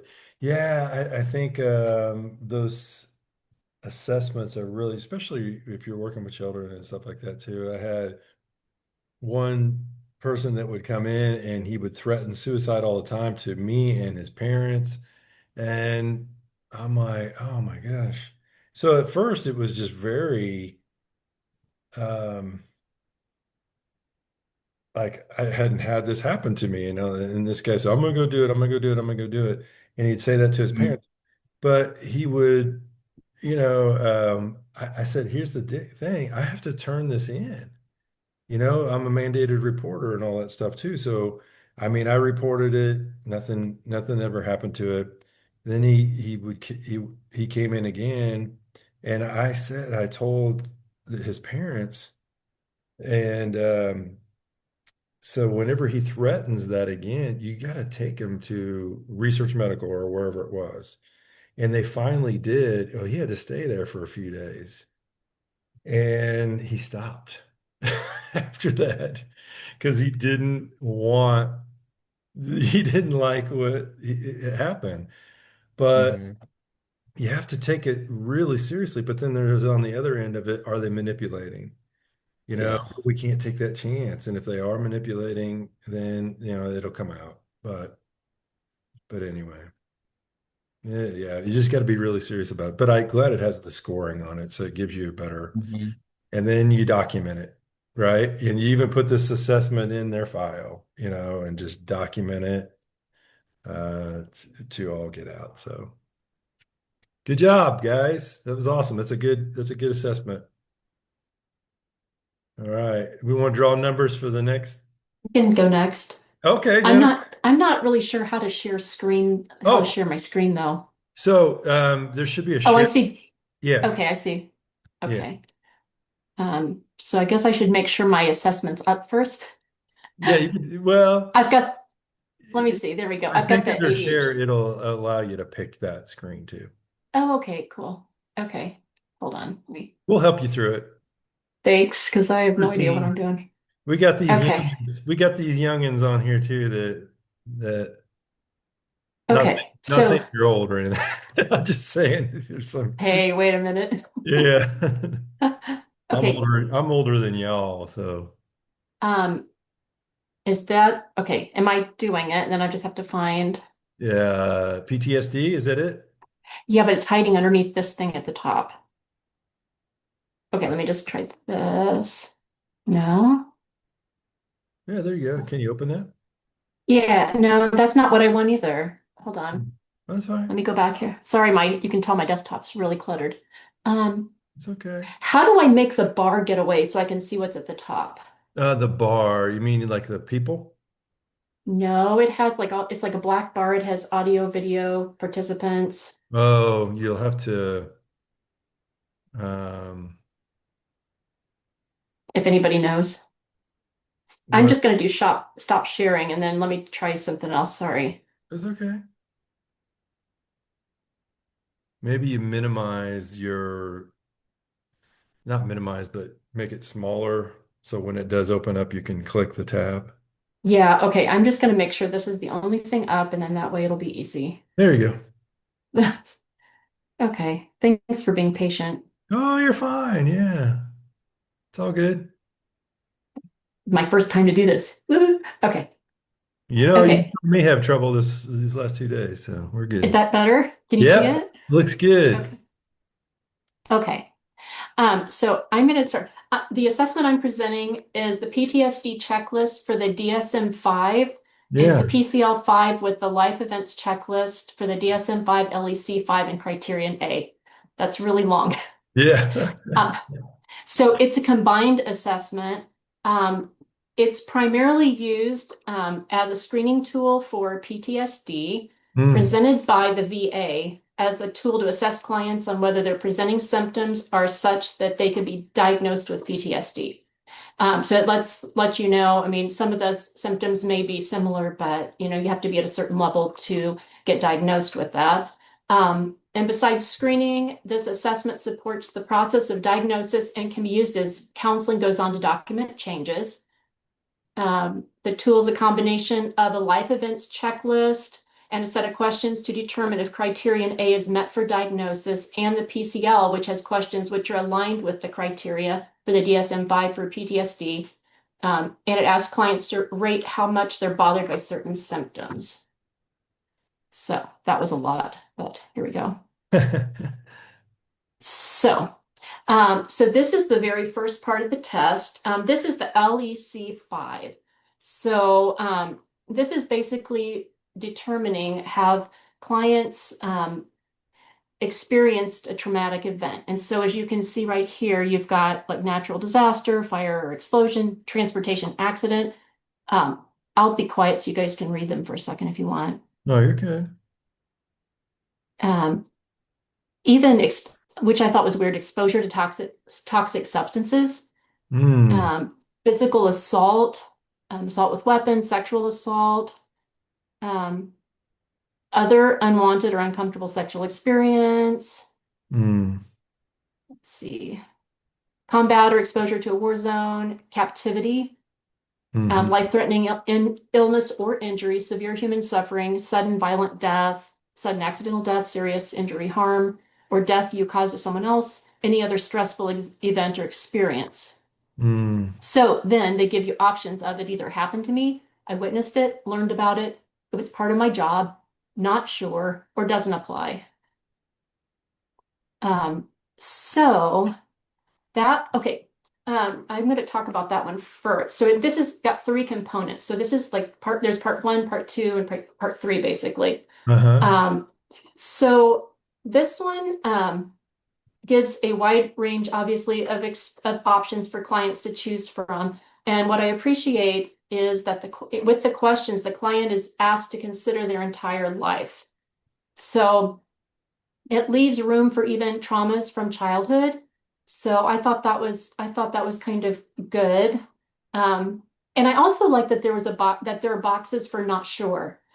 So this is an out for anybody who's triggered even by the completion of the form. So, and it gives an option for anybody who wonders if they were sexually abused but don't remember, or those who can't even consider the thought of what they experienced. So it helps to paint a picture for the counselor for the areas of pain for the client that may later need exploration. So really, whether the client is diagnosed with PTSD or not, this is still a really good tool for exploring. The VA website states that the LEC was originally developed concurrently with the clinician-administered PTSD scale for DSM-4, with the CAPS scale, to be administered, and this is supposed to be administered before the CAPS. The VA developed the CAPS, I think I already said that. It's an in-person interview that must be given by a professional taking between 45 to 60 minutes to complete, and it's considered to be the gold standard for assessment for PTSD. Well, this assessment here doesn't take 45 to 60 minutes. Okay. And so I think this one is used quite often as a screening tool before you have to get to that point. So what was interesting when you were explaining that, and it had DSM-4 on it, but I see down here there's a date of August 29th of 2023. Yeah, this is for the 5. Yeah, exactly. So that's, But on the website they were talking about before. Yeah. Yeah. So it's just that. So Yeah. their VA website isn't updated Yeah. yet. So Yeah. yeah. But their assessment is, so it's good. The assessment's pretty current, which I Yeah. was pleased. Yeah, and they've had different updates. I mean, I'd go into a little bit of the date, and I'll talk about that later. Okay. So let's see. So this is completed either by the client on paper, or it can be completed online as well. Like, so you can click it on here, and maybe I'm Yes. guessing they could print it or forward it to a counselor. Yeah. I wonder if I'm it's not exactly forwarded. sure. I didn't try it, Yeah. I wonder if it's but stuff. Yeah. I don't know. I could try it later and let you know. Yeah. No, that's okay. Yeah, but I didn't try it. And so the VA states that the LEC demonstrated adequate psychometric properties as a standalone assessment of traumatic exposure, particularly when evaluating consistency of events that happen to a respondent. So this isn't scored with numbers. So I mean, it's more just a chance to paint a picture of what is going on. So I'm going to go on down here. So this is part 2. And so this is dealing with criterion A. So, and let me see, I can tell you what criterion A says. So if, first of all, part A right here, letter A asks for clarification on question 17 from the LEC. Question 17 was just basically saying, was there anything else, any other stressful event or experience? So this just asks for clarification. Oh, okay, gotcha. On that. So that's what letter A is. And let's see, letter B asks the client to consider the worst event listed on the LEC 5 if the client feels comfortable sharing, and then elaborate on a few details. So before I go into those, the DSM-5 2013 states regarding criterion A, it states that the person was exposed to the following event or events, either death or threatened death, actual or threatened serious injury, or actual or threatened sexual violence in one or more of the following ways. Number 1, experiencing the event him or herself, witnessing the event as it occurred to others, learning that the event occurred to a close relative or a close friend, experiencing repeated or extreme exposure to aversive details of the event.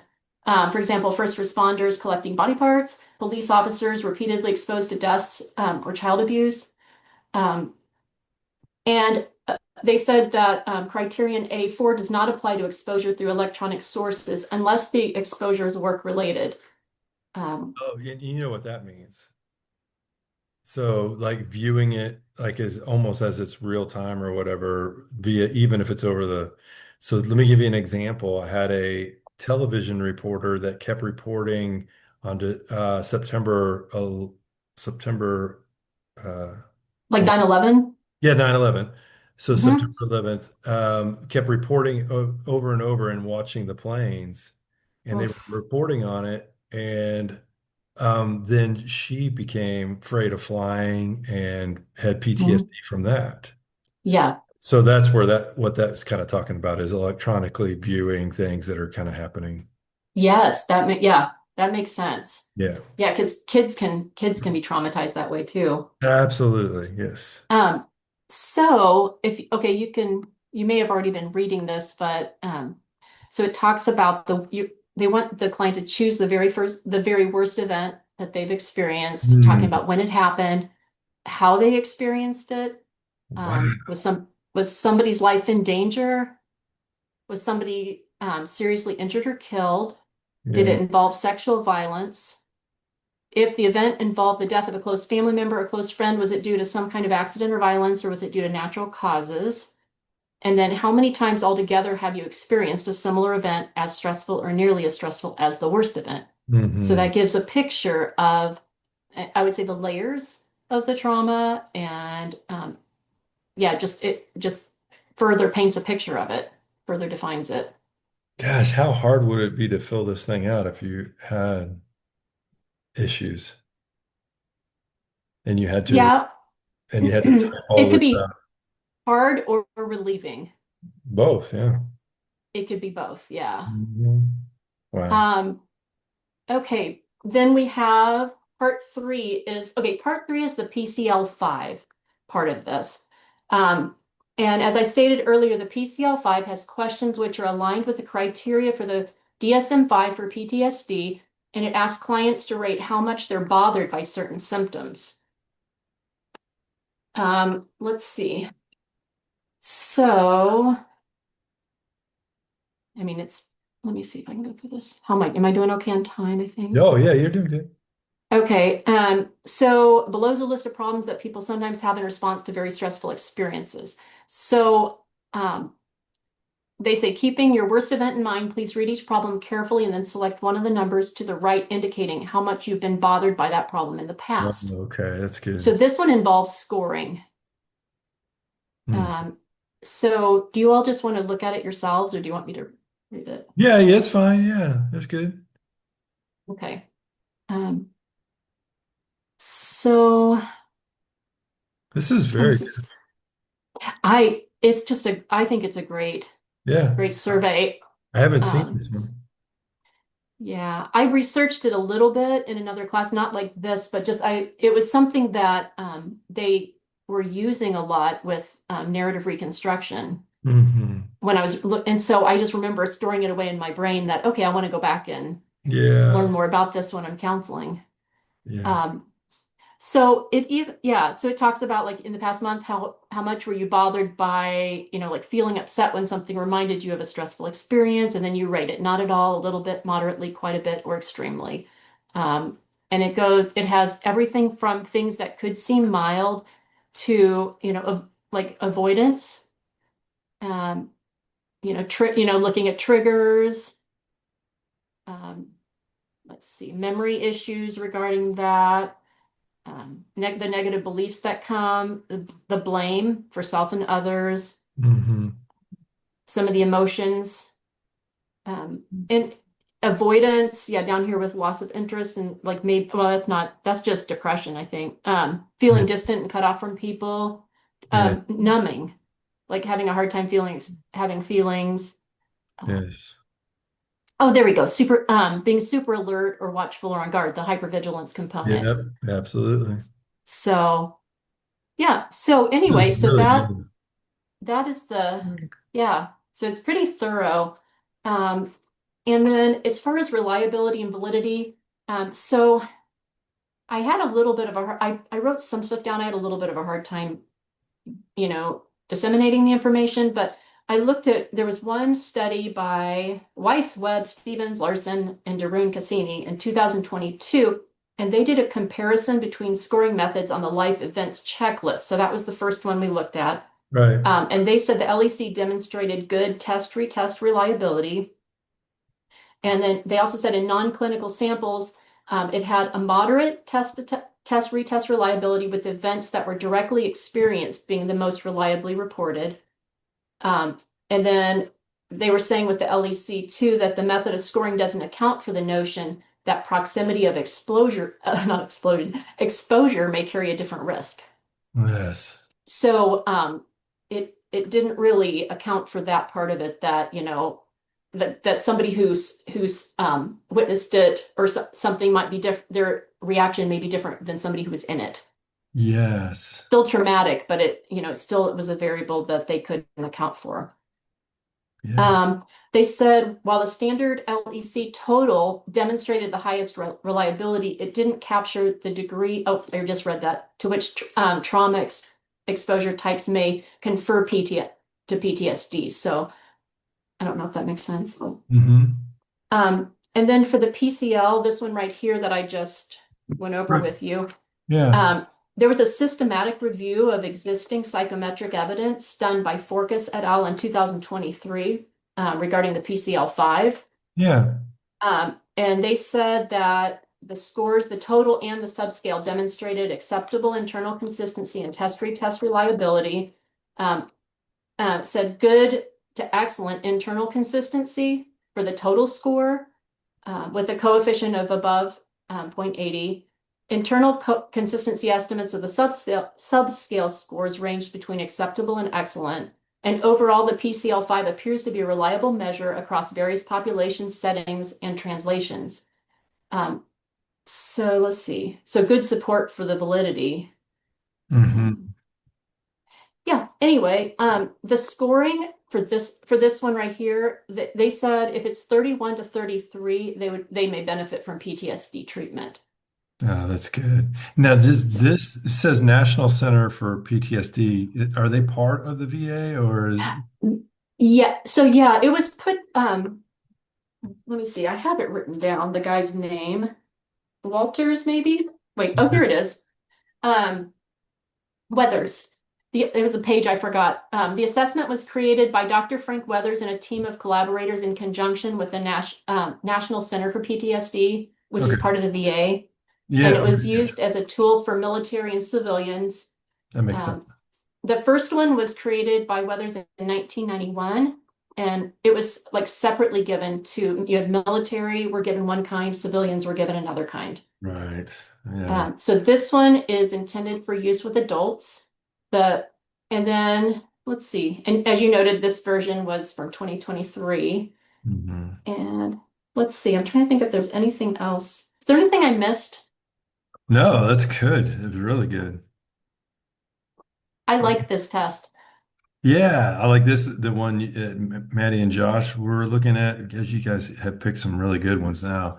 This Yeah. is, yeah, and what I'm noticing about it too, if you go out to the DSM, a lot of this points to the diagnosis that's in DSM. So Yeah.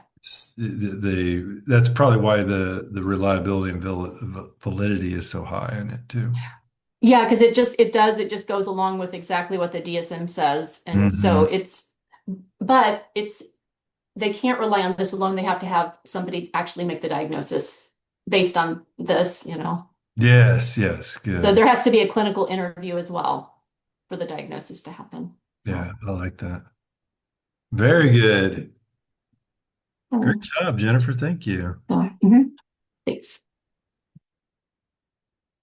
Yeah, that's very good. Awesome. Can you send me that? When you can, just when you can. Good job, guys. Okay. 2 more. Do I flip a coin? Okay. I think, is that okay, Julie? Okay, let's Yeah, go ahead. share in here. Can you see it? Yes. Yes. Okay. Okay. So I got it from our folder. Actually, I downloaded all the assessments that we had on Canvas. Really Good. cool. Lots of Awesome. assessments. Good for you. So I got this one because I had seen before, and it's a screen tool for autism. So just read it. So the CAS is a parent completed questionnaire. It's really simple. I like it because it's really simple. It's yes or no questions and aimed at screening for traits associated with autism in children aged roughly 4 to 11. So the questionnaire addresses behaviors in areas such as social interaction, communication, imaginative play, and repetitive or restricted interests or behaviors, which are the areas that autism affect children. The target population consists of children in mainstream school settings. So it was designed in UK, and we're going to see that to use in mainstream school settings to screen kids. So particularly those with average cognitive ability. So it's not exactly a test to apply to kids with intellectual disability, whose parents, primary givers, can complete the questionnaire. And because it's a parent completed, it's suitable for use by families and sometimes in educational primary care settings rather than only by specialists, which is, I think, it's a really good first step. Yes. And importantly, it's a screening tool, not a diagnostic instrument. Yeah. So the primary use is to identify children who may be at risk for autism spectrum conditions, thereby indicating the need for further, more comprehensive evaluation. And because it's easy to, like I said, it's really easy to do it and applicable in the school or community settings, can serve as an early screening to flag social communication differences. And it's not intended to replace a full clinical diagnostic assessment, but rather to help decide if one is needed. And so when it was created, it was developed by the Autism Research Center at University of Cambridge, and that was 2002. So the key authors are Scott and all of those. And it has been translated to other languages like Chinese, Japanese, Spanish, Portuguese, and lots of languages, and it has been used in other countries. And also here in the United States, the two other assessments that are most used here are these two. Like Tomas did ADOS. I don't know if you call it that. In Brazil, we just say it, the word, but it's the same one. Yeah. And they are more common in clinical settings, but the CAS is really nice for research and community screenings. And it's really kind of easy because it's a parent report too. And reliability and validity. Yes. Of course, it's been translated all around the world. It's been used in different countries. I do have a There you go. interesting fact here that in UK the sensitivity for validity sensitivity was 100%, which means that they correctly identify all children who were later diagnosed with autism, and 97% in specificity, which means that they identify 97% of children who did not have autism with this screening. So it's really high, and that changed a little bit in other countries like China and Spain, but still it's between 90% and 100% in different countries. So it is a really good tool. So here you have, I just took the screenshots from our file that we had on Canvas, so that you have like the child's name and all of that. And then we have the questions, 31 questions. So it's really simple to answer. So like, does he or she join in playing games with other children easily? Does he or she come up to you spontaneously for a chat, or they're speaking by 2 years old, or enjoy sports? It's important for he or she, like him or her, to fit with the peer group.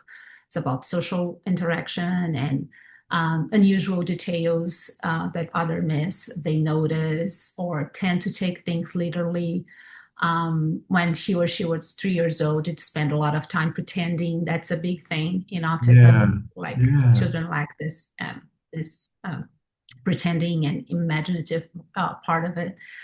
Does he or she like do things over and over again in the same way all the time? Or does he or she is easy to interact with other children? Can he or she keep a two-way conversation going? Can he or she read appropriately for his or her age? Does the child mostly have the same interests as his peers or her peers? Interests which takes up so much time that it does little less. So they are like hyper focus is something that's really common too. So they will be just focused on one thing. Does he or she have friends rather than just acquaintances, and often bring you things that they are interested in show you? That usually it's a no. If the child has, if the child has is on the spectrum. Enjoy joking around. They take things literally many times when they can understand it. It's hard for like, so how difficult understanding the rules and polite behavior, like social skills, it's really a big challenge. Unusual memory for details. They usually have a huge memory for details. The tone of voice when they are verbal, many times they are overly adult. Sometimes they speak, if like in this case, like high functioning kids, or flat, or different tone of voice. Are people important to him or she, and he or she can dress himself, because then we have also the functioning skills, like daily skills. Turning turn taking in conversation, and again, the play part of like the imaginative play and engaging in role play, which is difficult for many of them. About sensory, there's something about sensory issues here, like tactless or socially inappropriate behaviors. That you can count 50 without leaving out any number. Eye contact, which is a big thing too, we know. Unusual repetitive movements, and that we go to repetitive behavior and movements, which is something that's really common too. Social behavior, one-sided and always in his or her own terms. And sometimes they say, oh, that's a big thing too, like the pronouns. Like it's really hard, even my son, that he can answer some questions today, but like it's still the I and you. It's really hard for them. So like he would say Tomas once, because he would refer himself to he Tomas. So that's really common when they are young, specifically like this age, 4 to 10. Does he or she prefer imaginative activities such as play acting, storytelling, rather than numbers or lists of facts? That would be a no usually. Sometimes lose the listener because of not explaining what he or she's talking about. Ride a bicycle, if it's able. Try to impose routines to him or himself or herself in such a way that it causes problems. Kind of OCD, it plays a big role sometimes too. Does he or she care how he or she is perceived by the rest of the group? And social perception, and does he or she often turn conversations on his or favorite subject rather than following what the other person wants to talk about? Okay. And does he or she have odd or unusual phrases? So, and then we have here the special needs section that will ask if have teacher or health visitors ever expressed any concerns about his or her development. And if yes, specified, and has he or she been diagnosed with any of the following? So sometimes a kid can be diagnosed with language delay, but then they will see later that he is or she is on the spectrum. That makes sense. So we have other things, like hearing or visual difficulties and things like that. And then I found exactly the same one that we have on our folder. I found online. So you have here all the explanations, like this website has all the information that we talked about already and the purpose of that. And then you can go through all of that, do it online, and then you have the score. So I did it like thinking Tomas when he was 4, and then I did it, and like his score was 26 out of the possible 31. Okay. Of course, he's not high functioning, so his score is super high. The cutoff for the screening tool is 15, and he's 26. But he's 26 because he is like level 3 of autism. So kids with high functioning could score less, like, I don't know, 18, sure. And still they would be referred to do a comprehensive evaluation. I just did this just for you to have like an idea. That's good. The scores. Yeah. Okay. There's a lot to that. Yeah. Yeah. What I liked, it's a kind of good first step because it's not so overwhelming for parents. It is already overwhelming for parents to think that they need to go through an evaluation. It's just usually parents don't want to do that because sometimes you're in denial. Sometimes you're just really dealing with what's going to be. So I think it's kind of, even though it's 30-ish questions, they are simple questions, practical questions, and yes or no. So it's a good first step for you to stop and, okay, let's think that through, because you kind of sometimes see one sign and then the other day you notice something and it's just this is normal. Someone says, grandma says that's normal. Oh, that's okay. And it's just you are sometimes avoiding to sit and think through all the signs that you are seeing actually in a daily Yeah. basis. So I think the questionnaire helps you to kind of, let's go do this. Just be honest, yes or no, and think about this and this and this, and then you have a full picture, which will help you to know if you need to seek an evaluation, a clinical evaluation. Yeah, that's really good. There's one question on there that stood out to me. It's like, does the child like sports? Mm-hmm. And so Yeah. I'm like, so what are they trying to figure out there? Is it that they like participating? Are they can they participate and work with others? I'm wondering what they're trying to figure out on that question. That is interesting. Like I would say the two things.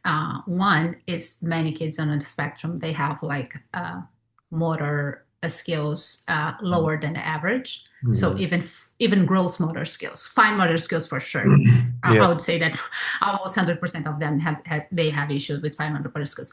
Tomas had good gross motor skills. So Mhm. he went to swimming classes when he was 2.5, and he was able to learn how to swim. But if you think about the social part, he never, even today with 16, Yeah. he does not make to the Special Olympics teams because he doesn't get the rules of the games.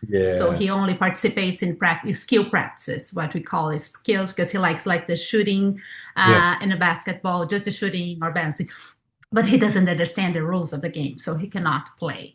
But Yeah. if you're talking about riding a bike by himself or swimming, he would be able to do it. Still, if you compare them to a neurotypical child, they would be usually lower than Mhm. the average of a performance of a neurotypical child. So if you see a kid with autism, even in a how do you call playground, like I would say like the monkey bars, Yeah. the neurotypical kids you'll be faster and stronger compared with the same age, because Yeah. usually the kids with autism, they have sensory issues, they have lower muscle tone. Right.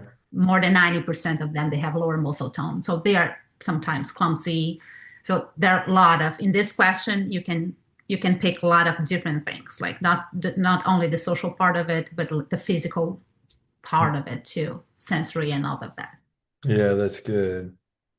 I had a now that I look back, there's a friend of mine that uh this was back, oh gosh, many, I don't know, probably 30 years ago or 25 years ago, let's say. And so this guy, he knew sports inside and out, knew statistics, I mean, he could call into any radio sports show and um, talk about anything, right? And so, but when it came to playing, not so much, right? But he loved sports, watching it, Mhm. statistics, and all that stuff too. So it was really focused on that. It's So should do some, yeah, it's really hyper focused. Tomas has a friend from yeah, our church. It's the only other adult kid with autism, and then his hyper focus is sports too. He knows everything about football, yeah, all the teams, and he would talk to you only about that. Like, what's your team? yeah, And do you know that player? Do you know that player? Like from 70s, from 80s, and he doesn't play, but he loves yeah. it. So that's kind of the way this guy was too. And then I just look back. I remember he had some just different mannerisms and stuff that I bet would lend to he was on the spectrum a little bit. So. But back then, that many It's years ago, possible, yeah. yeah, it was, he was highly, highly functioning, but yeah. Mhm. But I just now, just thinking back, imagine there was a little bit of something there, but yeah. Awesome job. Thank you for presenting that. No, it's near and dear to your Thank heart. you guys So for listening. yeah, absolutely. Good job. Anybody have any questions or thoughts for Erica?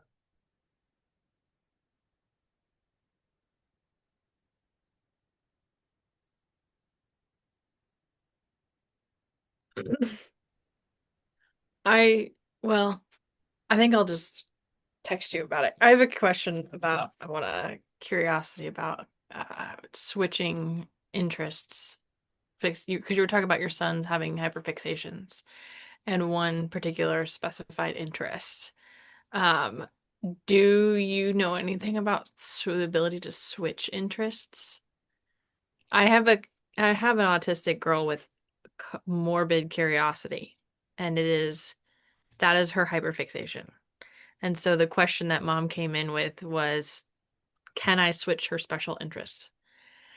And I don't know. I honestly don't know the answer to that. So I don't know if you have any insight on that, or if you want me to ask that and talk about it another time, Doug. I can talk to Erica about it directly. But No, if you want to talk about it, yeah. That's a great question, and I would say that that's one of the hardest thing for therapists work on the kids, like flexibility, because it's attached to flexibility that they don't want to change, and then if they have the hyper focus, they don't want to change. So I would say that actually with Tomas, we always try to work on flexibility in all the levels, not only with the hyper focus. Maybe he would be watching that same. Thank God he never wanted to eat morbid things because that's harder. But like VeggieTales, he had the VeggieTales phase, and then he would be watching VeggieTales over and over the same episode. Or so I'm not the really specialist, but being like a mom and reading about it, I would say that we need to work on flexibility in other areas, like generalize, because if you only go to the hyper focus of the child, that it's really hard for them, because that's when they have like the sense of control, and usually it's soothing for them. It's a good place to if they talk about the same thing, or watch the same thing, or play with the same toy. So I would try to start with other things that she could see that it's working in her flexibility. Like I would work with things like he would arrange his books in his bedroom and stuffed animals, and you never could change that. So I would start working on that, like giving him rewards if I would put the books in a different way. So I was working on flexibility, but not specifically on the VeggieTales movie the whole day, listening to the same song or something like that. But I was still working on flexibility. So then and then finally we could have a different setup of his bedroom, and he still thinks that, okay, it's possible to lose a little bit of control, but still it's my bedroom. Still, I can choose a different way to put the books. He had some control, but it would not be the same way that he always did it. We need to change a little bit. So I was working in different things, and then I would move to what I really wanted, because I was so sick of that song. No, I love it, Chase. But sometimes it's just the same song over and over. So, and then finally, at some point, I could introduce a new one. It's not like we were getting rid of this one, but we started listening to another one, and then we started doing like, today we have a playlist with more than 20, 30 songs. And he has his own playlist on Amazon. So we just, like, you are adding and kind of enriching his, expanding his ability to enjoy other things. But I would say that we need to do it to everything. Like with food, thank God, he eats everything. But I mentioned that I started from the beginning. I exposed him to many different foods since he was a child, like trying to be healthy, but trying always to introduce new things, and somehow making him believe that it's good to try a new thing, not making him to lose what he had, but just adding stuff. And at some point he would just stop, and his focus would change to other things. But I don't know if that's helpful, but just, I don't know. Again, trying to think holistically, not just trying to change this particular thing, but thinking, how can I help in general about flexibility, and work about flexibility and control and previsibility. Like they need predictability too. Yeah, no, that's extremely helpful. That's extremely helpful. Because that you gave me some ideas. So yeah, about just kind of approaching some things that maybe are not the major central. Yeah, because some of these morbid, I mean, she's in middle school now, and so some of these morbid things, it's like she's really, really fascinated in them, and I kind of get it. It's kind of interesting. But we also have a level of if you get too morbid in your curiosity, then you're Yeah, gonna no. start saying You things need and to like that. teachers are gonna start being like, "Oh, is she okay?" Yeah. Concern about that. Yes, yes, and it's true. I have a friend that her son is 6, and he loves Halloween, and he only wanted to watch like these little cartoon videos, but with blood and and lots of, and he would start drawing things with blood and knife, and she Mhm. was super scared. But he started with Halloween, and he really liked the Halloween stuff and going to the store or watching Halloween videos for kids. But still, it became his hyper focus, and then so that she was working with a therapist, and then she's having some improvements. But yeah, Okay. I'd say that maybe trying to So the therapist was able to help different them. things. Yes, Yeah, and with the helping their anxiety over it. Good. And yeah, she was like doing like you said about the alcohol, like decreasing his like. She tries not give him too much screen time, but his screen is usually a reward for those kids, and he would play games with zombies and just find the games, and they are super smart. And then just like introducing new things, like different games that like Minion Rush, I don't know, and picking something that he would also like, but it's not his hyper focus, and then decreasing the one that he likes and increasing the other one. And now it's much better. Still not totally get rid of this, but it's much better. Good. That's awesome. Well, I appreciate you being able to talk about this and giving your expertise over it. That's good. Thank you for that. Good job. Any other questions or thoughts? These are all really good. Okay. Last but not least. Okay, let me see if I can figure this out. Oh my gosh. How to share. Yeah, I think, um, can you see this? Yeah. Okay. Okay, so I did the Spence Children's Anxiety Scale. It's kind of like Erica's, how it's like, it's not diagnostic. It's a little bit more like, let's look through this, and then if this indicates something, maybe we should take it a step further. Um, so it's for children and it measures anxiety. It was created by this lady named Susan Spence in 1998. So it's been around for a long time. She does research on like the causes, assessments, and treatment of anxiety and depression for youth. And this specifically, I honestly found some different things online about the ages it's for, but it seemed pretty consistently from like 7 to 15-year-olds, but some said up to 17. So it seems like it's geared a little bit more towards younger kids, but I guess it could work for older as well. It's also been translated in 20 languages, which I thought was pretty cool. Wow. Yeah. Yeah, so this is a self-report. The kids will be the ones to answer it. There's 44 questions total. 38 of them are on anxiety, and then 6 are filler items. But the 38 are split up into 6 different categories of anxiety. So it measures for generalized anxiety, and then agoraphobia, Yeah. social phobia, separation anxiety, obsessive compulsive disorder, and then physical injury fears. Wow, that's So good. yeah, so you'll get at the end, I'll explain the scoring a little more, but at the end you'll get a total score to see like where their anxiety in general is at, and then you'll also be able to add up for each of those subsections. So maybe they don't have anxiety about one thing, but like it's really heavily focused in one area, so that could help you maybe hone in like what you want to do I like for preventing it from going any further. That's good. It says it only takes about 10 minutes to answer these 44 questions. So, but yeah, it's on a 4-point scale. Never is like coded as 0. Sometimes it's 1, often it's 2, and always is 3. Okay. So that's how you would add up the scores at the end. So they'll just go through. Some of them are a little more vague, like I feel afraid or I'm scared of the dark. And then some are really specific, like I'm scared of dogs, or if I have a problem, my heart beats really fast. So it has different kind of measures in it. Oh, My notes went away. Okay.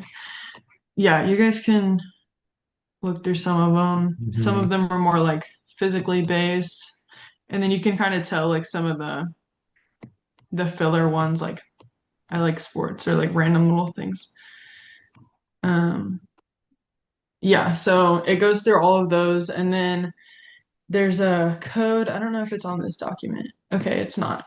But there's online, you can get access to like each of these questions. So like these 7 questions measure for generalized, or these 7 questions measure for like physical injury anxiety. And so that's how you add all of those up. And then um there's like T-scores that were developed to show like if you're above or below the mean, like how many standard deviations away you are from normal anxiety levels for children that age. Okay. And then for the general anxiety, there's also like if you get a score greater than 60, it's labeled elevated anxiety, and if it's below, it's considered a normal range of anxiety for those things for kids.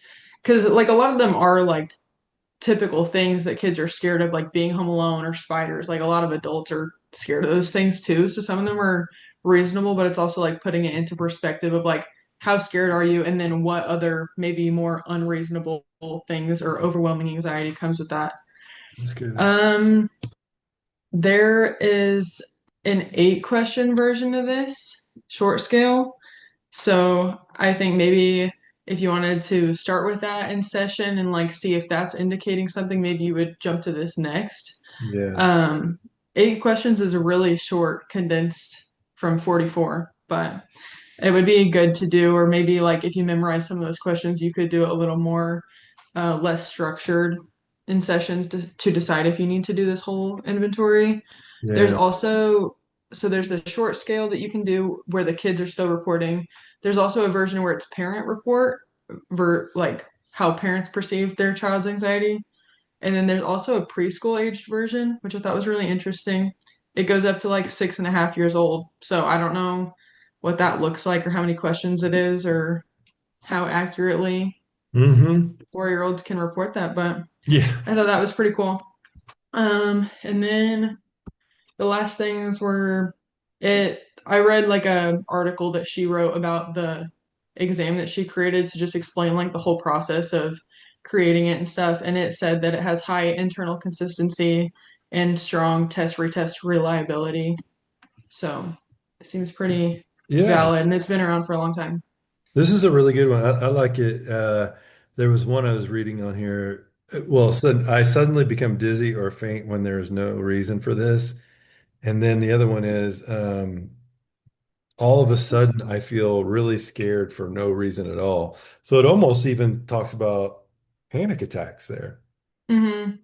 It would seem. So yeah, this covers a lot. This is really good. Now, where did you get this at? It was in the files Okay. on Canvas. Okay, good. I just want to make sure we had that. Yeah. This is very good. All right. Anybody have any questions? Thoughts? Probably something we can all use, of course.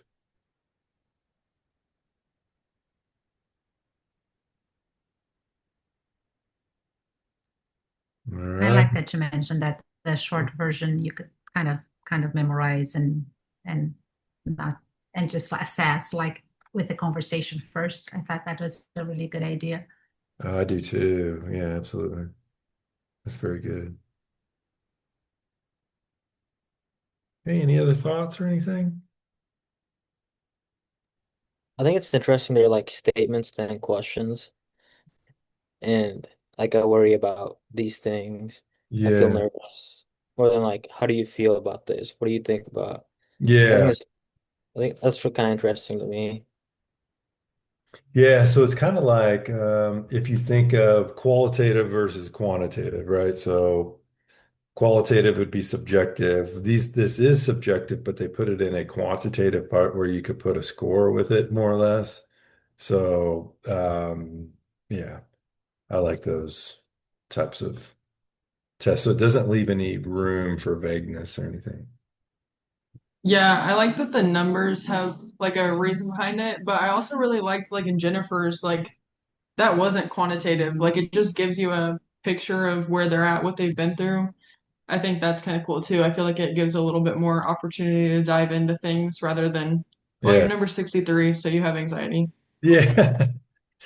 Yeah, so I do. I think you're right, Julie, on that. Is like what Jennifer had was it's like had both of them on there, so it does give you open-ended type things where you can put your own information in. But is a child maybe on yours? Maybe that is a child able to go into that depth or anything like that? Yeah, that's good. But that's what I liked about those questions. Like one, do I suddenly feel afraid for no reason at all? Well, okay, so that's could be panic attacks, right? Could be. And then it even asked, I think it said something about, do I get afraid talking in front of people or something like that? Which who doesn't? Well, don't they say people are more afraid of dying or afraid of talking in front of people than they are of dying? I mean, that's saying something right there. How much we fear public speaking. It's really good. You all did good. I love those things. And thanks for getting them out of the library too. The ones that you did. That was awesome. Appreciate you guys being searching through those. That's really good. Okay, so here's what I'd like to do. I'm going to stop our recording here.